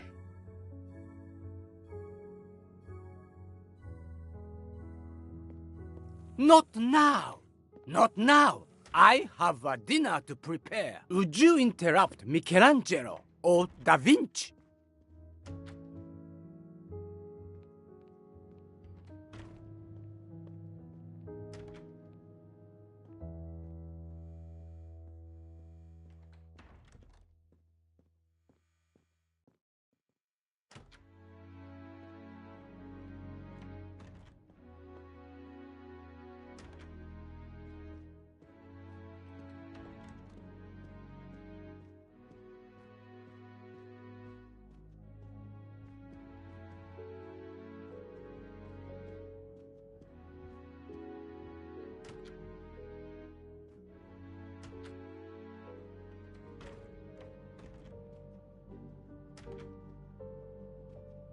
Jean, you've mixed everything up again. Oh, I can't find the coffee liqueur for tonight's dessert.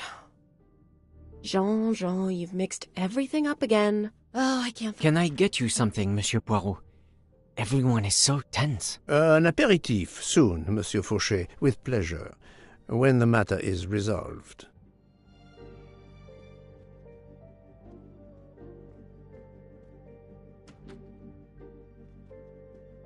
Good evening, Fräulein Schmidt. May I disturb you for a moment? You asked so politely, mein Herr, but I do not think I have a choice.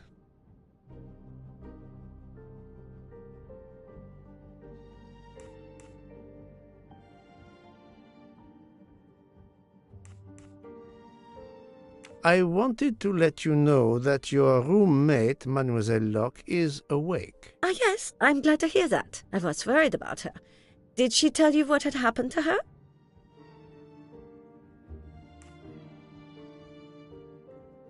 Unfortunately, she doesn't remember much, but we found a residue of a sleeping pill in her cup of tea. Since you two were alone together in your room when she drank it, who else but you could have dragged her? Must I point out I do not make the tea on this train? You should question the conductor or the kitchen staff.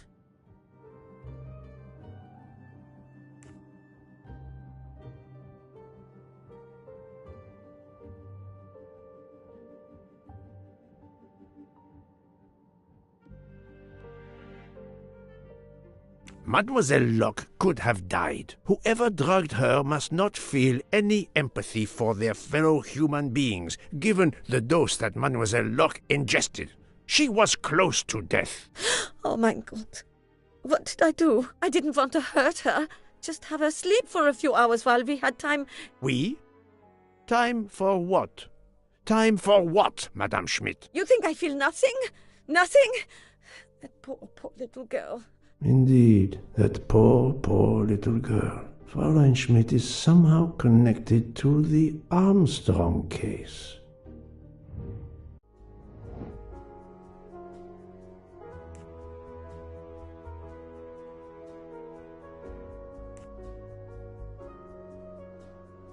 No, not good. My little grey cells did not... Fräulein Schmidt, I have a certain reputation for sniffing out... I am not a murderer. Forgive me, but I was going to say brilliant chefs. You were the Armstrong family's cook, were you not? But... yes. I was the cook of that lovely, lovely family. I'm sorry, but I must ask you to give me some time to collect myself. It wasn't supposed to be like this. My darling, my poor darling child. I will give you that time, Fräulein. You have given me much more in exchange. I must check in with my other suspects to make certain I have all the pieces of the puzzle in my possession.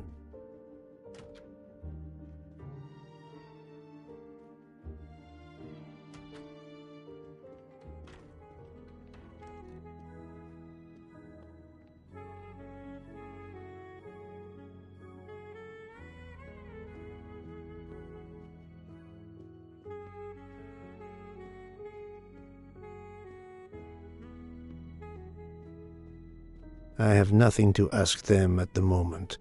I should leave them alone.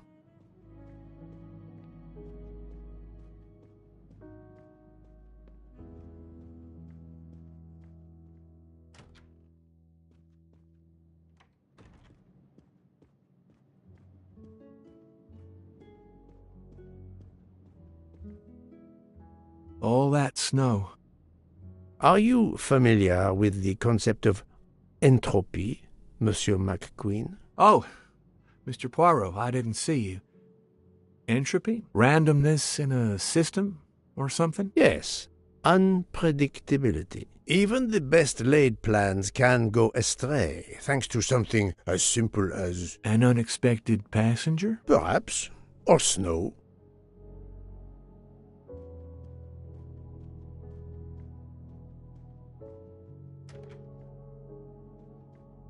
Are you all right, Mr. Poirot? And Miss Locke?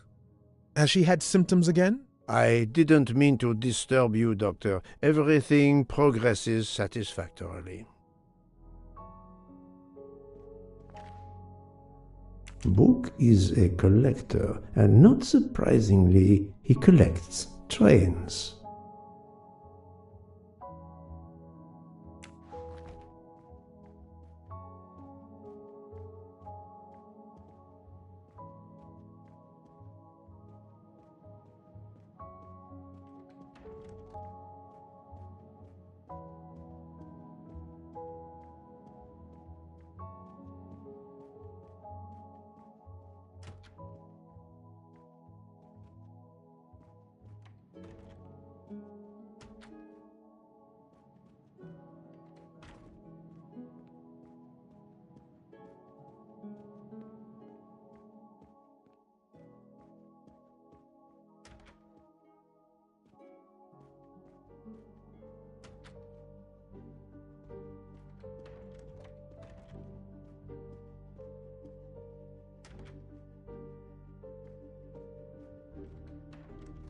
Can I get you?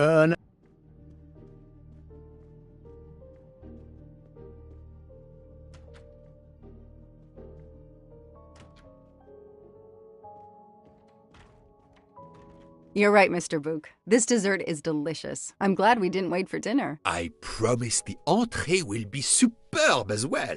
Detective Locke, you are recovering well, I see. Yes. I should be helping with the investigation. Do you know who drugged me? It is early yet for conclusions. When I return, then we shall see. Do not worry, Poirot. She is in good hands. Hotaru, Freya, and yours truly are looking after her.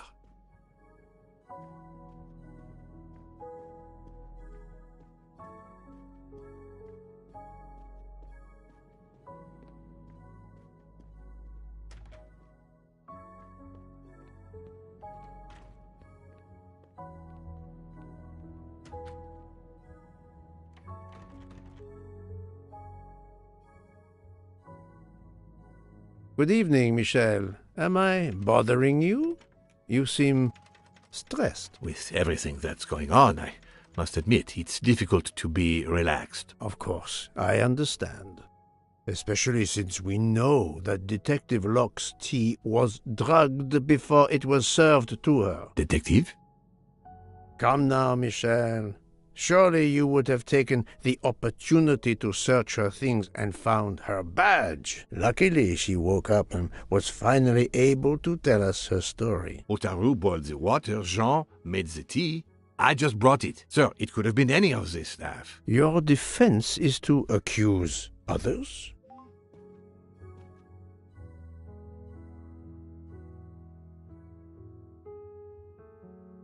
You have a network connection? No, unfortunately. It's just an automatic reminder to pay my rent. I always forget, and my landlord complains. Pierre Michel had to be involved in the murder. The drugged tea, his post at the end of the hall, and now I know why I know more than one of those people on the screen.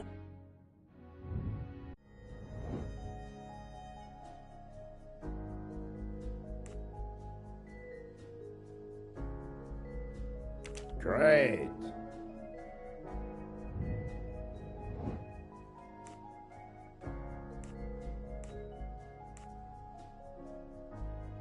Fantastic.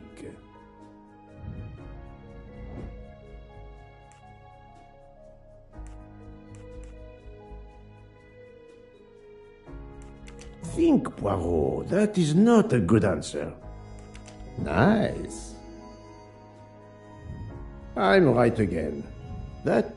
You are the father of Suzanne Moreau, Daisy Armstrong's nanny. My condolences on the death of your wife. What? But my wife... Enough lies. Suzanne does not bear your name? No. Suzanne's mother and I were divorced. Suzanne kept her mother's name. My most sincere condolences, Monsieur Michel, on the deaths of Suzanne and your wife. This job, I loved them, but I was never there for them. Then, a year after the divorce, Solange became ill. Suzanne took her to this special hospital in the U.S., got that job as Daisy's nanny. I understand your pain, and the reason that led you to drug Detective Locke. We really can't hide anything from you, can we? Many have been foolish enough to try and keep the truth from Hercule Poirot. Yes, I admit, I drugged the tea. But it was only to keep her quiet, until I could... But she reacted so much to the sleeping pills. She was lucky, as are you, that she didn't die. To be frank, there is one more thing that puzzled me, but I think I understand now.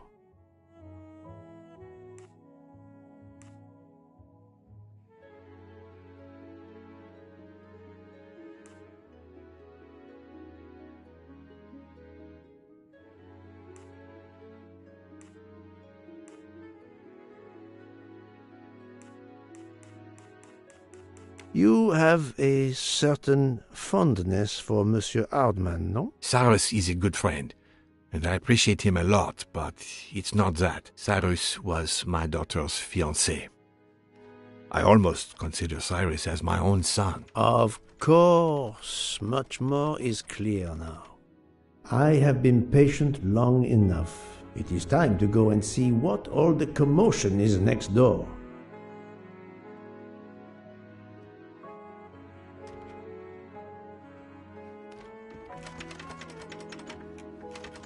Monsieur Hardman, excellent. The gods who watch over detectives must have trapped you here. Why didn't they watch over me? I'm a detective, too. I was talking to Michelle about a leaky faucet, and I wanted to go out, but, you showed up. No need to invent some preposterous story. But really, Michelle has told me everything. You are the fiancé of Suzanne Moreau, his daughter. Oh. I see. Surely this is not a big surprise to you. No. Suzanne was the only woman I ever loved. And I failed her. We got into a spat. It was nothing, but I was too proud to apologize. We weren't speaking at all. Suzanne never really cared for that guy Noah. She would have forgiven me. If only... If only... If only. A common refrain between lovers who quarrel. Obviously, Pierre Michel and Fräulein Schmidt both drugged Detective Locke's tea, causing the overdose. No wonder she had so much trouble waking up. Time to report my findings to her and book. Another delightful trophy for my collection.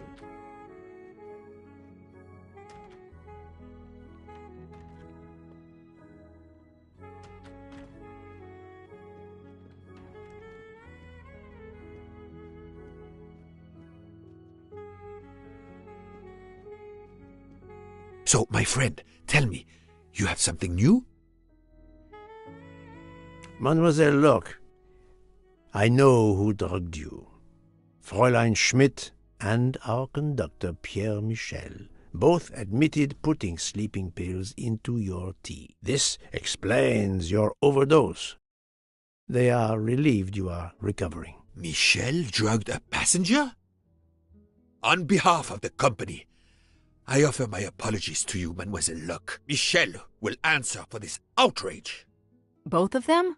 I was pretty sure about Fräulein Schmidt, but I admit that I did not suspect the conductor. I have uncovered multiple connections with the Armstrong case. Pierre Michel is the father of Suzanne Moreau, little Daisy's nanny, and Monsieur Hardman was Suzanne's fiancé. As for Hildegard Schmidt, she was the cook of the Armstrong family. What a coincidence, don't you think? But it's incredible! What are the odds that so many people linked to that tragic affair ended up on the same train? About the same as you winning the lottery, my friend. I wasn't the officer who interviewed Fräulein Schmidt back then, so she couldn't recognize me here on the train. How could they know who I was? There were other passengers who might have. Or she may have seen you when you visited the Armstrong home. It is now clear to me that some of the clues to this elaborate plot were staged for my benefit.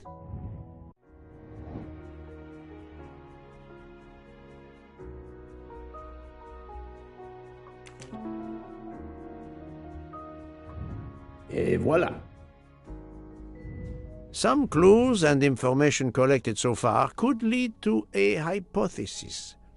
The murderer boarded the train in Vinkovsky, killed Ratchet, and then left the train immediately. How did you come to that possibility? Monsieur Hardman told me about a short man with a high-pitched voice who threatened Ratchet. Imagine for a moment that this man, wearing a wagon-lit conductor's jacket, killed him while Michel was on the platform at Vinkovsky. This murderer then hid the conductor's jacket in Detective Locke's room, then fled before the train left. Why choose Detective Locke's room? Why, indeed. Let me re-explain from the beginning.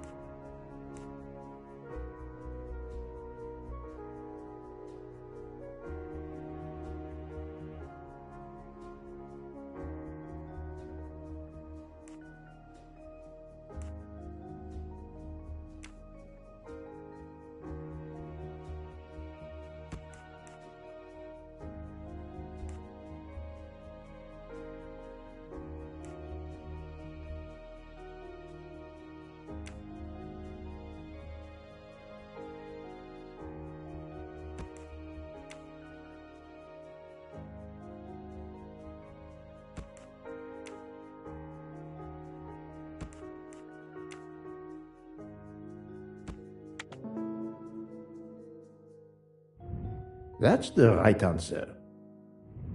Mon Dieu! Oui! That must be it!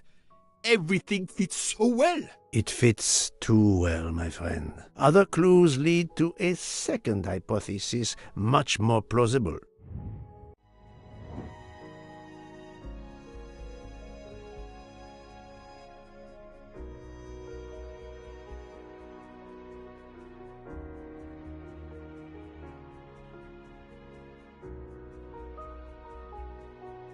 I must admit I'm not right this time. I do not think that's the right answer.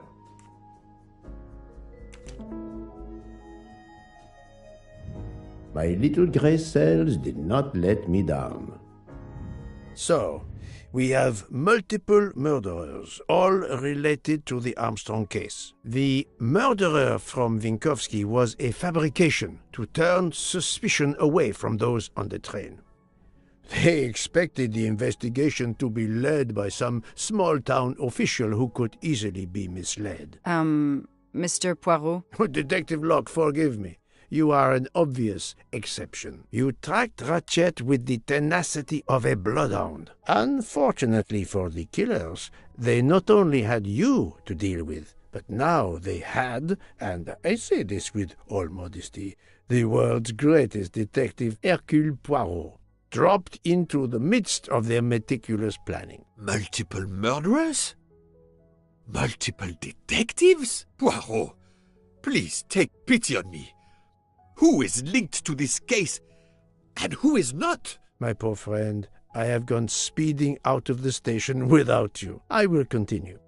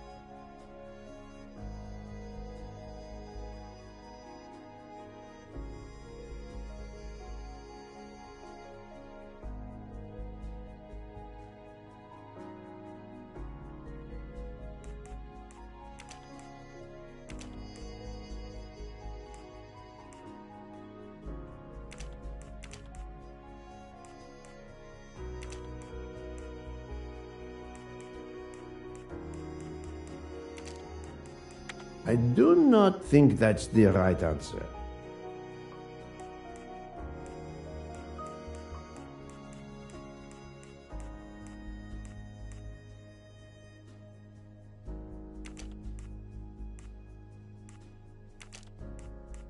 This is wrong, but I'm never far from the truth. No, not good. Think, Poirot, that is not a good answer.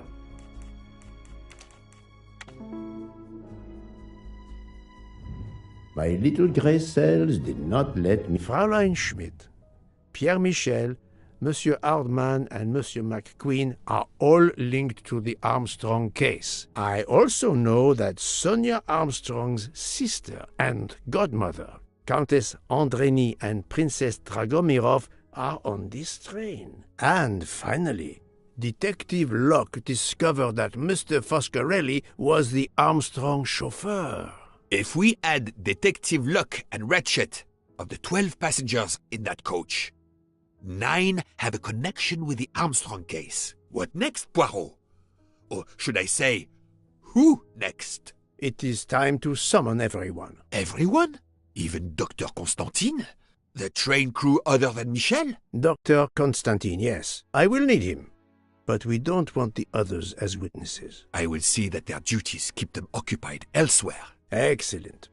I have always thought this moment in a case is much like Rodin unveiling the thinker before a captivated audience. A work of art. Have you not felt that way, Detective? No, Mr. Poirot. I'm happy just to slap the cuffs on him. Well, there is some artistry in that as well, I suppose. Where would you like the unveiling, Poirot? The lounge? Perfect. Then I will gather all the passengers in the lounge.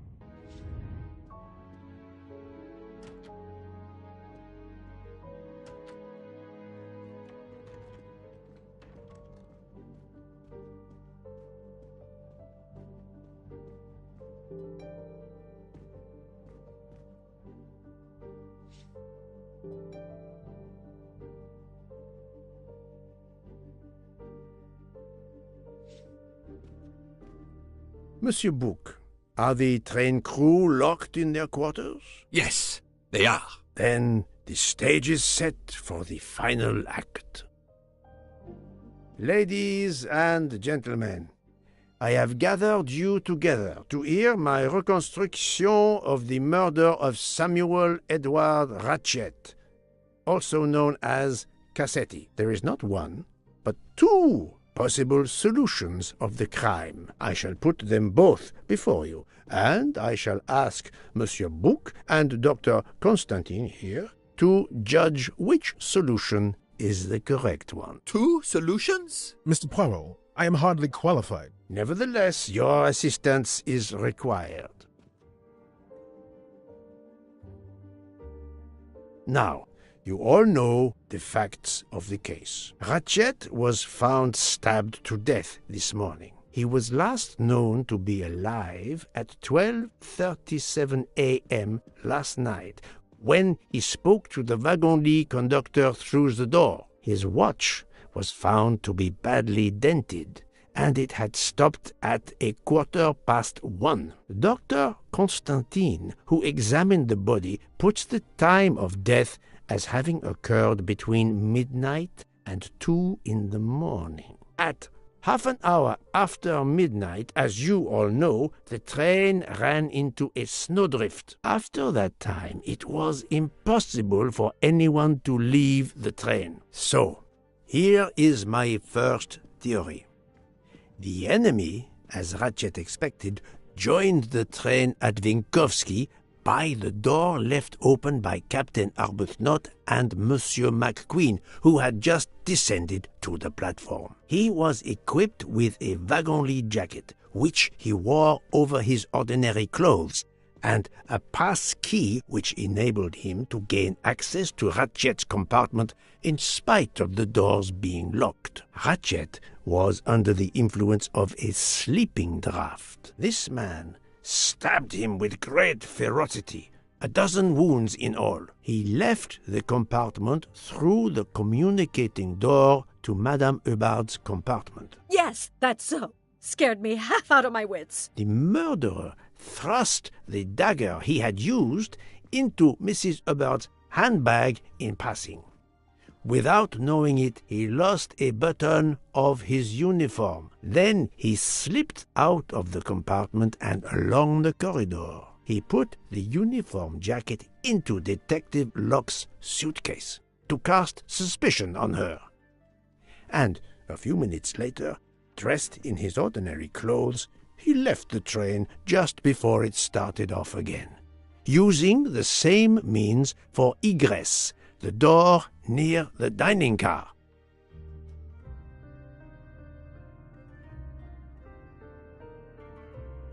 That is the first hypothesis. But there's a second. For that, we must examine the motive for the crime. Why was Ratchet killed?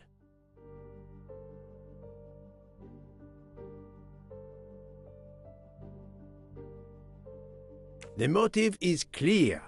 Revenge, of course. Nothing was stolen, and we know that Ratchet had made many enemies. This was a premeditated crime, meticulously planned.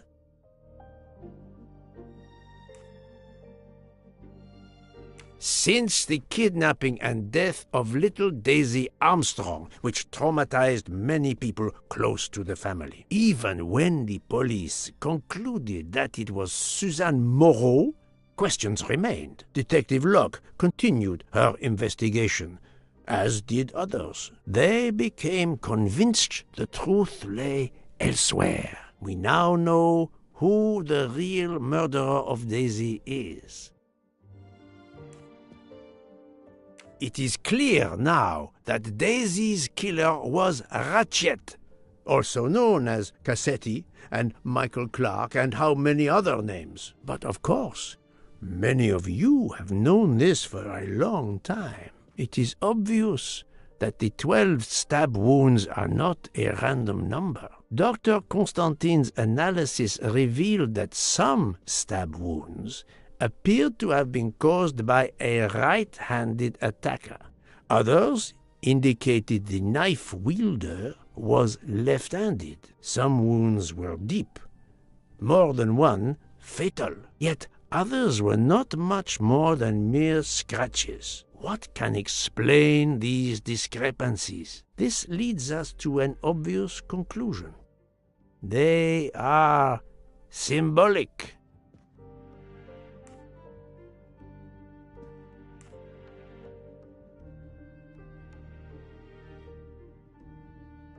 12 stabs. 12!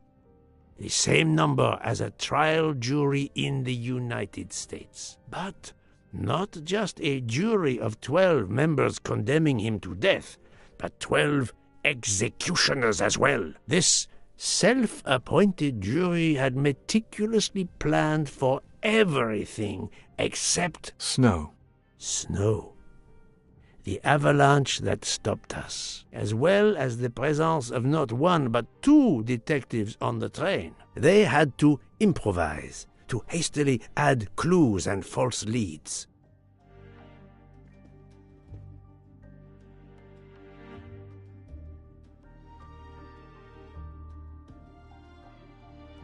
This woman in a red kimono does not exist. I don't know which of the passengers it was. It does not really matter. It was just a performance, a charade to introduce another possible culprit to muddy the waters. The time on Ratchet's broken watch was deliberately set to conceal the true time of the crime. The vial of vaping liquid incriminated Captain Arbuthnot. However, he had a solid alibi confirmed by Monsieur McQueen. Impossible then to suspect him. The conductor's jacket found in Detective Locke's suitcase was put there only to cast suspicion upon her. All these false leads were intended for me. But I am Poirot. I understood the truth. We have a train full of suspects. It's time to identify who the real culprits are. Let's start with Detective Locke.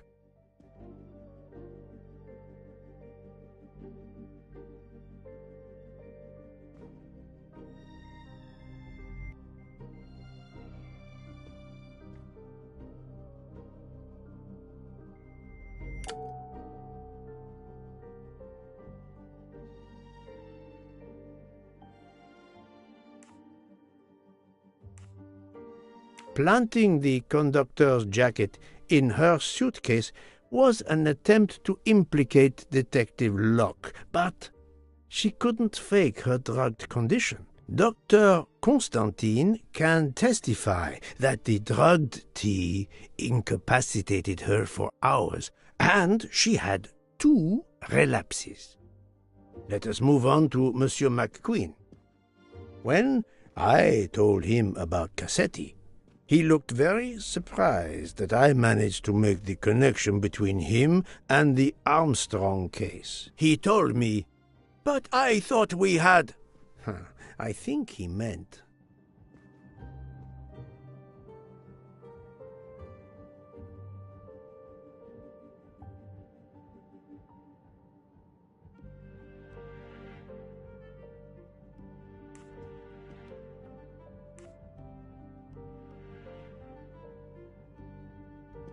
you thought you didn't leave any real clues linking the murder to the Armstrong kidnapping. Moreover, you insisted that Ratchet did not speak French when you knew I had heard a voice calling out in French that was supposed to be Ratchet.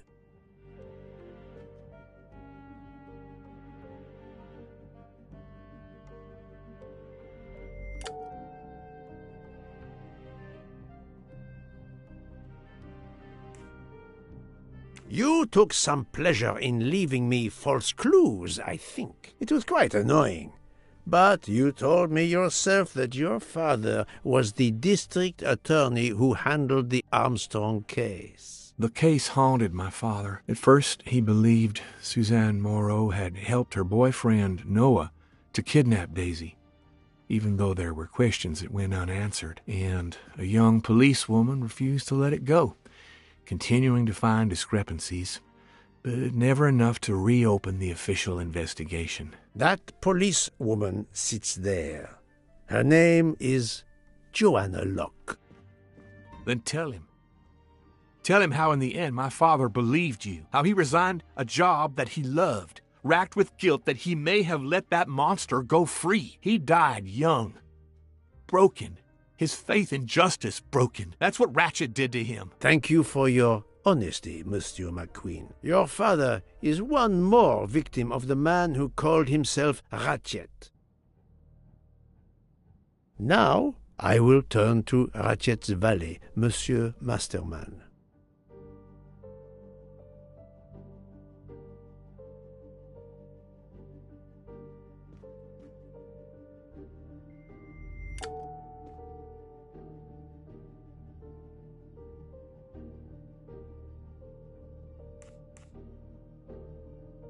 Ratchet sensed danger close to him and naturally wanted to stay awake. You gave him sleeping pills without his knowledge. Once he was sound asleep, you could do what you had to do in peace. Sir, I'll tell you the truth.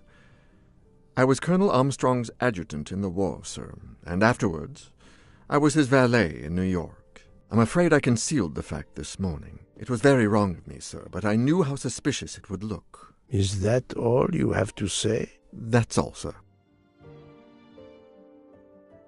Now, to leave no suspicious stone unturned, let us move on to Monsieur Bouc. What? Me? A suspicious stone?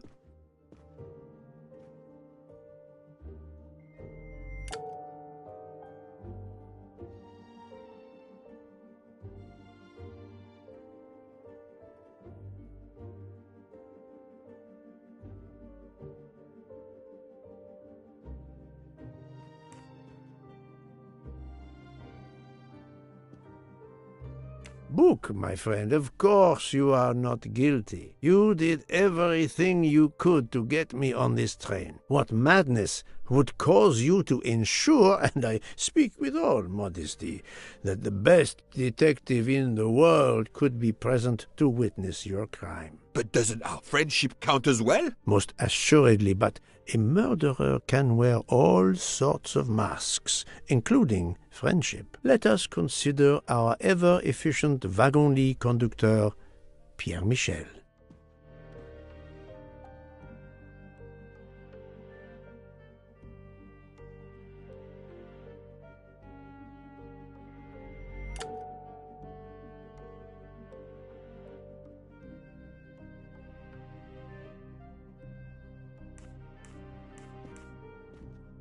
Your admission that you drugged Detective Locke immediately incriminates you. But the murder could not have been possible without your very capable assistance. Your knowledge of train procedures made the murder possible, and your position in the corridor of the train allowed you to be the perfect alibi for several passengers.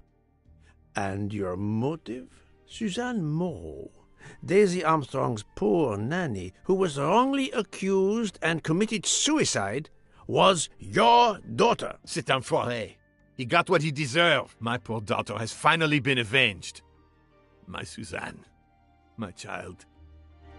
Let's move on now to Monsieur Hardman, one of 3 detectives on this train.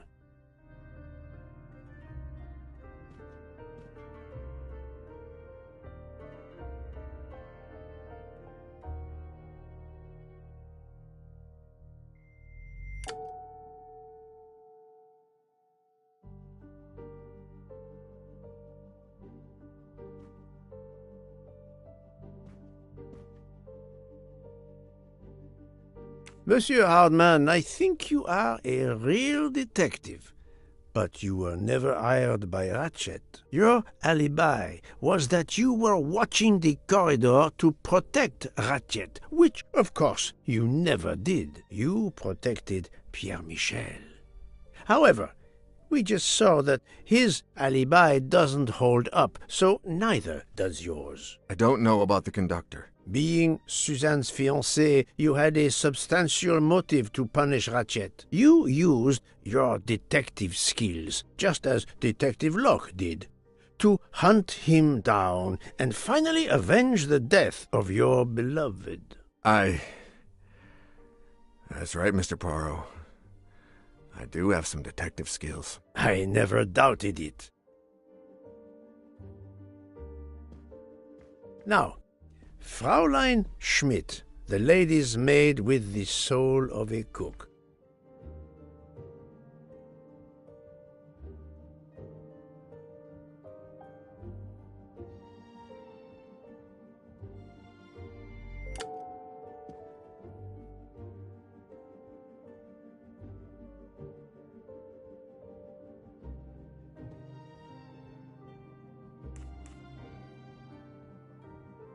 Fraulein Schmidt, you told me of your remorse for drugging Detective Locke. I believe you are sincere.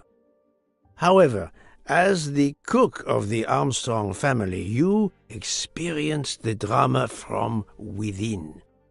The death of Daisy, then Sonia Armstrong, who died in childbirth, and finally Suzanne and John Armstrong. So much misfortune in that poor family. The death of this criminal is only justice. Let us move on to Countess Andreni. I was impressed by the earnestness of her husband when he swore to me solemnly on his honor that his wife never left her compartment that night. Should I believe it?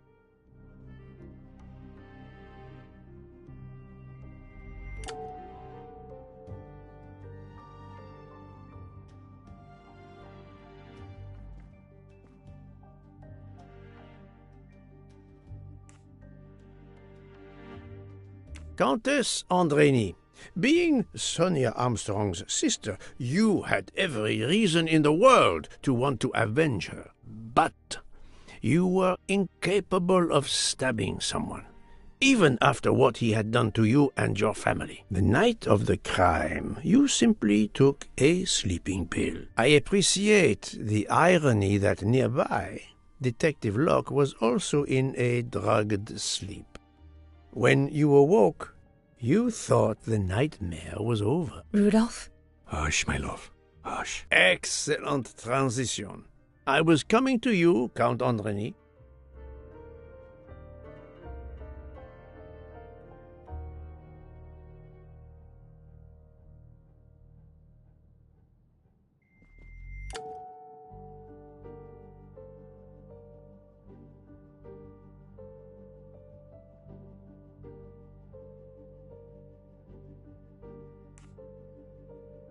"12 people, a jury. This was very important to all of you. If Countess Andreny did not stab Ratchet, someone had to take her place. And you, Count, the beloved husband. I've seen how fiercely you love and protect your wife." Enough! I would do anything for Helena. Anything. Even that. Yes, even that. Let's move on to Monsieur Foscarelli.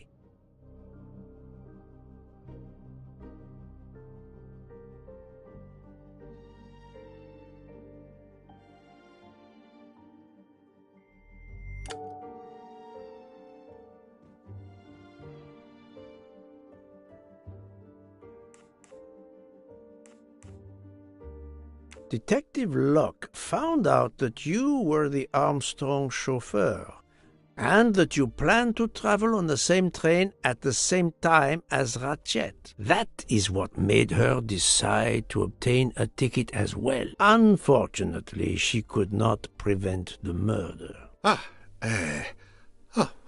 Have you lost your tongue, Mr. Foscarelli? Oh, Daisy. She was the delight of the house. Tonio, she called me. And she would sit in the car and pretend to drive me.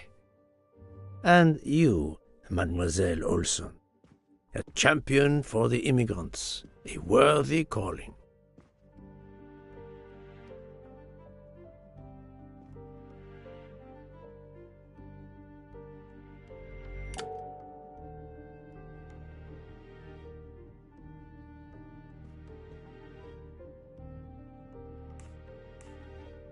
Mademoiselle Olson, you supported Madame Hubbard's story about her connecting door latch, a story that I later demonstrated to be impossible. So, you deliberately lied to me, and you also lied about Mademoiselle Debenham's whereabouts.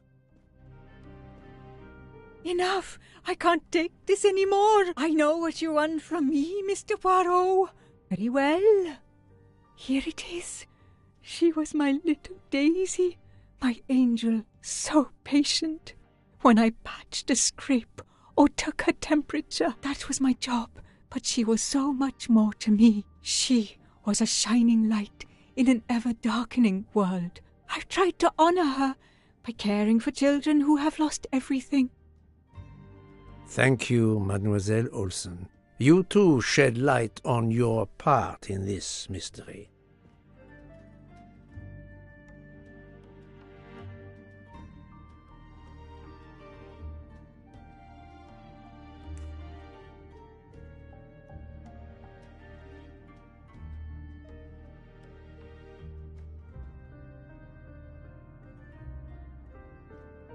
You were Daisy Armstrong's nurse. I will ask you no more questions. It is enough that you have admitted what I know to be the truth, and I understand. Let's move on. Dr. Constantine. You suspect me? I know none of these people. I didn't know Ratchet either, and I've taken a solemn oath to help people, not murder them.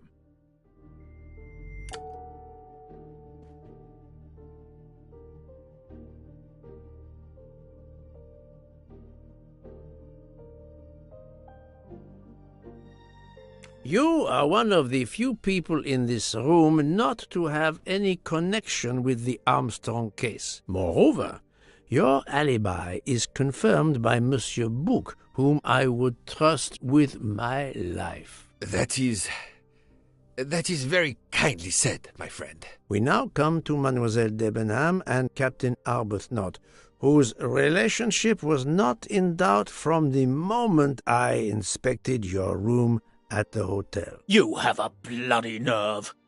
Indeed, I do. We're getting married. Congratulations. But I would rather talk about your relationship to John Armstrong.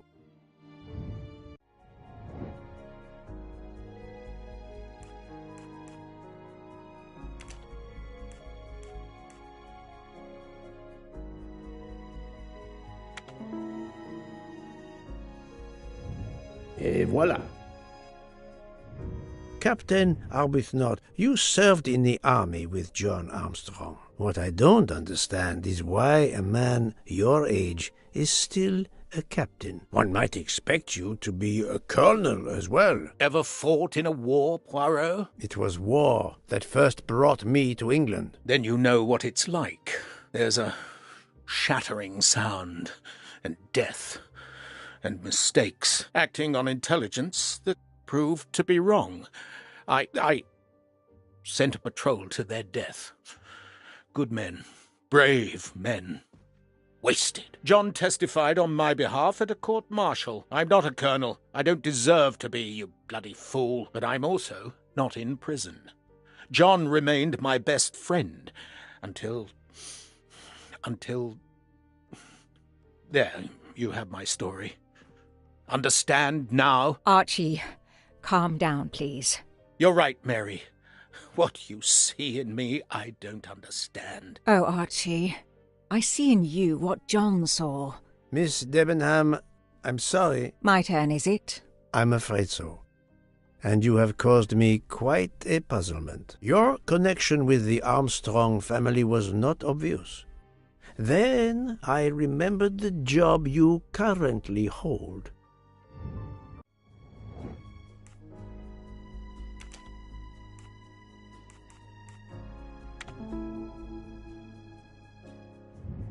That was easy. You were the teacher of...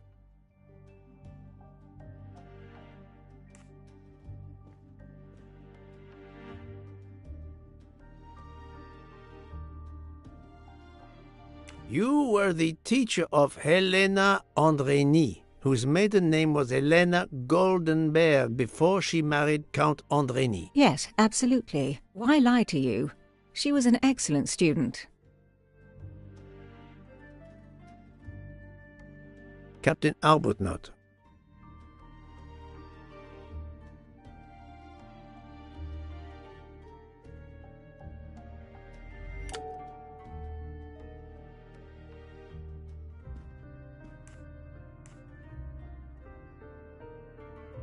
You had one of the strongest alibis, thanks to Mr. McQueen.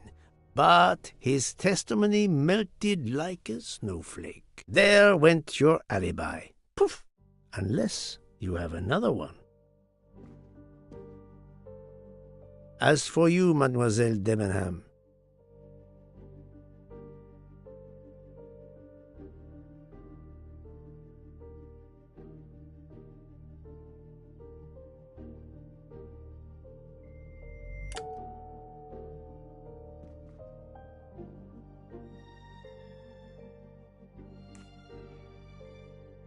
Mademoiselle Olsen was the only one who could confirm your alibi. I think you know where you stand. Very good, Mr. Poirot. Are you satisfied? I will be, soon. Now I must turn to Sonia Armstrong's godmother, Princess Dragomirov.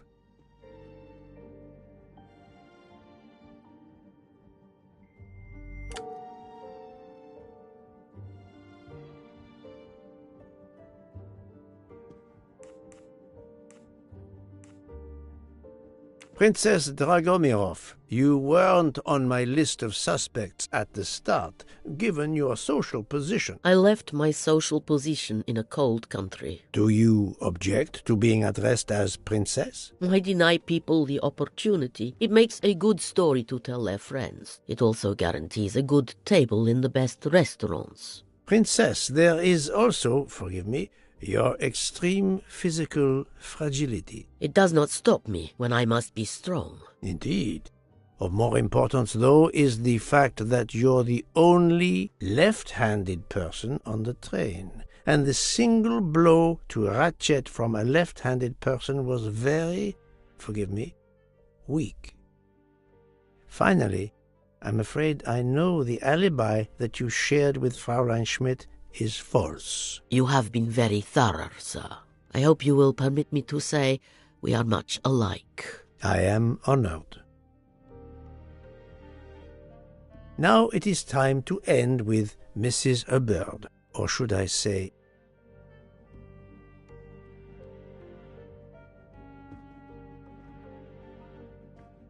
Linda Arden.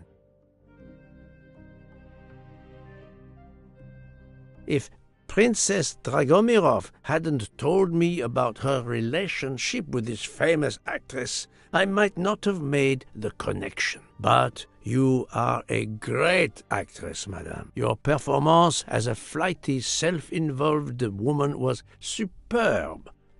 I never would have guessed something entirely different. As for what ties you to the Armstrong family, it is obvious.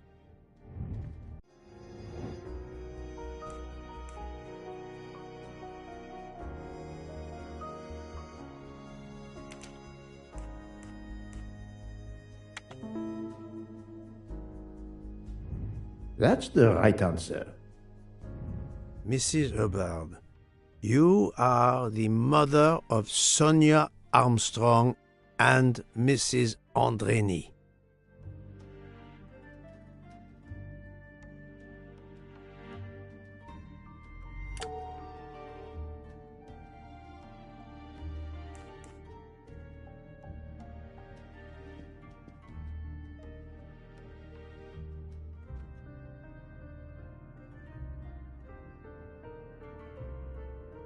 Madame Hubbard, you really are a remarkable actress. You put so much effort into your character and into staging the murder. I saw it as a perfect mosaic, each person playing his or her allotted part, so carefully arranged that if suspicion should fall on any one person, the evidence of one or more of the others would clear the accused person and confuse the issue. Everything was meticulously planned. But you hadn't expected that Detective Locke and I would be on this train, and the avalanche would block it on the night of the murder. You had to improvise. But again, improvisation would be another of your skills as an actress. So you came up with the story that the latch on the door that communicated with Ratchet's compartment was hidden by the handbag. I always fancied myself in comedy parts. That slip about the sponge bag was silly. Shows you should always rehearse properly. You know all about it, Mr. Poirot. You're a very wonderful man, but even you can't quite imagine what it was like. That awful day, I was just crazy with grief. So were the servants. We decided then and there that the sentence of death that Ratchet had escaped had got to be carried out. There were 12 of us, or rather 11. Suzanne's father was over in France, of course. First we thought we'd draw lots as to who should do it, but in the end we decided on this way. It was the driver, Antonio, who suggested it. Mary worked out all the details later with Hector McQueen. It took a long time to perfect our plan. We first had to track Ratchet down. Hardman managed that in the end. Then we had to try and get Edward and Hector into his employment. Well, we managed that. Then we had a consultation with Suzanne's father. Captain Arbuthnot was very keen on having 12 of us. He seemed to think it made it more orderly. He didn't like the stabbing idea much, but he agreed that it did solve most of our difficulties. Well, Suzanne's father was willing. Suzanne had been his only child. We knew from Hector that Ratchet would be coming back from the east, sooner or later, by the Orient Express. With Pierre Michel actually working on that train, the chance was too good to be missed. My daughter's husband had to know, of course, and he insisted on coming on the train with her. Hector wrangled it so that Ratchet selected the right day for traveling when Michel would be on duty. And then, at the last minute, you came. For the rest of the story, you worked out everything, Mr. Poirot. You were right about all of us. What are you going to do about it?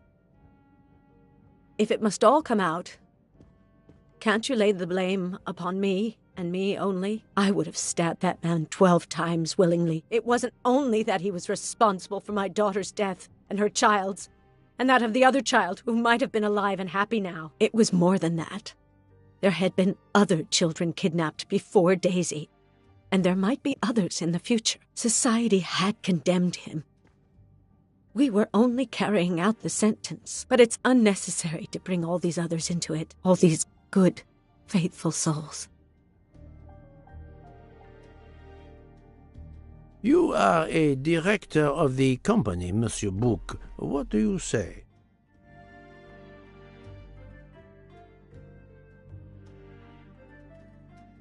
In my opinion, Poirot, the first theory you put forward was the correct one.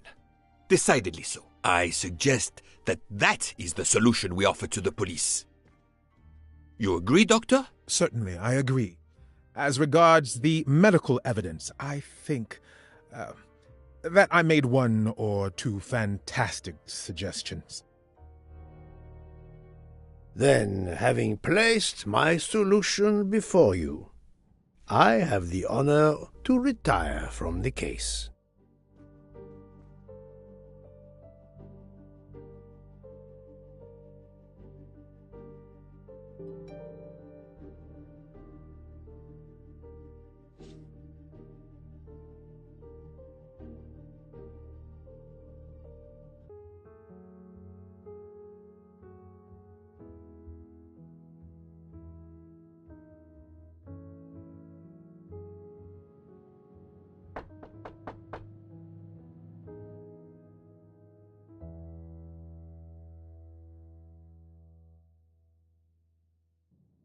I'm sorry to wake you up in the middle of the night, Poirot, but it couldn't wait. There was a detail that bothered me in my preliminary autopsy of Ratchet's body. I went back to examine the body and I discovered a wound covered by another. The blow I hadn't seen was delivered by a thinner, sharper blade. So there were not 12, but 13 stab wounds. 12 stabs for 12 jurors. It doesn't work with 13 wounds. The symmetry is destroyed. It can't be one of the culprits who stabbed him twice? Doctor, a different knife was used. There is only one explanation. Somehow, some way, there is a 13th murderer on this train. We must tell Bouc. The case is not solved.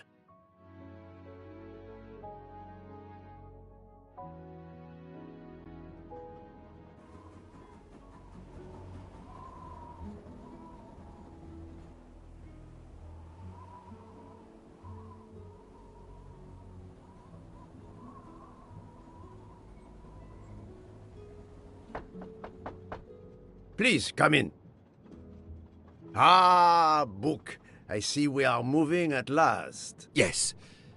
The way was finally cleared while we slept. If all goes well, we will arrive in Venice this evening. The train will be there for several hours for refueling and reprovisioning. What do we do with the 13th murderer? Do you have a lead? I thought about it. There is one clue that was left aside in my investigation. The diary I found in Ratchet's safe mentioned an appointment in Venice. Someone with the initials A.W. He will never keep the appointment. But there should be enough time. I must try to keep that appointment for him.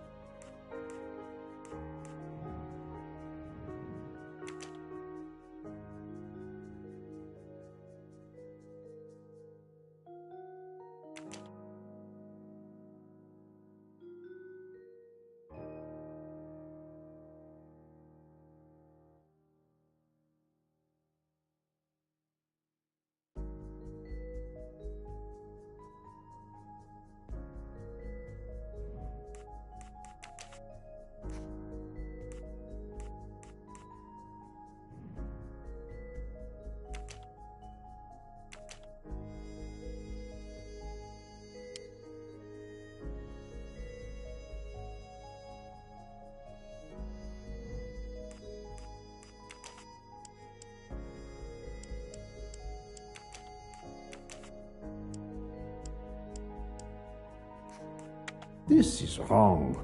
But I'm never far from the... No, no, no. This is... I do not think... I must admit I'm not right this time.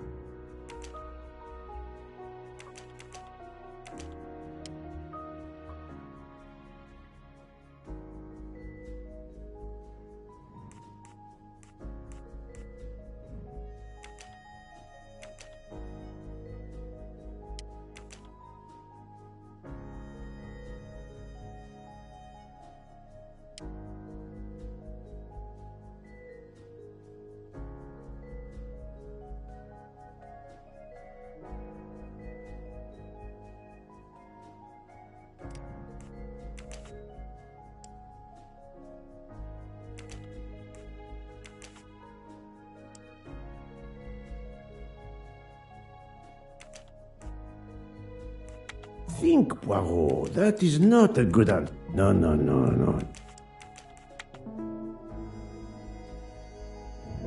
Et voilà.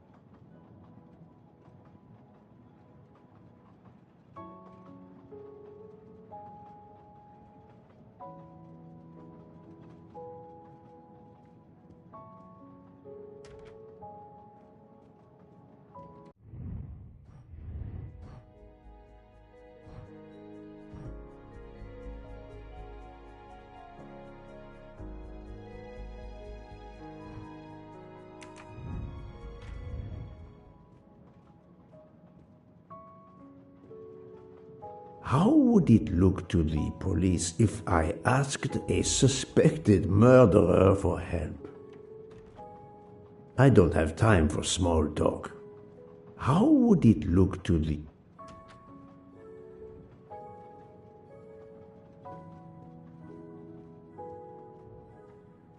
I don't have time for small talk. How would it look to... I don't have...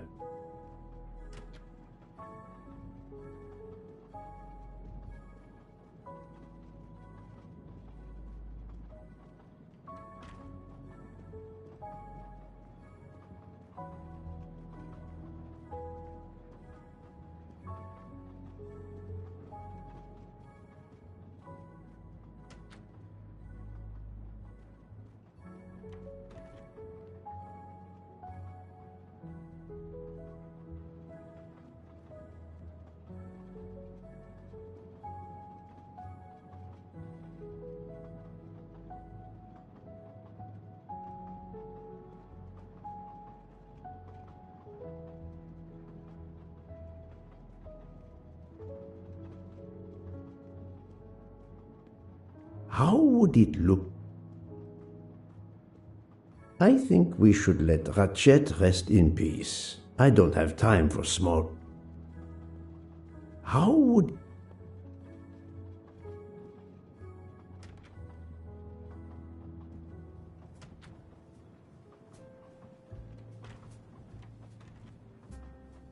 Doctor, a moment.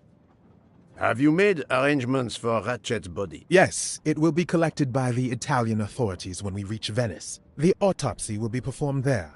However, there is something odd. Oh? Since the train is French, jurisdiction must be shared. When I told them you were already on the scene, they have both agreed to support your investigation until we reach Paris. Ratchet's compartment will be sealed until we arrive there. All of those who conspired to kill Ratchet are to be confined to the train until then as well. So, thanks to you, I am the rope in a tug-of-war between two countries. Oh, but I thought you would want to be in charge. And isn't it odd we continue on our journey with a trainload of people that police consider potential murderers? Calm yourself, Doctor. It is not the first time I find myself in the middle. And, to be honest, I welcome the chance to see this case through. It is fast becoming one of the most challenging of my career.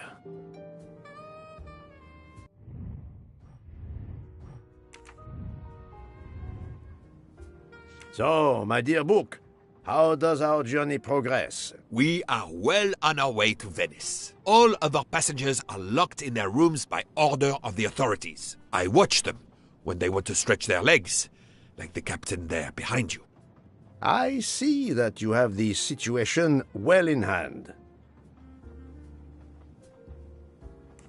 Would you be able to accompany me to Venice to follow a lead? I'm honored you asked me, my friend. I would have loved to help you.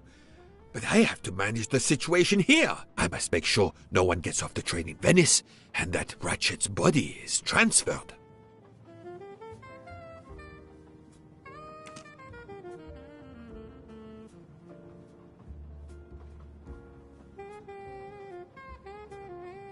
I'm not going to ask a murderer to help me catch himself.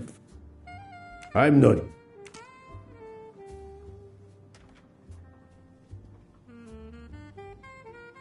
Mademoiselle Locke, you are clearly an excellent police officer. Could you accompany me to Venice for an investigation into Ratchet's activities? There is much we still need to know. Well, yes, it would be an honor to work with you. And I'm glad you trust me. What do you have in mind? There was a notation in Ratchet's appointment book. He had an appointment. With who? There were only the initials A.W. They were to meet at 10 o'clock at the Fontana dei Conigli. I want to know who Ratchet was meeting and why. But you've already discovered the 12 conspirators. Why is this meeting important? Unfortunately, the case is not complete. Dr. Constantine has discovered the presence of a 13th stab wound. One of them could have stabbed him twice. The wound was made with another, finer blade. Why would one of them have used 2 knives? Did they want to confess they killed him more than the others? And if so, why bother to deny it when they have already confessed? No, it makes no sense. And I do not close a case until all questions have been answered. You, of all people, must understand this. You're right. I do understand. I'll help you. Thank you. Together, we will uncover the truth. We will arrive in a few hours. Take the opportunity to rest. I slept well last night. No more effects of the drug. Excellent. Then be prepared when we reach Venice. We have another mystery to solve.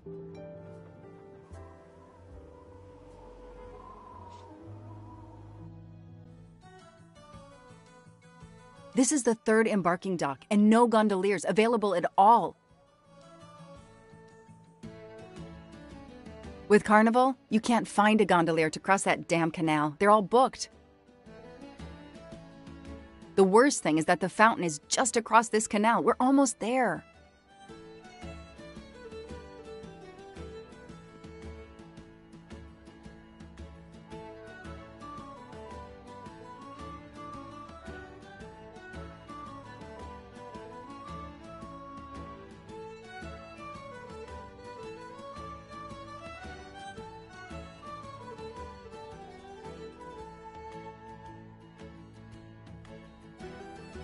I see a gondolier just over there.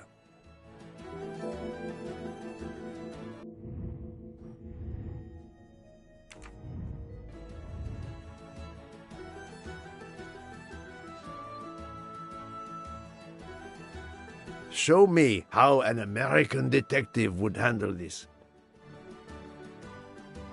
Every carnival, my friends and I mask, and every carnival, we lose one another.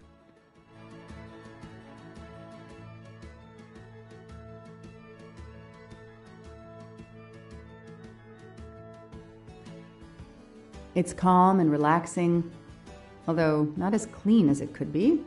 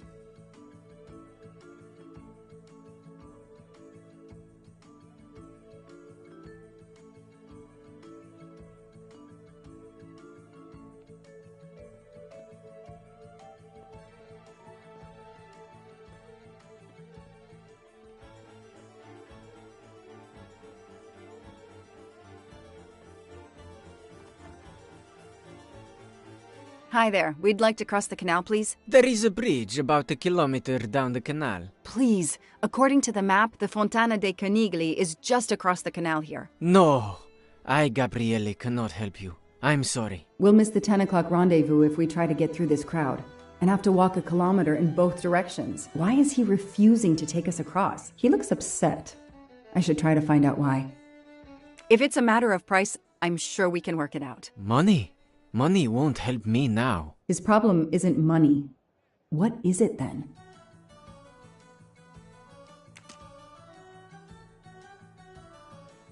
Bella Chiara, the beautiful Chiara.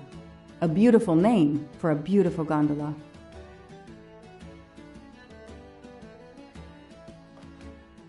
Ah, what a sham. A beautiful bouquet crushed by revelers.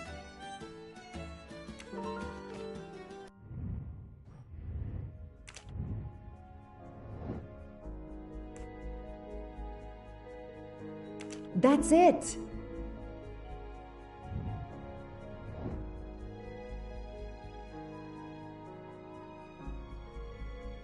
Not bad. The detective gets it right.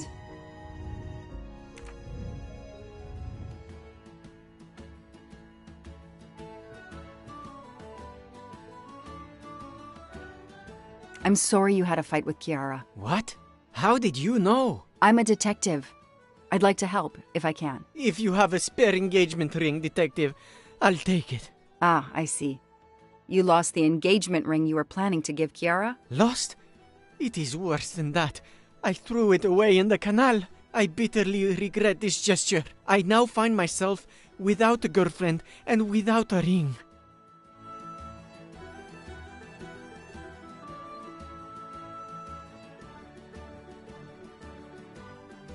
If we find the ring, maybe the gondolier will take us across. You are right. There is not much time. I will help you.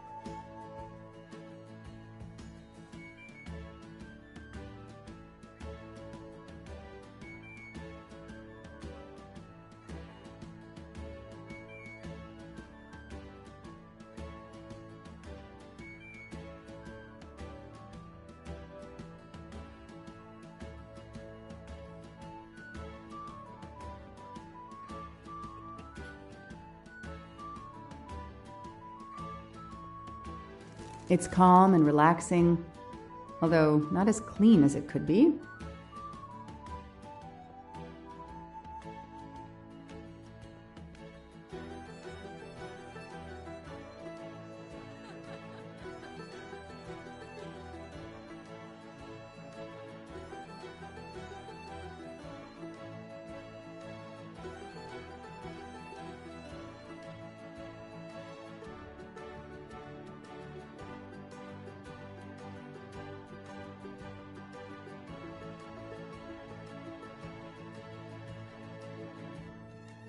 Every carnival, my friend. It's impossible to find a gondolier during carnival.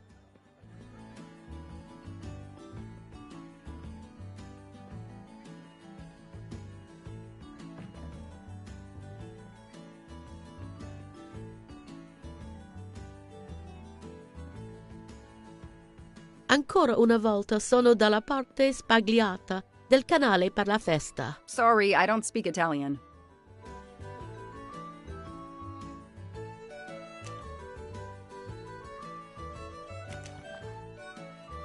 I don't need an empty soda can.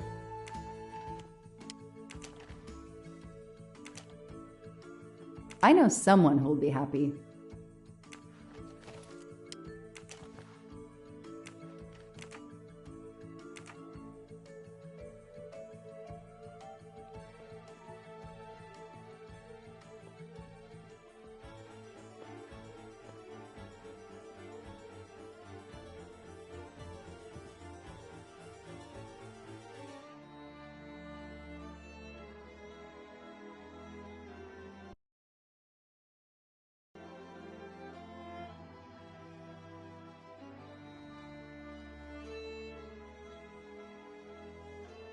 Excuse me.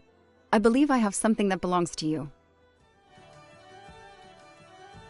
Mamma mia, grazie mille, signorina. With this, I can now win my Chiara's heart again. I know it. How to thank you? My friend and I need to get to the other side. We have a very important date at the Fontana di Conigli. Ah, yes. The rabbit fountain. Of course, I'll take you across. Then I will call Chiara. Hopefully she will forgive me. I'm sure she will. Well done, Detective Locke.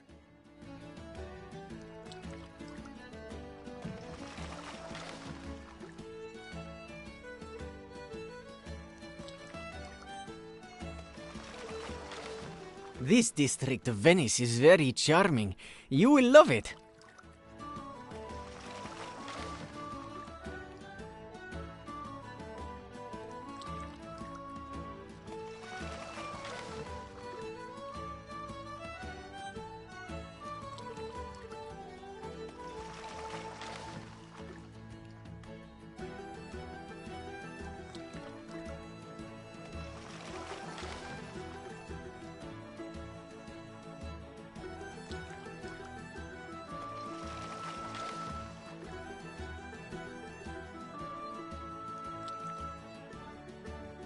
If it's not too much to ask, can you wait for us until we return? Yes, no worries. I can call Chiara from here. To find the fountain, walk along the quay on the left, then cross the bridge and you are there. You cannot miss it. Got it. Thank you. Thank you, signorina. You have made me the happiest gondolier in Venice. I fixed everything.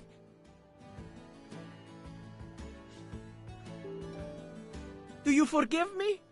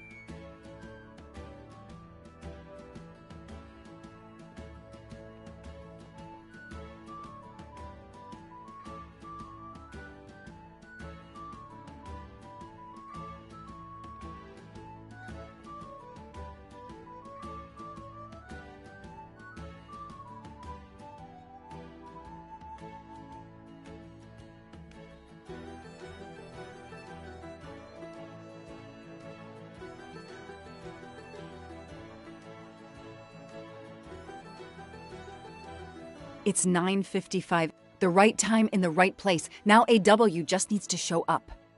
You made me run, Detective Locke. Poirot does not run. I'll wait, sitting down.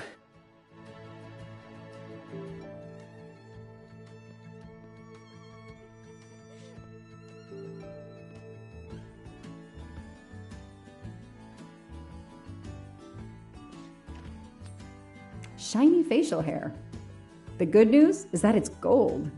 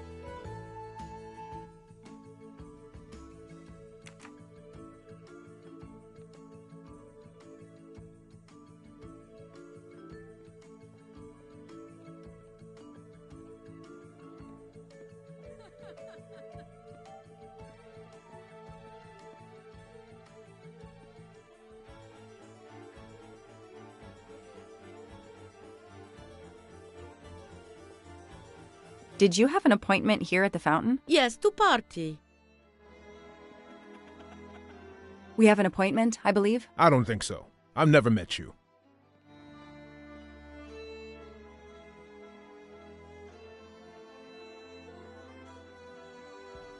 We have an appointment? I don't think so. I've never met you.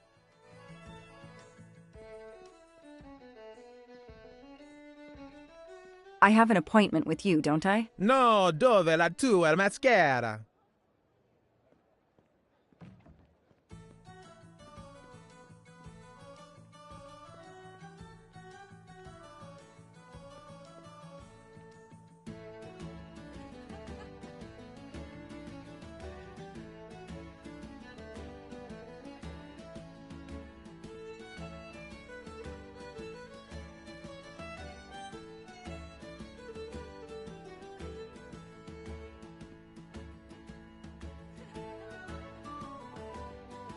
I have an appointment with you, don't I? No, dove la...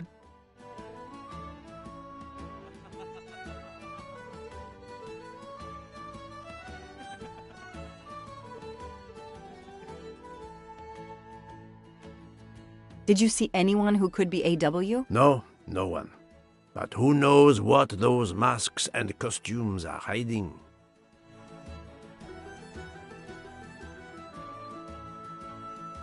I have an appointment. No,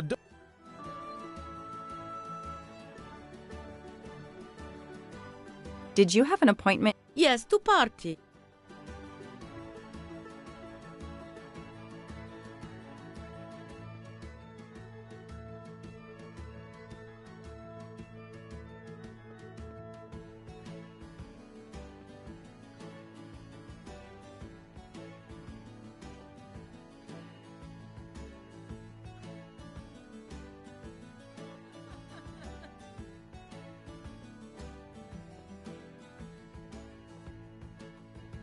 I have an appointment. No.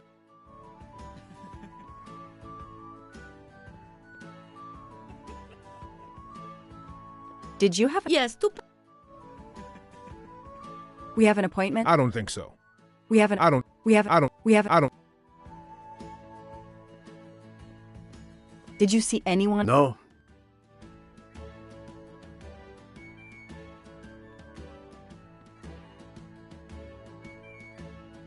We have an appointment. I don't think so. We have an. I don't think. We have an. I don't think so.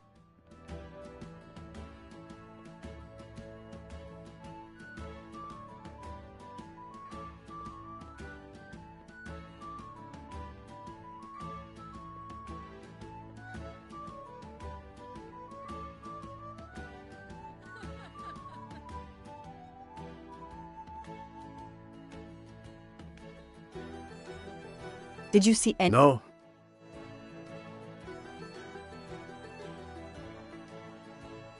Did you have? Yes, to party.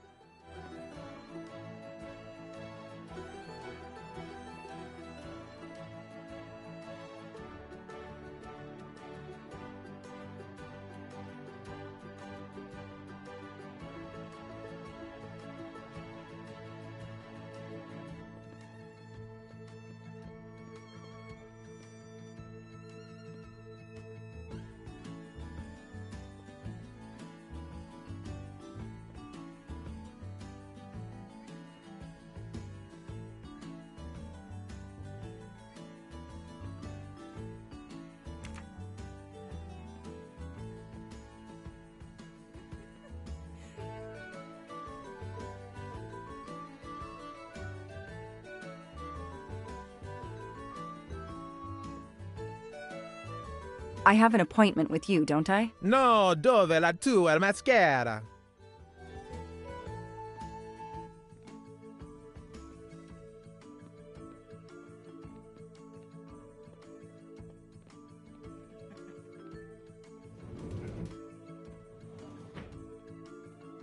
If there's no one to help me, they won't mind if I help myself.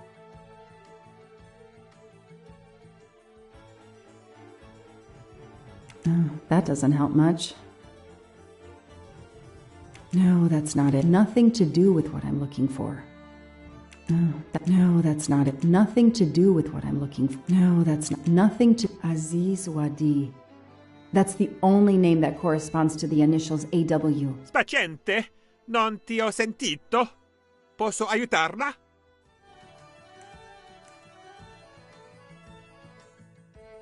I'm sorry, I don't speak Italian. Do you speak English? Of course, signorina. How may I bother you? How? What? Oh, I have an appointment with one of your guests. What is the name?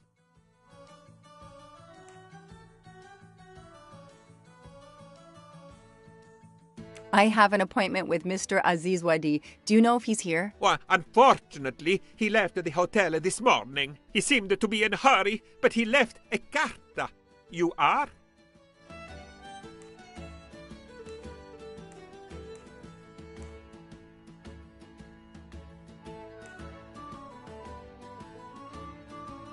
I'm Mrs. Ratchet. Mr. Wadi asked me to give the message to the signore, but I suppose this is okay.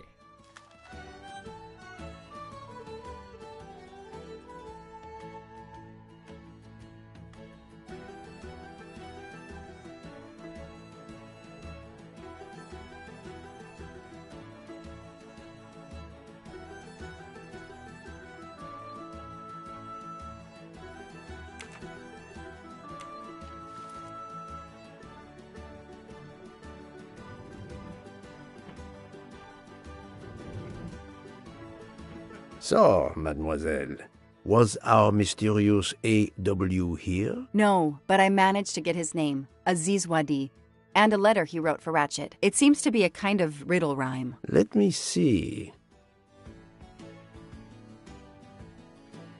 Well, Ratchet and Mr. Wadi must love this book to refer to it so much. Yes, I think we have to search and find the tracks that this person left for Ratchet to find him. I think so. Lead the way, Mademoiselle Locke.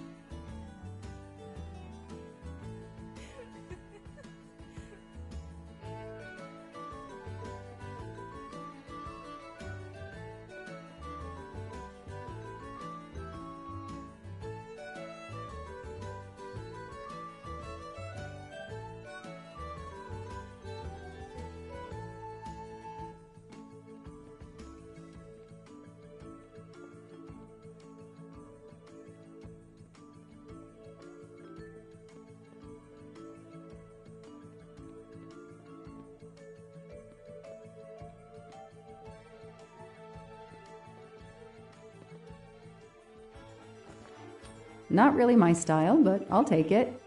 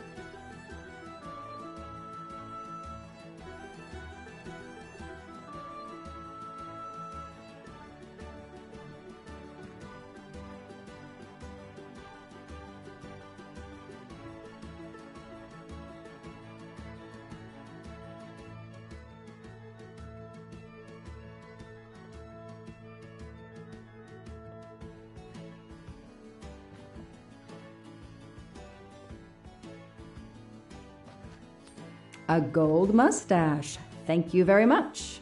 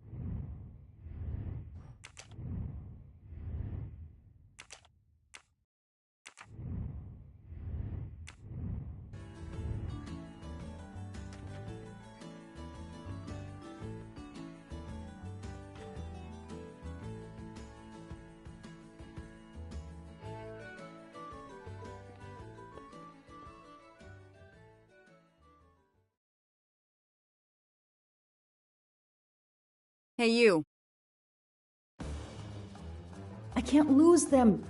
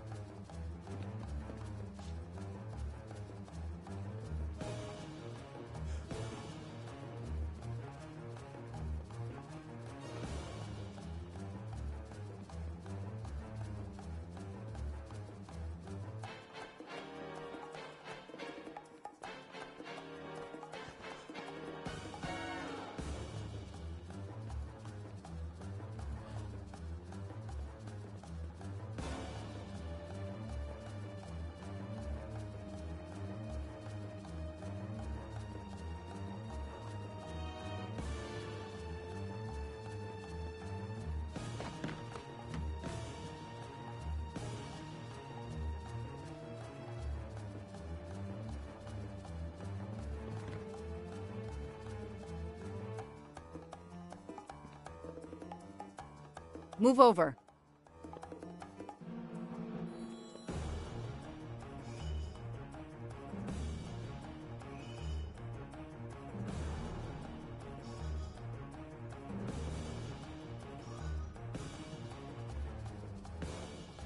Too many! Too many masks! The murderer could be standing there watching me and laughing.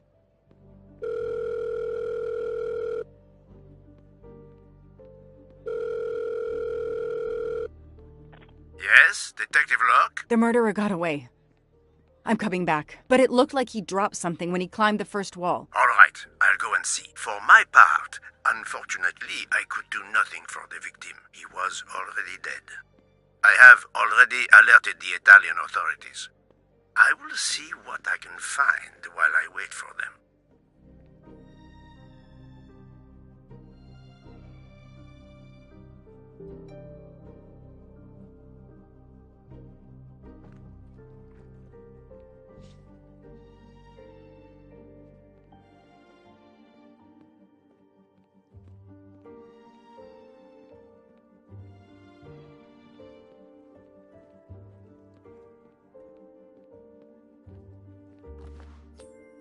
You can never have too many of these.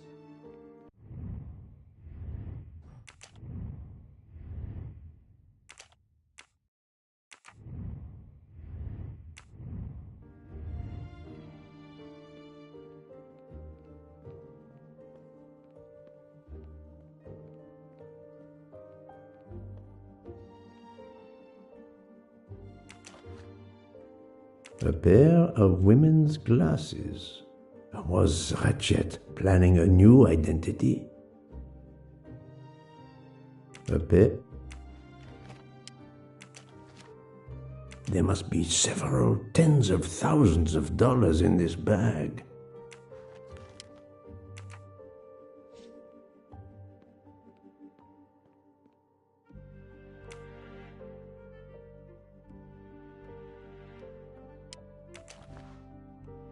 A bunch of keys. If, as seems likely, Mr. Wadi is a resident of Geneva, then one of these may belong to his home there.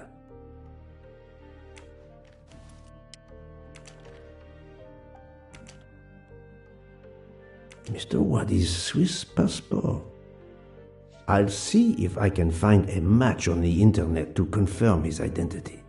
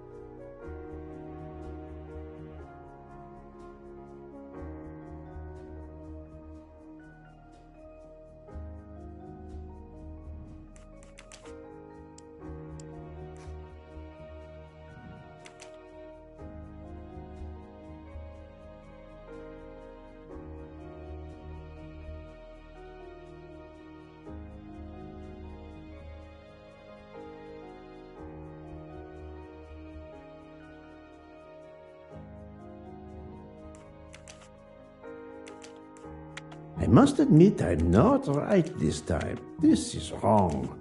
But I'm... That was easy. The victim was stabbed. Apparently the method of choice in this case.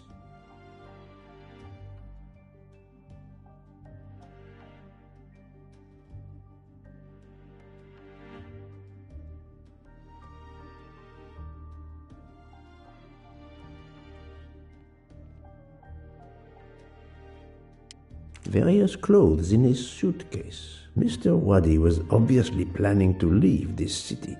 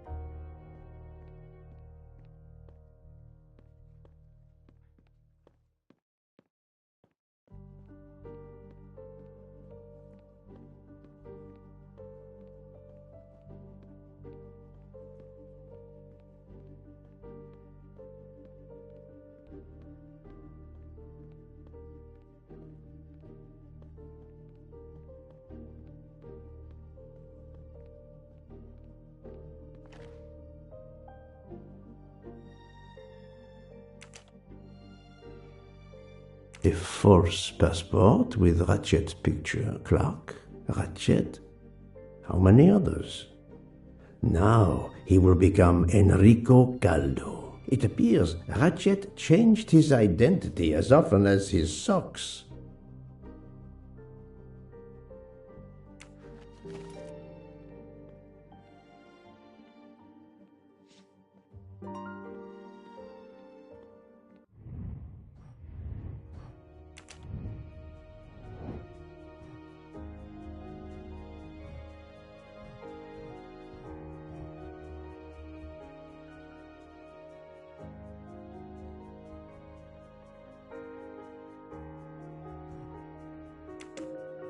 Very well, I choose to go this way. I'm sorry I couldn't catch the suspect, Mr. Poirot. There is no need to apologize, mademoiselle. Your efforts were marvelous. I found some information about Mr. Wadi. Did you access the FBI database? Don't worry, my little gray cells were enough. However, the database may confirm the origin of these banknotes. No need. I included them when I continued my investigation. Excellent.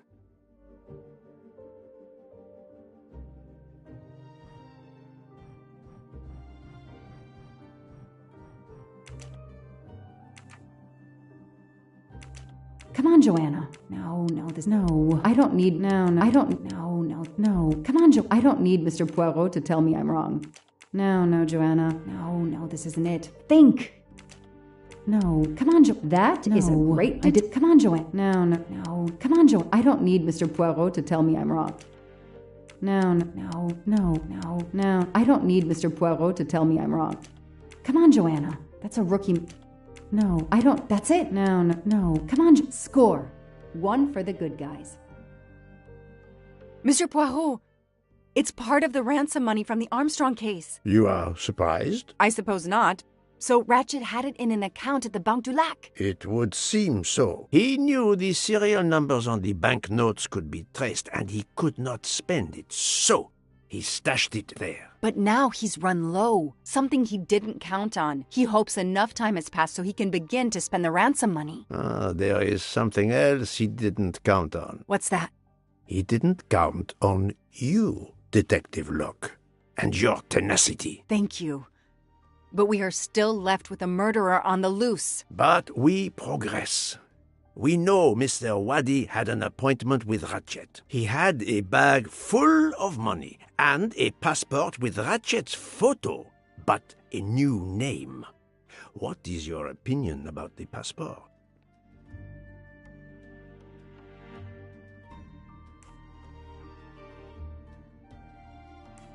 I discovered that he was arrested in Armenia for trafficking in stolen art and was supposed to be arraigned in January. Once again, he changed his identity and vanished. You are correct, mademoiselle. He also told me that he was threatened, and that threatening letter we found in his room was real. He had to disappear once again.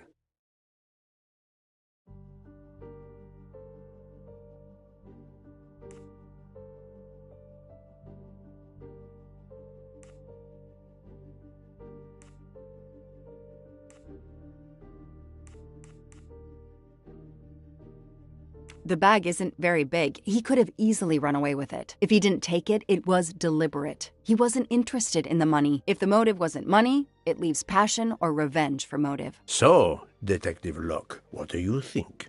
Passion or revenge? Revenge seems like an obvious motive to me. The murderer carefully followed Wadi from the fountain to the new meeting place despite Wadi's precautions. That is cold and careful. Excellent. We cannot yet know for certain, but that is a sound psychological analysis. We have an idea of the motive. It is the same motive as that of our 12 would-be murderers on the train. But we still must know who was under that mask.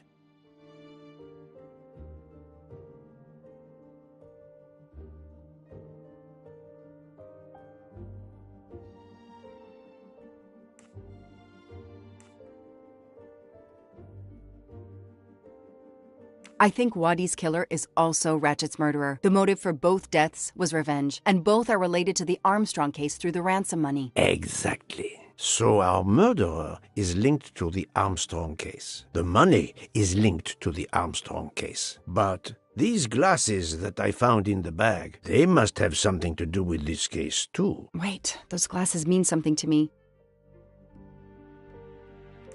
Wait, I know. I've seen these. They belong to Suzanne Moreau, little Daisy's nurse. I remember seeing them in her bedroom, but they were gone the day she died. I remember the press saying that the nurse had committed suicide. I've always believed otherwise, and the glasses are proof that she was killed by Ratchet or his accomplice. He took those glasses. I always had a gut feeling, but now, Mr. Poirot, now I have proof Suzanne was innocent. Yes, you do. But the question I ask myself is this. Why did Ratchet keep these glasses?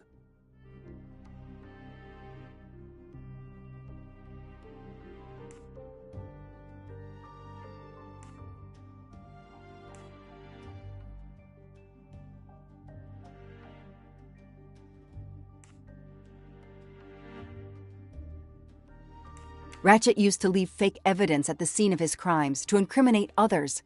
He did the same thing to frame Suzanne. Possibly. But keeping an object belonging to his victim as a souvenir of the murder, that is the behavior of a fetishist. Now that you mention it, in my investigation at the time, I had already found Daisy's hair clip in Ratchet's cabin, and now we find Suzanne's glasses in a bag for Ratchet. 2 objects from 2 victims of Ratchet. He is a trophy hunter. Okay, we managed to clear up some of the gray areas. What now? The bag only contained a fraction of the $1 million ransom of the Armstrong case. The rest must still be in a secure place. I will make a wager with you that it is the Banque du Lac in Geneva where Mr. Wadi worked. Wadi was also the keeper of Ratchet's secrets. They were killed by the same murderer. Agreed. Well, there is nothing more we can do here except wait for the police. Prepare yourself for a long evening with the police. We have a lot of explaining to do. And after that? A visit to Geneva, perhaps?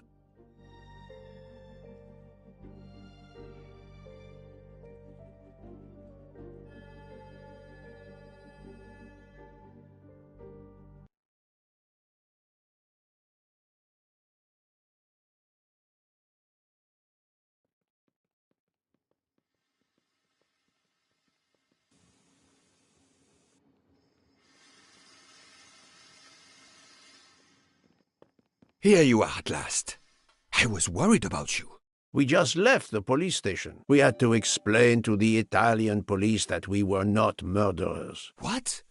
Another murder? I'll tell you when we're underway. Are all passengers and staff aboard? Yes, everyone is here. We were waiting for you. Excellent. Let's not waste any more time. We have to make a longer than usual stop in Lausanne. What? How long? Long enough to do a little banking in Geneva.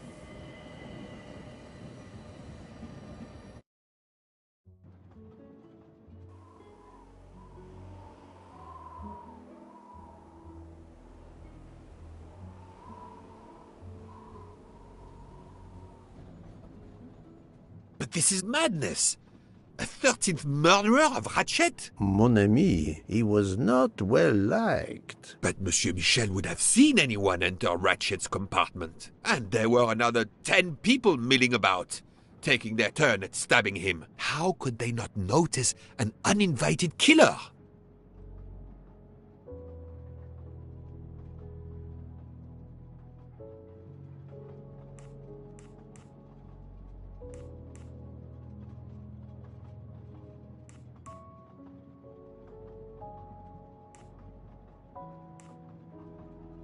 The 13th killer could have acted when Michel was smoking on the platform at Vinkovsky. But even after the train departed, Michel was absent from his post at the end of the corridor several times the night of the murder. I must know where he really was and when.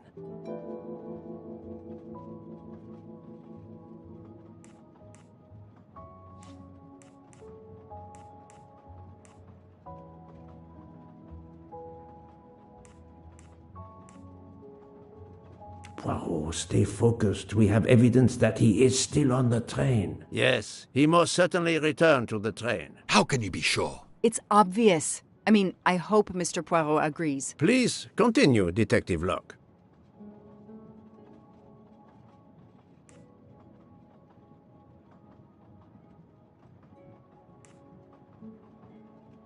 The train is French. The murder took place in Slovenia, and the victim's body is in Italy. Jurisdiction won't be sorted out before the train reaches Paris. The murderer is probably content to sit tight aboard the train until Paris, where he can disappear. It is undoubtedly a possibility, but we have no proof.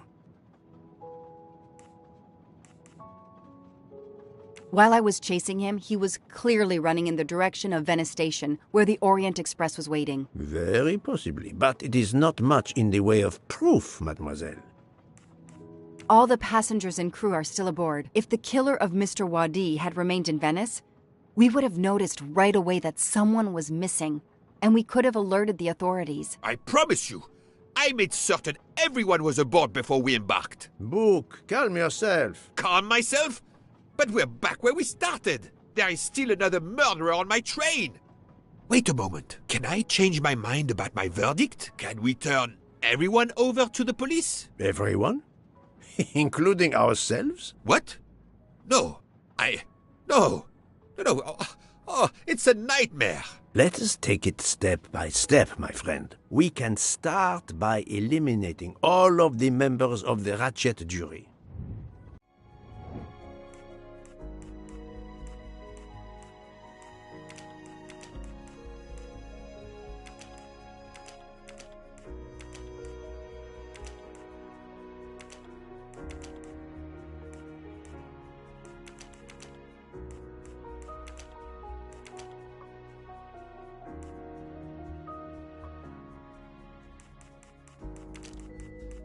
I must admit I'm not right this time.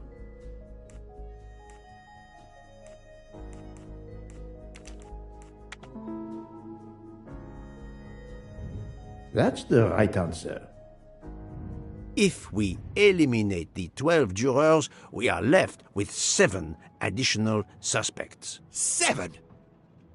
It's still too many. I agree. We must reduce our list. Excuse my impatience, Poirot. It's as if my beautiful train is cursed. Can you exonerate any of the 7?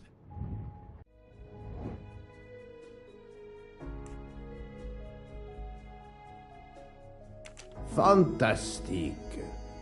Book worked hard to get me aboard the train. He is definitely not a suspect. Great. Mademoiselle Locke cannot be a suspect. She pursued Mr. Wadi's murderer.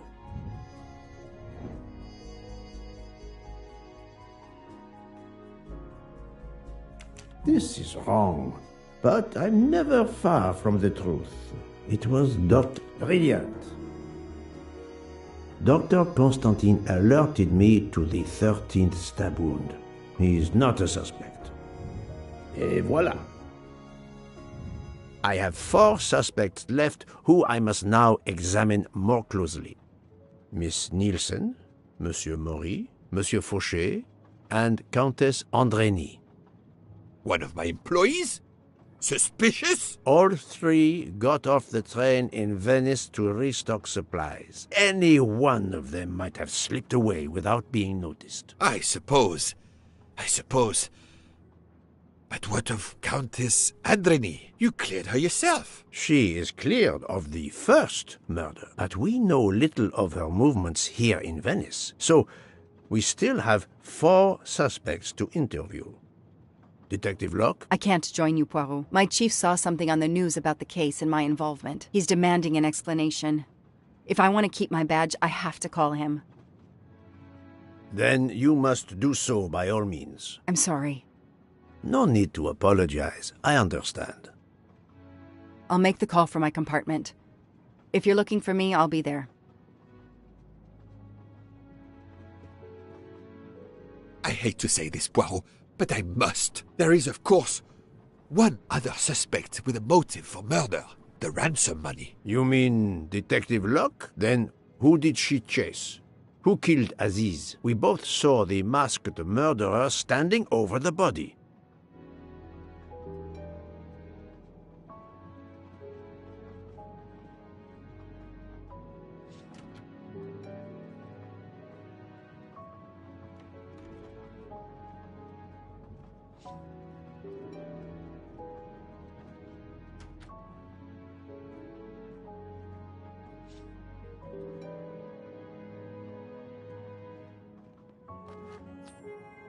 Come to Poirot, my exquisitely sculpted friend.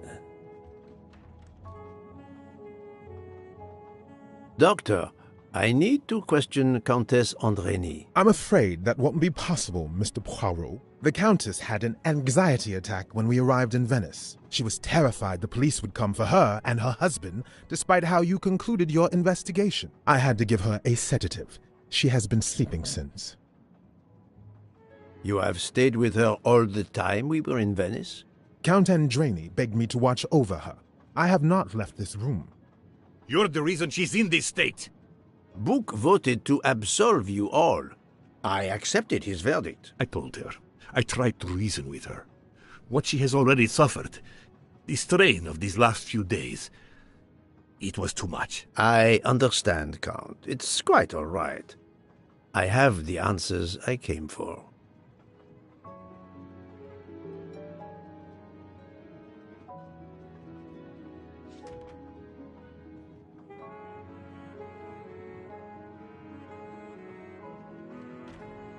Ah, Michel, I have a few more questions to ask you, if you will allow me. Anything, Monsieur Poirot. We are in your debt. Please tell me your movements when we were stopped at Venice Station. Once the compartments were cleaned and the linen refreshed, I stayed in my quarters. Did you notice anything special? Comings and goings? Monsieur Bouc had asked everyone to stay in their compartments. I would occasionally walk the train to ensure everyone was comfortable. Oh, I saw Monsieur Maury was all alone loading his crates of provisions. A great chef like that, reduced to petty labor, I would have helped him. But Monsieur Bouc had ordered me not to leave the train for any reason. So, Monsieur Maury was forced to labor alone. Let us review the actual timeline of the night of Ratchet's murder, not the one manufactured to hide your crime. I left the train in Winkowski for a smoke. Then I resumed my post. That was the truth. The train departed on schedule. But then, of course, an avalanche of snow blocked the tracks. At 12:45, Madame Hubbard and I met in her compartment to discuss how to adapt our plan. Due to the snow and Poirot. The little play we had staged for you had to be rewritten. I left her compartment at approximately 1:15. Then the curtain went up. Calls in the night, the red kimono, all for my benefit. And all for nothing, as it turned out. Do not blame yourself, Michel. I am the theater critic no playwright wants to see in the audience.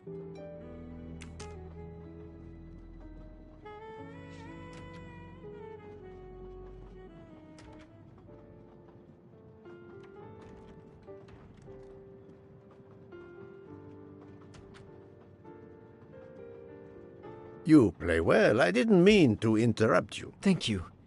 Many years of piano lessons thanks to my mother. I try to play in a few clubs in Paris when I get the chance, but as you can see, it hasn't made me rich. What can I do for you? Conversation only. Tell me about your time in Venice. I had Monsieur Bouc's permission to see my sister. She lives in Marghera, just outside of Venice. She had a baby a few weeks ago. This was my first chance to meet my new nephew. Monsieur Bouc gave you permission? Yes, you can ask him. Most assuredly, I will. What time did you leave, and when did you return? I left around 9:10 p.m. I was back by 10:45 p.m. When I got back, Hotaru was in a lot of pain.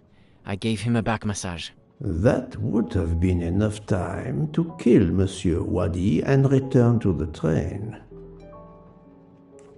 May I see your knives? Of course. They are here. If you don't mind. Help yourself. They are under the bar counter.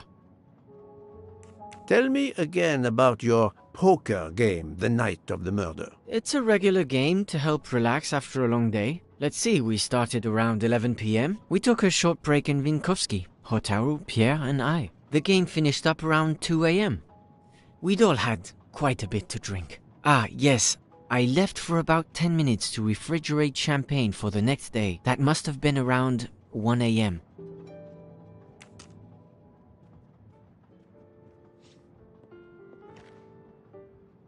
None of these come close to the wounds on either body.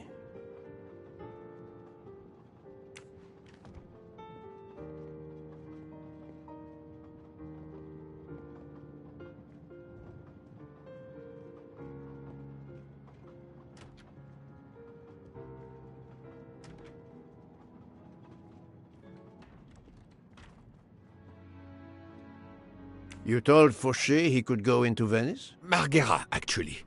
Not so far away. It was his only chance to see his sister. He's been working every train for weeks. There is never time to see the new baby. Enough, Book. Your heart does you credit, but your common sense, it... I know. But it's fine. Isn't it? He did come back. Oh, it's fine, as you say. Unless he saw the baby, then killed someone else and returned to the train. But that's monstrous. Murder is always monstrous, my friend.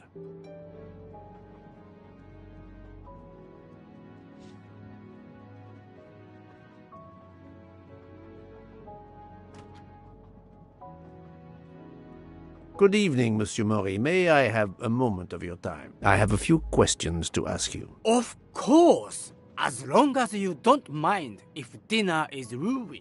I promise to be as brief as possible. What did you do while we were stopped in Venice? With Freya's help, I loaded fresh produce for the next part of our journey. Then, you may not believe this, but my job requires a lot of physical labor. My back suffers. Fortunately, Jean has become quite adept at separating my vertebrae. As you may know, I have solved the murder of Monsieur Ratchet. That is a shame. I beg your pardon? The bastard sent my steak tartare back, telling John I was to burn it. I will add it to the list of his crimes. One wound on Monsieur Ratchet's body was struck by a very sharp, thin-bladed knife. We haven't found it yet. You think one of mine was used? I'd like to have a look, if you don't mind. In that drawer. An impressive set of knives, but their blades are too wide to have been used for the crime. Tell me about your poker game the night of the murder. We started around 11 p.m. When John finished his shift, we played until around 2 a.m.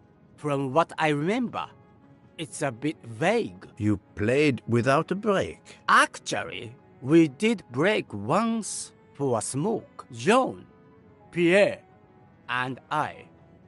When we stopped in Vinkovsky. When was that? Around midnight?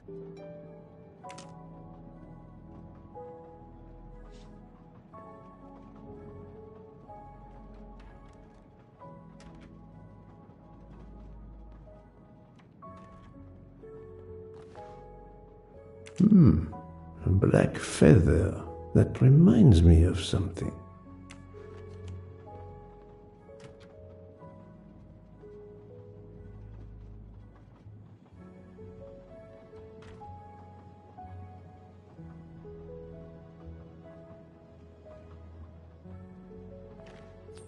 Another delightful trophy for my collection. Good evening, Mademoiselle Nielsen. May I talk to you for a moment? Of course, Mr. Poirot. I'm not going to bed right away. Can you tell me your movements while we were stopped in Venice? That'll be easy. I didn't move much at all. Let's see. I helped Hotaru load all of the food crates aboard the train. Hotaru had everything he needed, but I realized they forgot half of my order. I spent over an hour on the phone with the supplier without success. I had to change the dessert menu for tomorrow.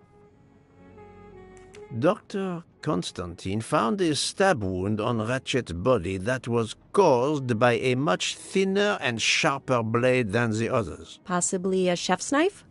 My thought, precisely. And you'd like to see my knives? If you wouldn't mind. I would gladly show you if I had any, but I don't. I use the regular kitchen knives. You may search if you don't believe me. I see. All the knives the staff use are in the kitchen or in the lounge, except... Except? Hotaru prefers to use his own. Monsieur Mori doesn't use the kitchen knives? Not usually. I know he keeps a set of traditional Japanese knives in a box in his room. He doesn't let anyone else use them. Although now that I think of it, he has been using the kitchen knives lately. Can you tell me exactly about your poker game the night of the murder? We started around 11 p.m. In Vinkovsky, we took a short break. Hotaru and Pierre went outside to smoke. Oh, and Hotaru got sick around a few minutes past 1 a.m. 1:10 a.m., maybe? He spent about 15 minutes in the bathroom, but he didn't want to quit on a losing streak. Did his luck improve? No, so we played to around 2 a.m. He lost every hand. I've talked to everyone, but some elements of the testimonies do not seem to correspond. I need to recheck a few things.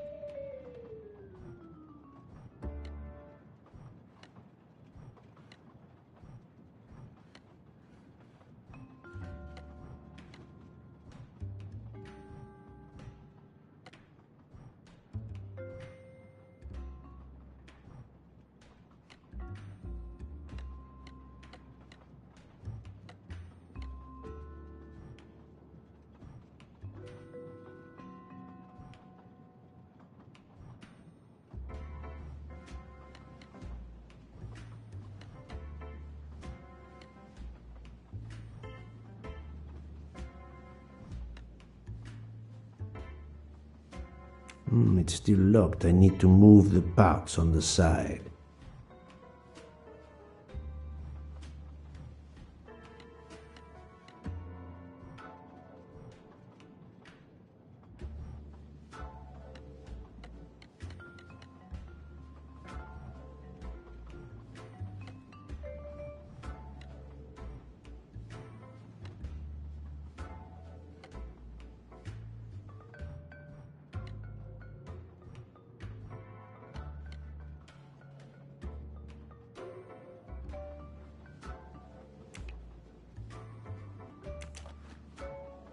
An object that looks like a broken comma. It must be part of something else.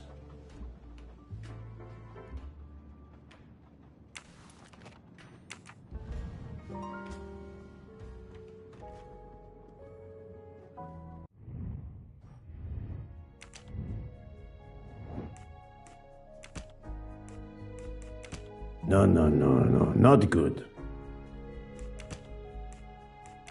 I do not think that's the right answer.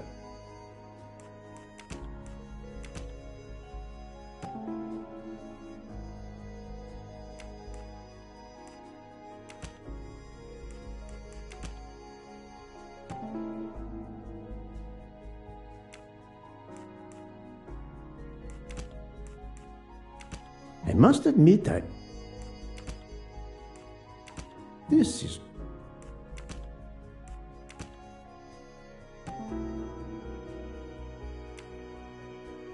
Any of the three staff members had the opportunity to kill Ratchet when Monsieur Michel wasn't watching the hallway.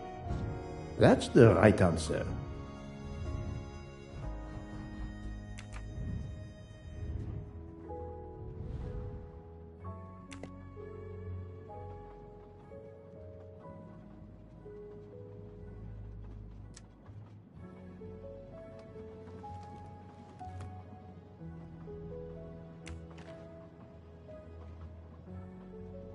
Sushi knives, razor sharp.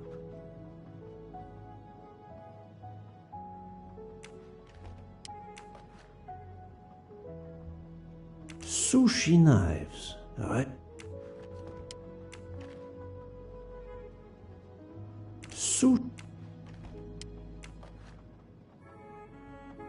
Colteria Venezia.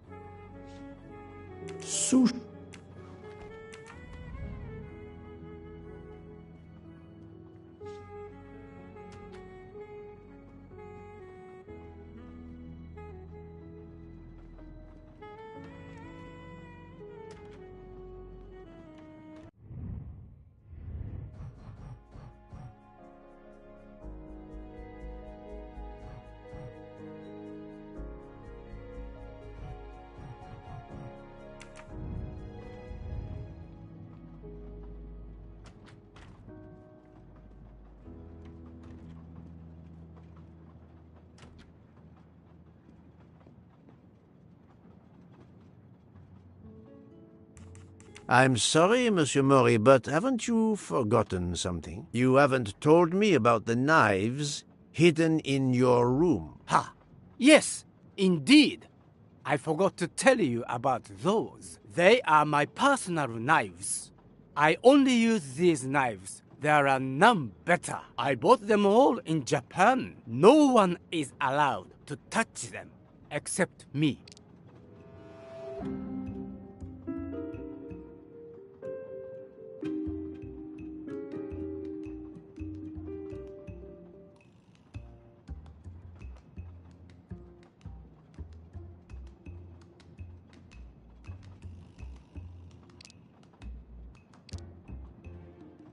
I'm afraid you are better at sushi than lying. What? What do you mean?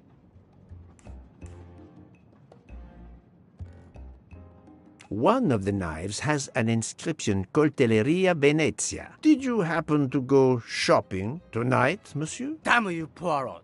Very well. One of my sushi knives has been missing. Since the night of the murder, I thought you were going to believe I killed Ratchet. He routinely sent back my dishes to be ruined. Why does God give rich people the money to afford the best cuisine, but not the palate to appreciate it? I panicked. I know a very good store in Venice. I went to buy a knife to replace the one that had gone missing, so I wouldn't be accused. I assure you that I had nothing to do with any murders. I would have an easier time believing you, monsieur, if you put that knife down. Oh, yes, of course. Sorry. What time did you leave on your little shopping trip? I left around 9:30 p.m. I was back a little after 11:15 p.m. Time enough to stab Monsieur Waddy and return. Very well, Monsieur Maury. That's all for now. If I have another question... I'll be right here, cooking.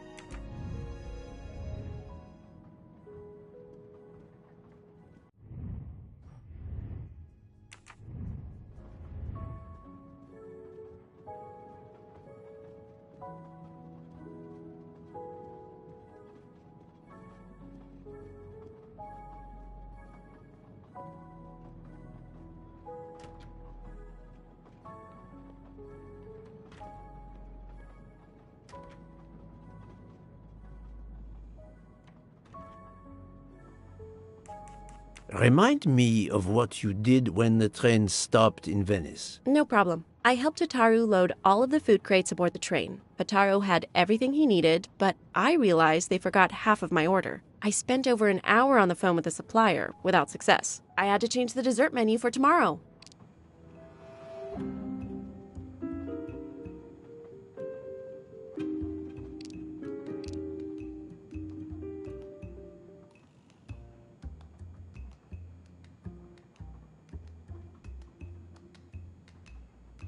Mademoiselle, I believe you're hiding the truth from me. What makes you say that?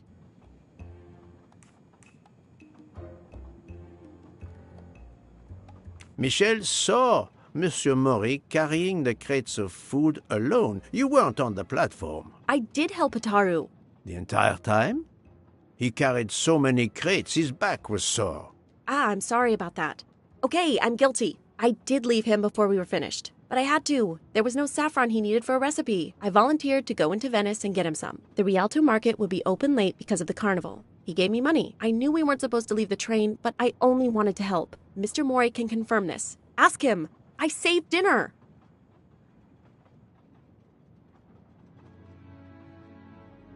On behalf of my palate, I thank you. How long were you gone? I left at 9:10 p.m. and was back with the saffron around 11. That's when I called my supplier for the items I was missing. Miss Nielsen had almost 2 hours to buy the saffron, find a costume, kill Monsieur Waddy, elude Detective Locke, and make it back to the train for that phone call. Yes, it's possible that was enough time. Thank you, Mademoiselle Nielsen. That is all for now. Sorry again, Mr. Poirot. I hope you enjoyed tonight's dessert.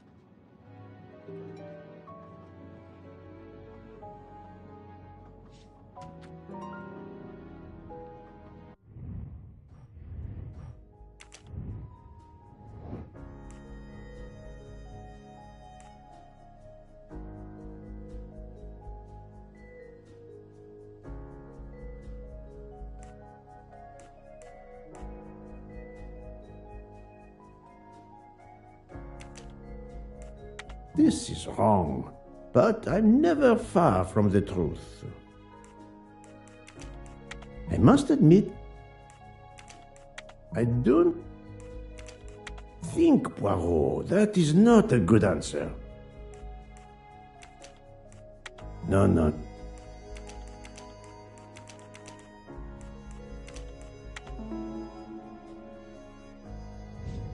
Et voilà.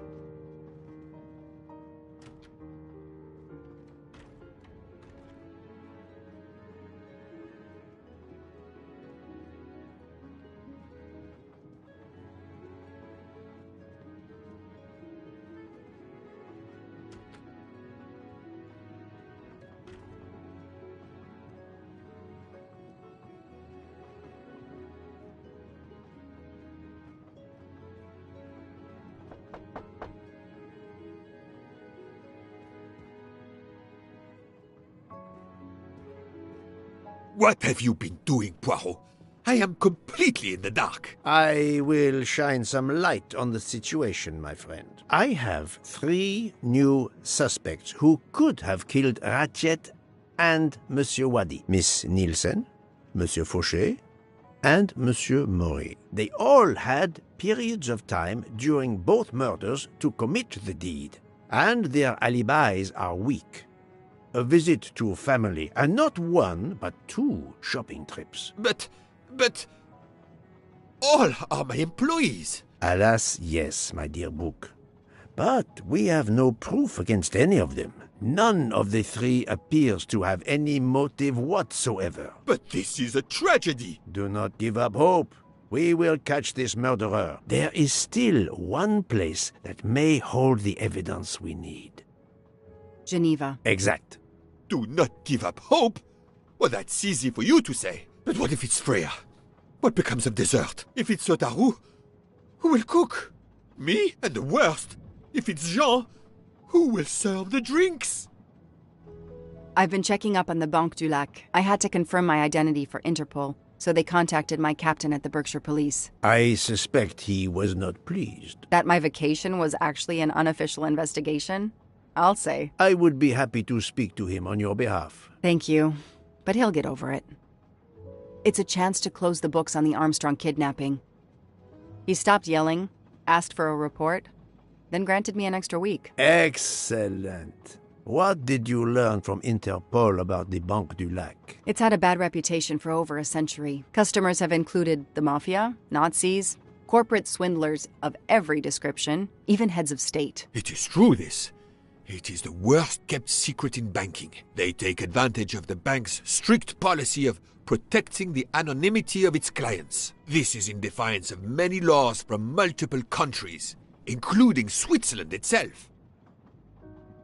Of course, I have never taken advantage of such a corrupt system. That goes without saying, my friend. There are ongoing investigations, subpoenas, court orders. The bank will eventually have to comply, or its assets may be seized. But until then, it still thrives, thanks to its wealthy and powerful clients. It sounds perfect for the late Monsieur Ratchet. Do you have any ideas? The serial numbers from some of the bills match those from the Armstrong kidnapping. We agreed in Venice that the bulk of the money must still be physically in the bank's vault. I concur, Detective Locke. Exemplary work. So, our next task is clear. We need to get into Ratchet's safety deposit box. There will be codes, passwords. And Monsieur Wadi would, of course, have known them all. The bag of money he carried is proof of that. We'll need to find information about Ratchet's box in Wadi's office at the bank. Most assuredly, but remember the secrecy involved. I doubt his office will contain all we need. Where else must we dig?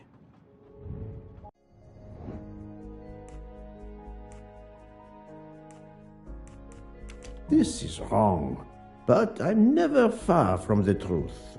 There was nothing. My little gray cells did not... Mr. Wadi couldn't keep all of his secrets at the bank. Hopefully we'll find something in his apartment. We already have his address, thanks to his passport. And his keys we retrieved from his body. The train stops in Lausanne at 8 a.m. But that's far from Geneva. I can delay the departure until 11 a.m. No later. The police are expecting us in Paris by the end of the afternoon at the latest. They won't tolerate any delay. The bank doesn't open until 9. I can see only one way that gives us a chance to be on time.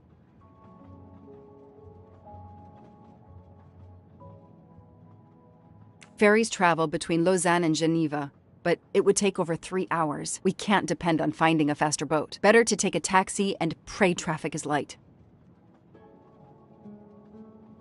The best thing is to separate. One of us searches his apartment, the other searches his office. To access the safety deposit box, we need to find the key, the box number, and the passcode. Suppose you find all this.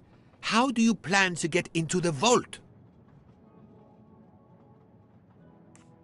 My captain suggested an international warrant to search the box, but the warrant would take days, and the bank would probably just laugh at it. We are going to use the bank's anonymity policy to our advantage. And the quickest way is for you to impersonate Ratchet. I would rather impersonate Jack the Ripper, but in the interest of justice, I will do it. We need to find the account number. Along with everything else. I will say I want access to the vault. They don't ask for papers or even names. The vault information is enough. I'm not hearing any of this.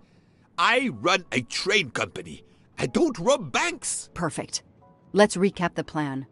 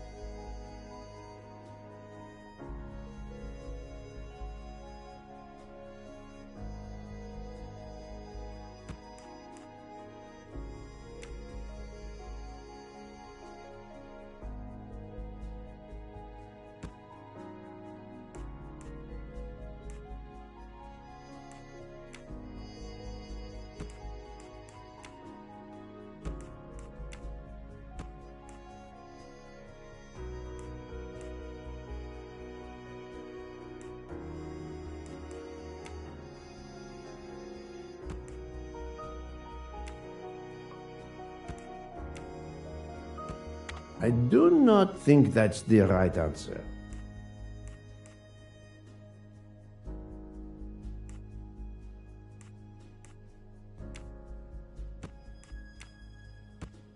No.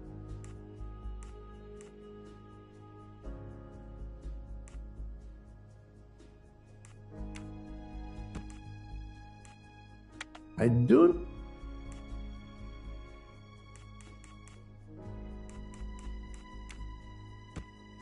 Think what? This is. I must. I do.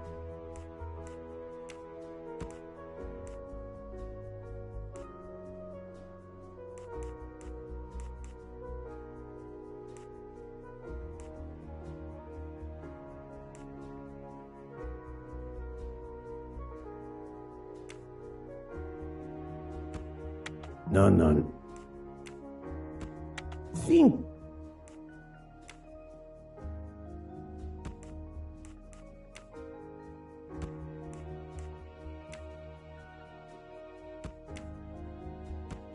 This is.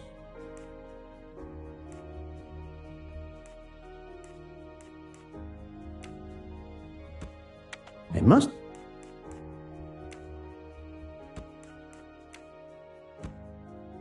Think.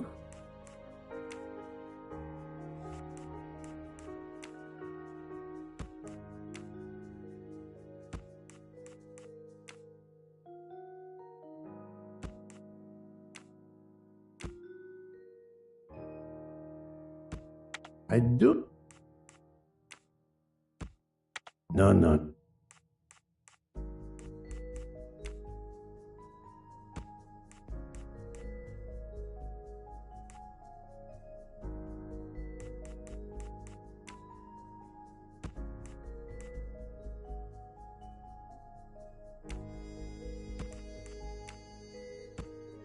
I must have... This is...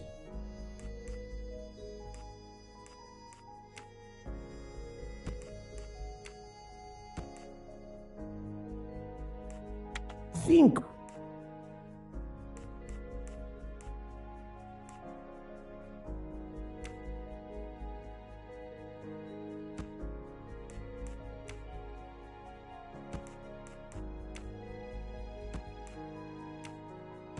No, no. I must...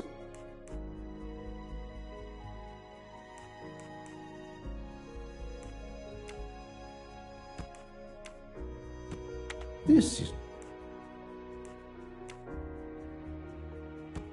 I...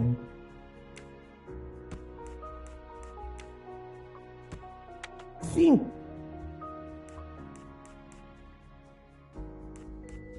I...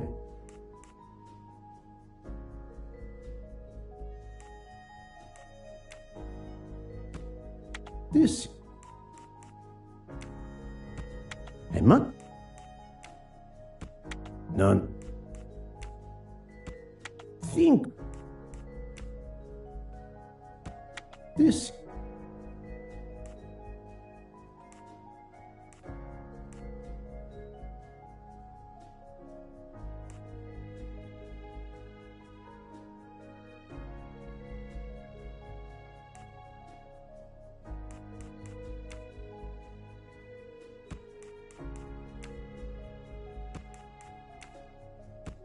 I do...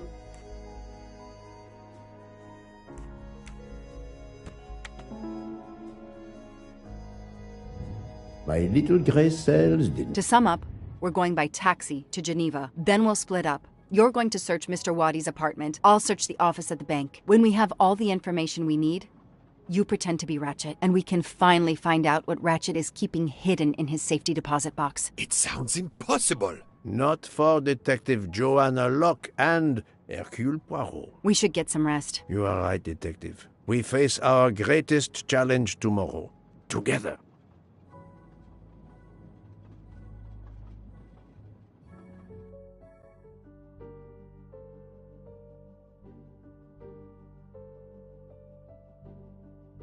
Nine o'clock.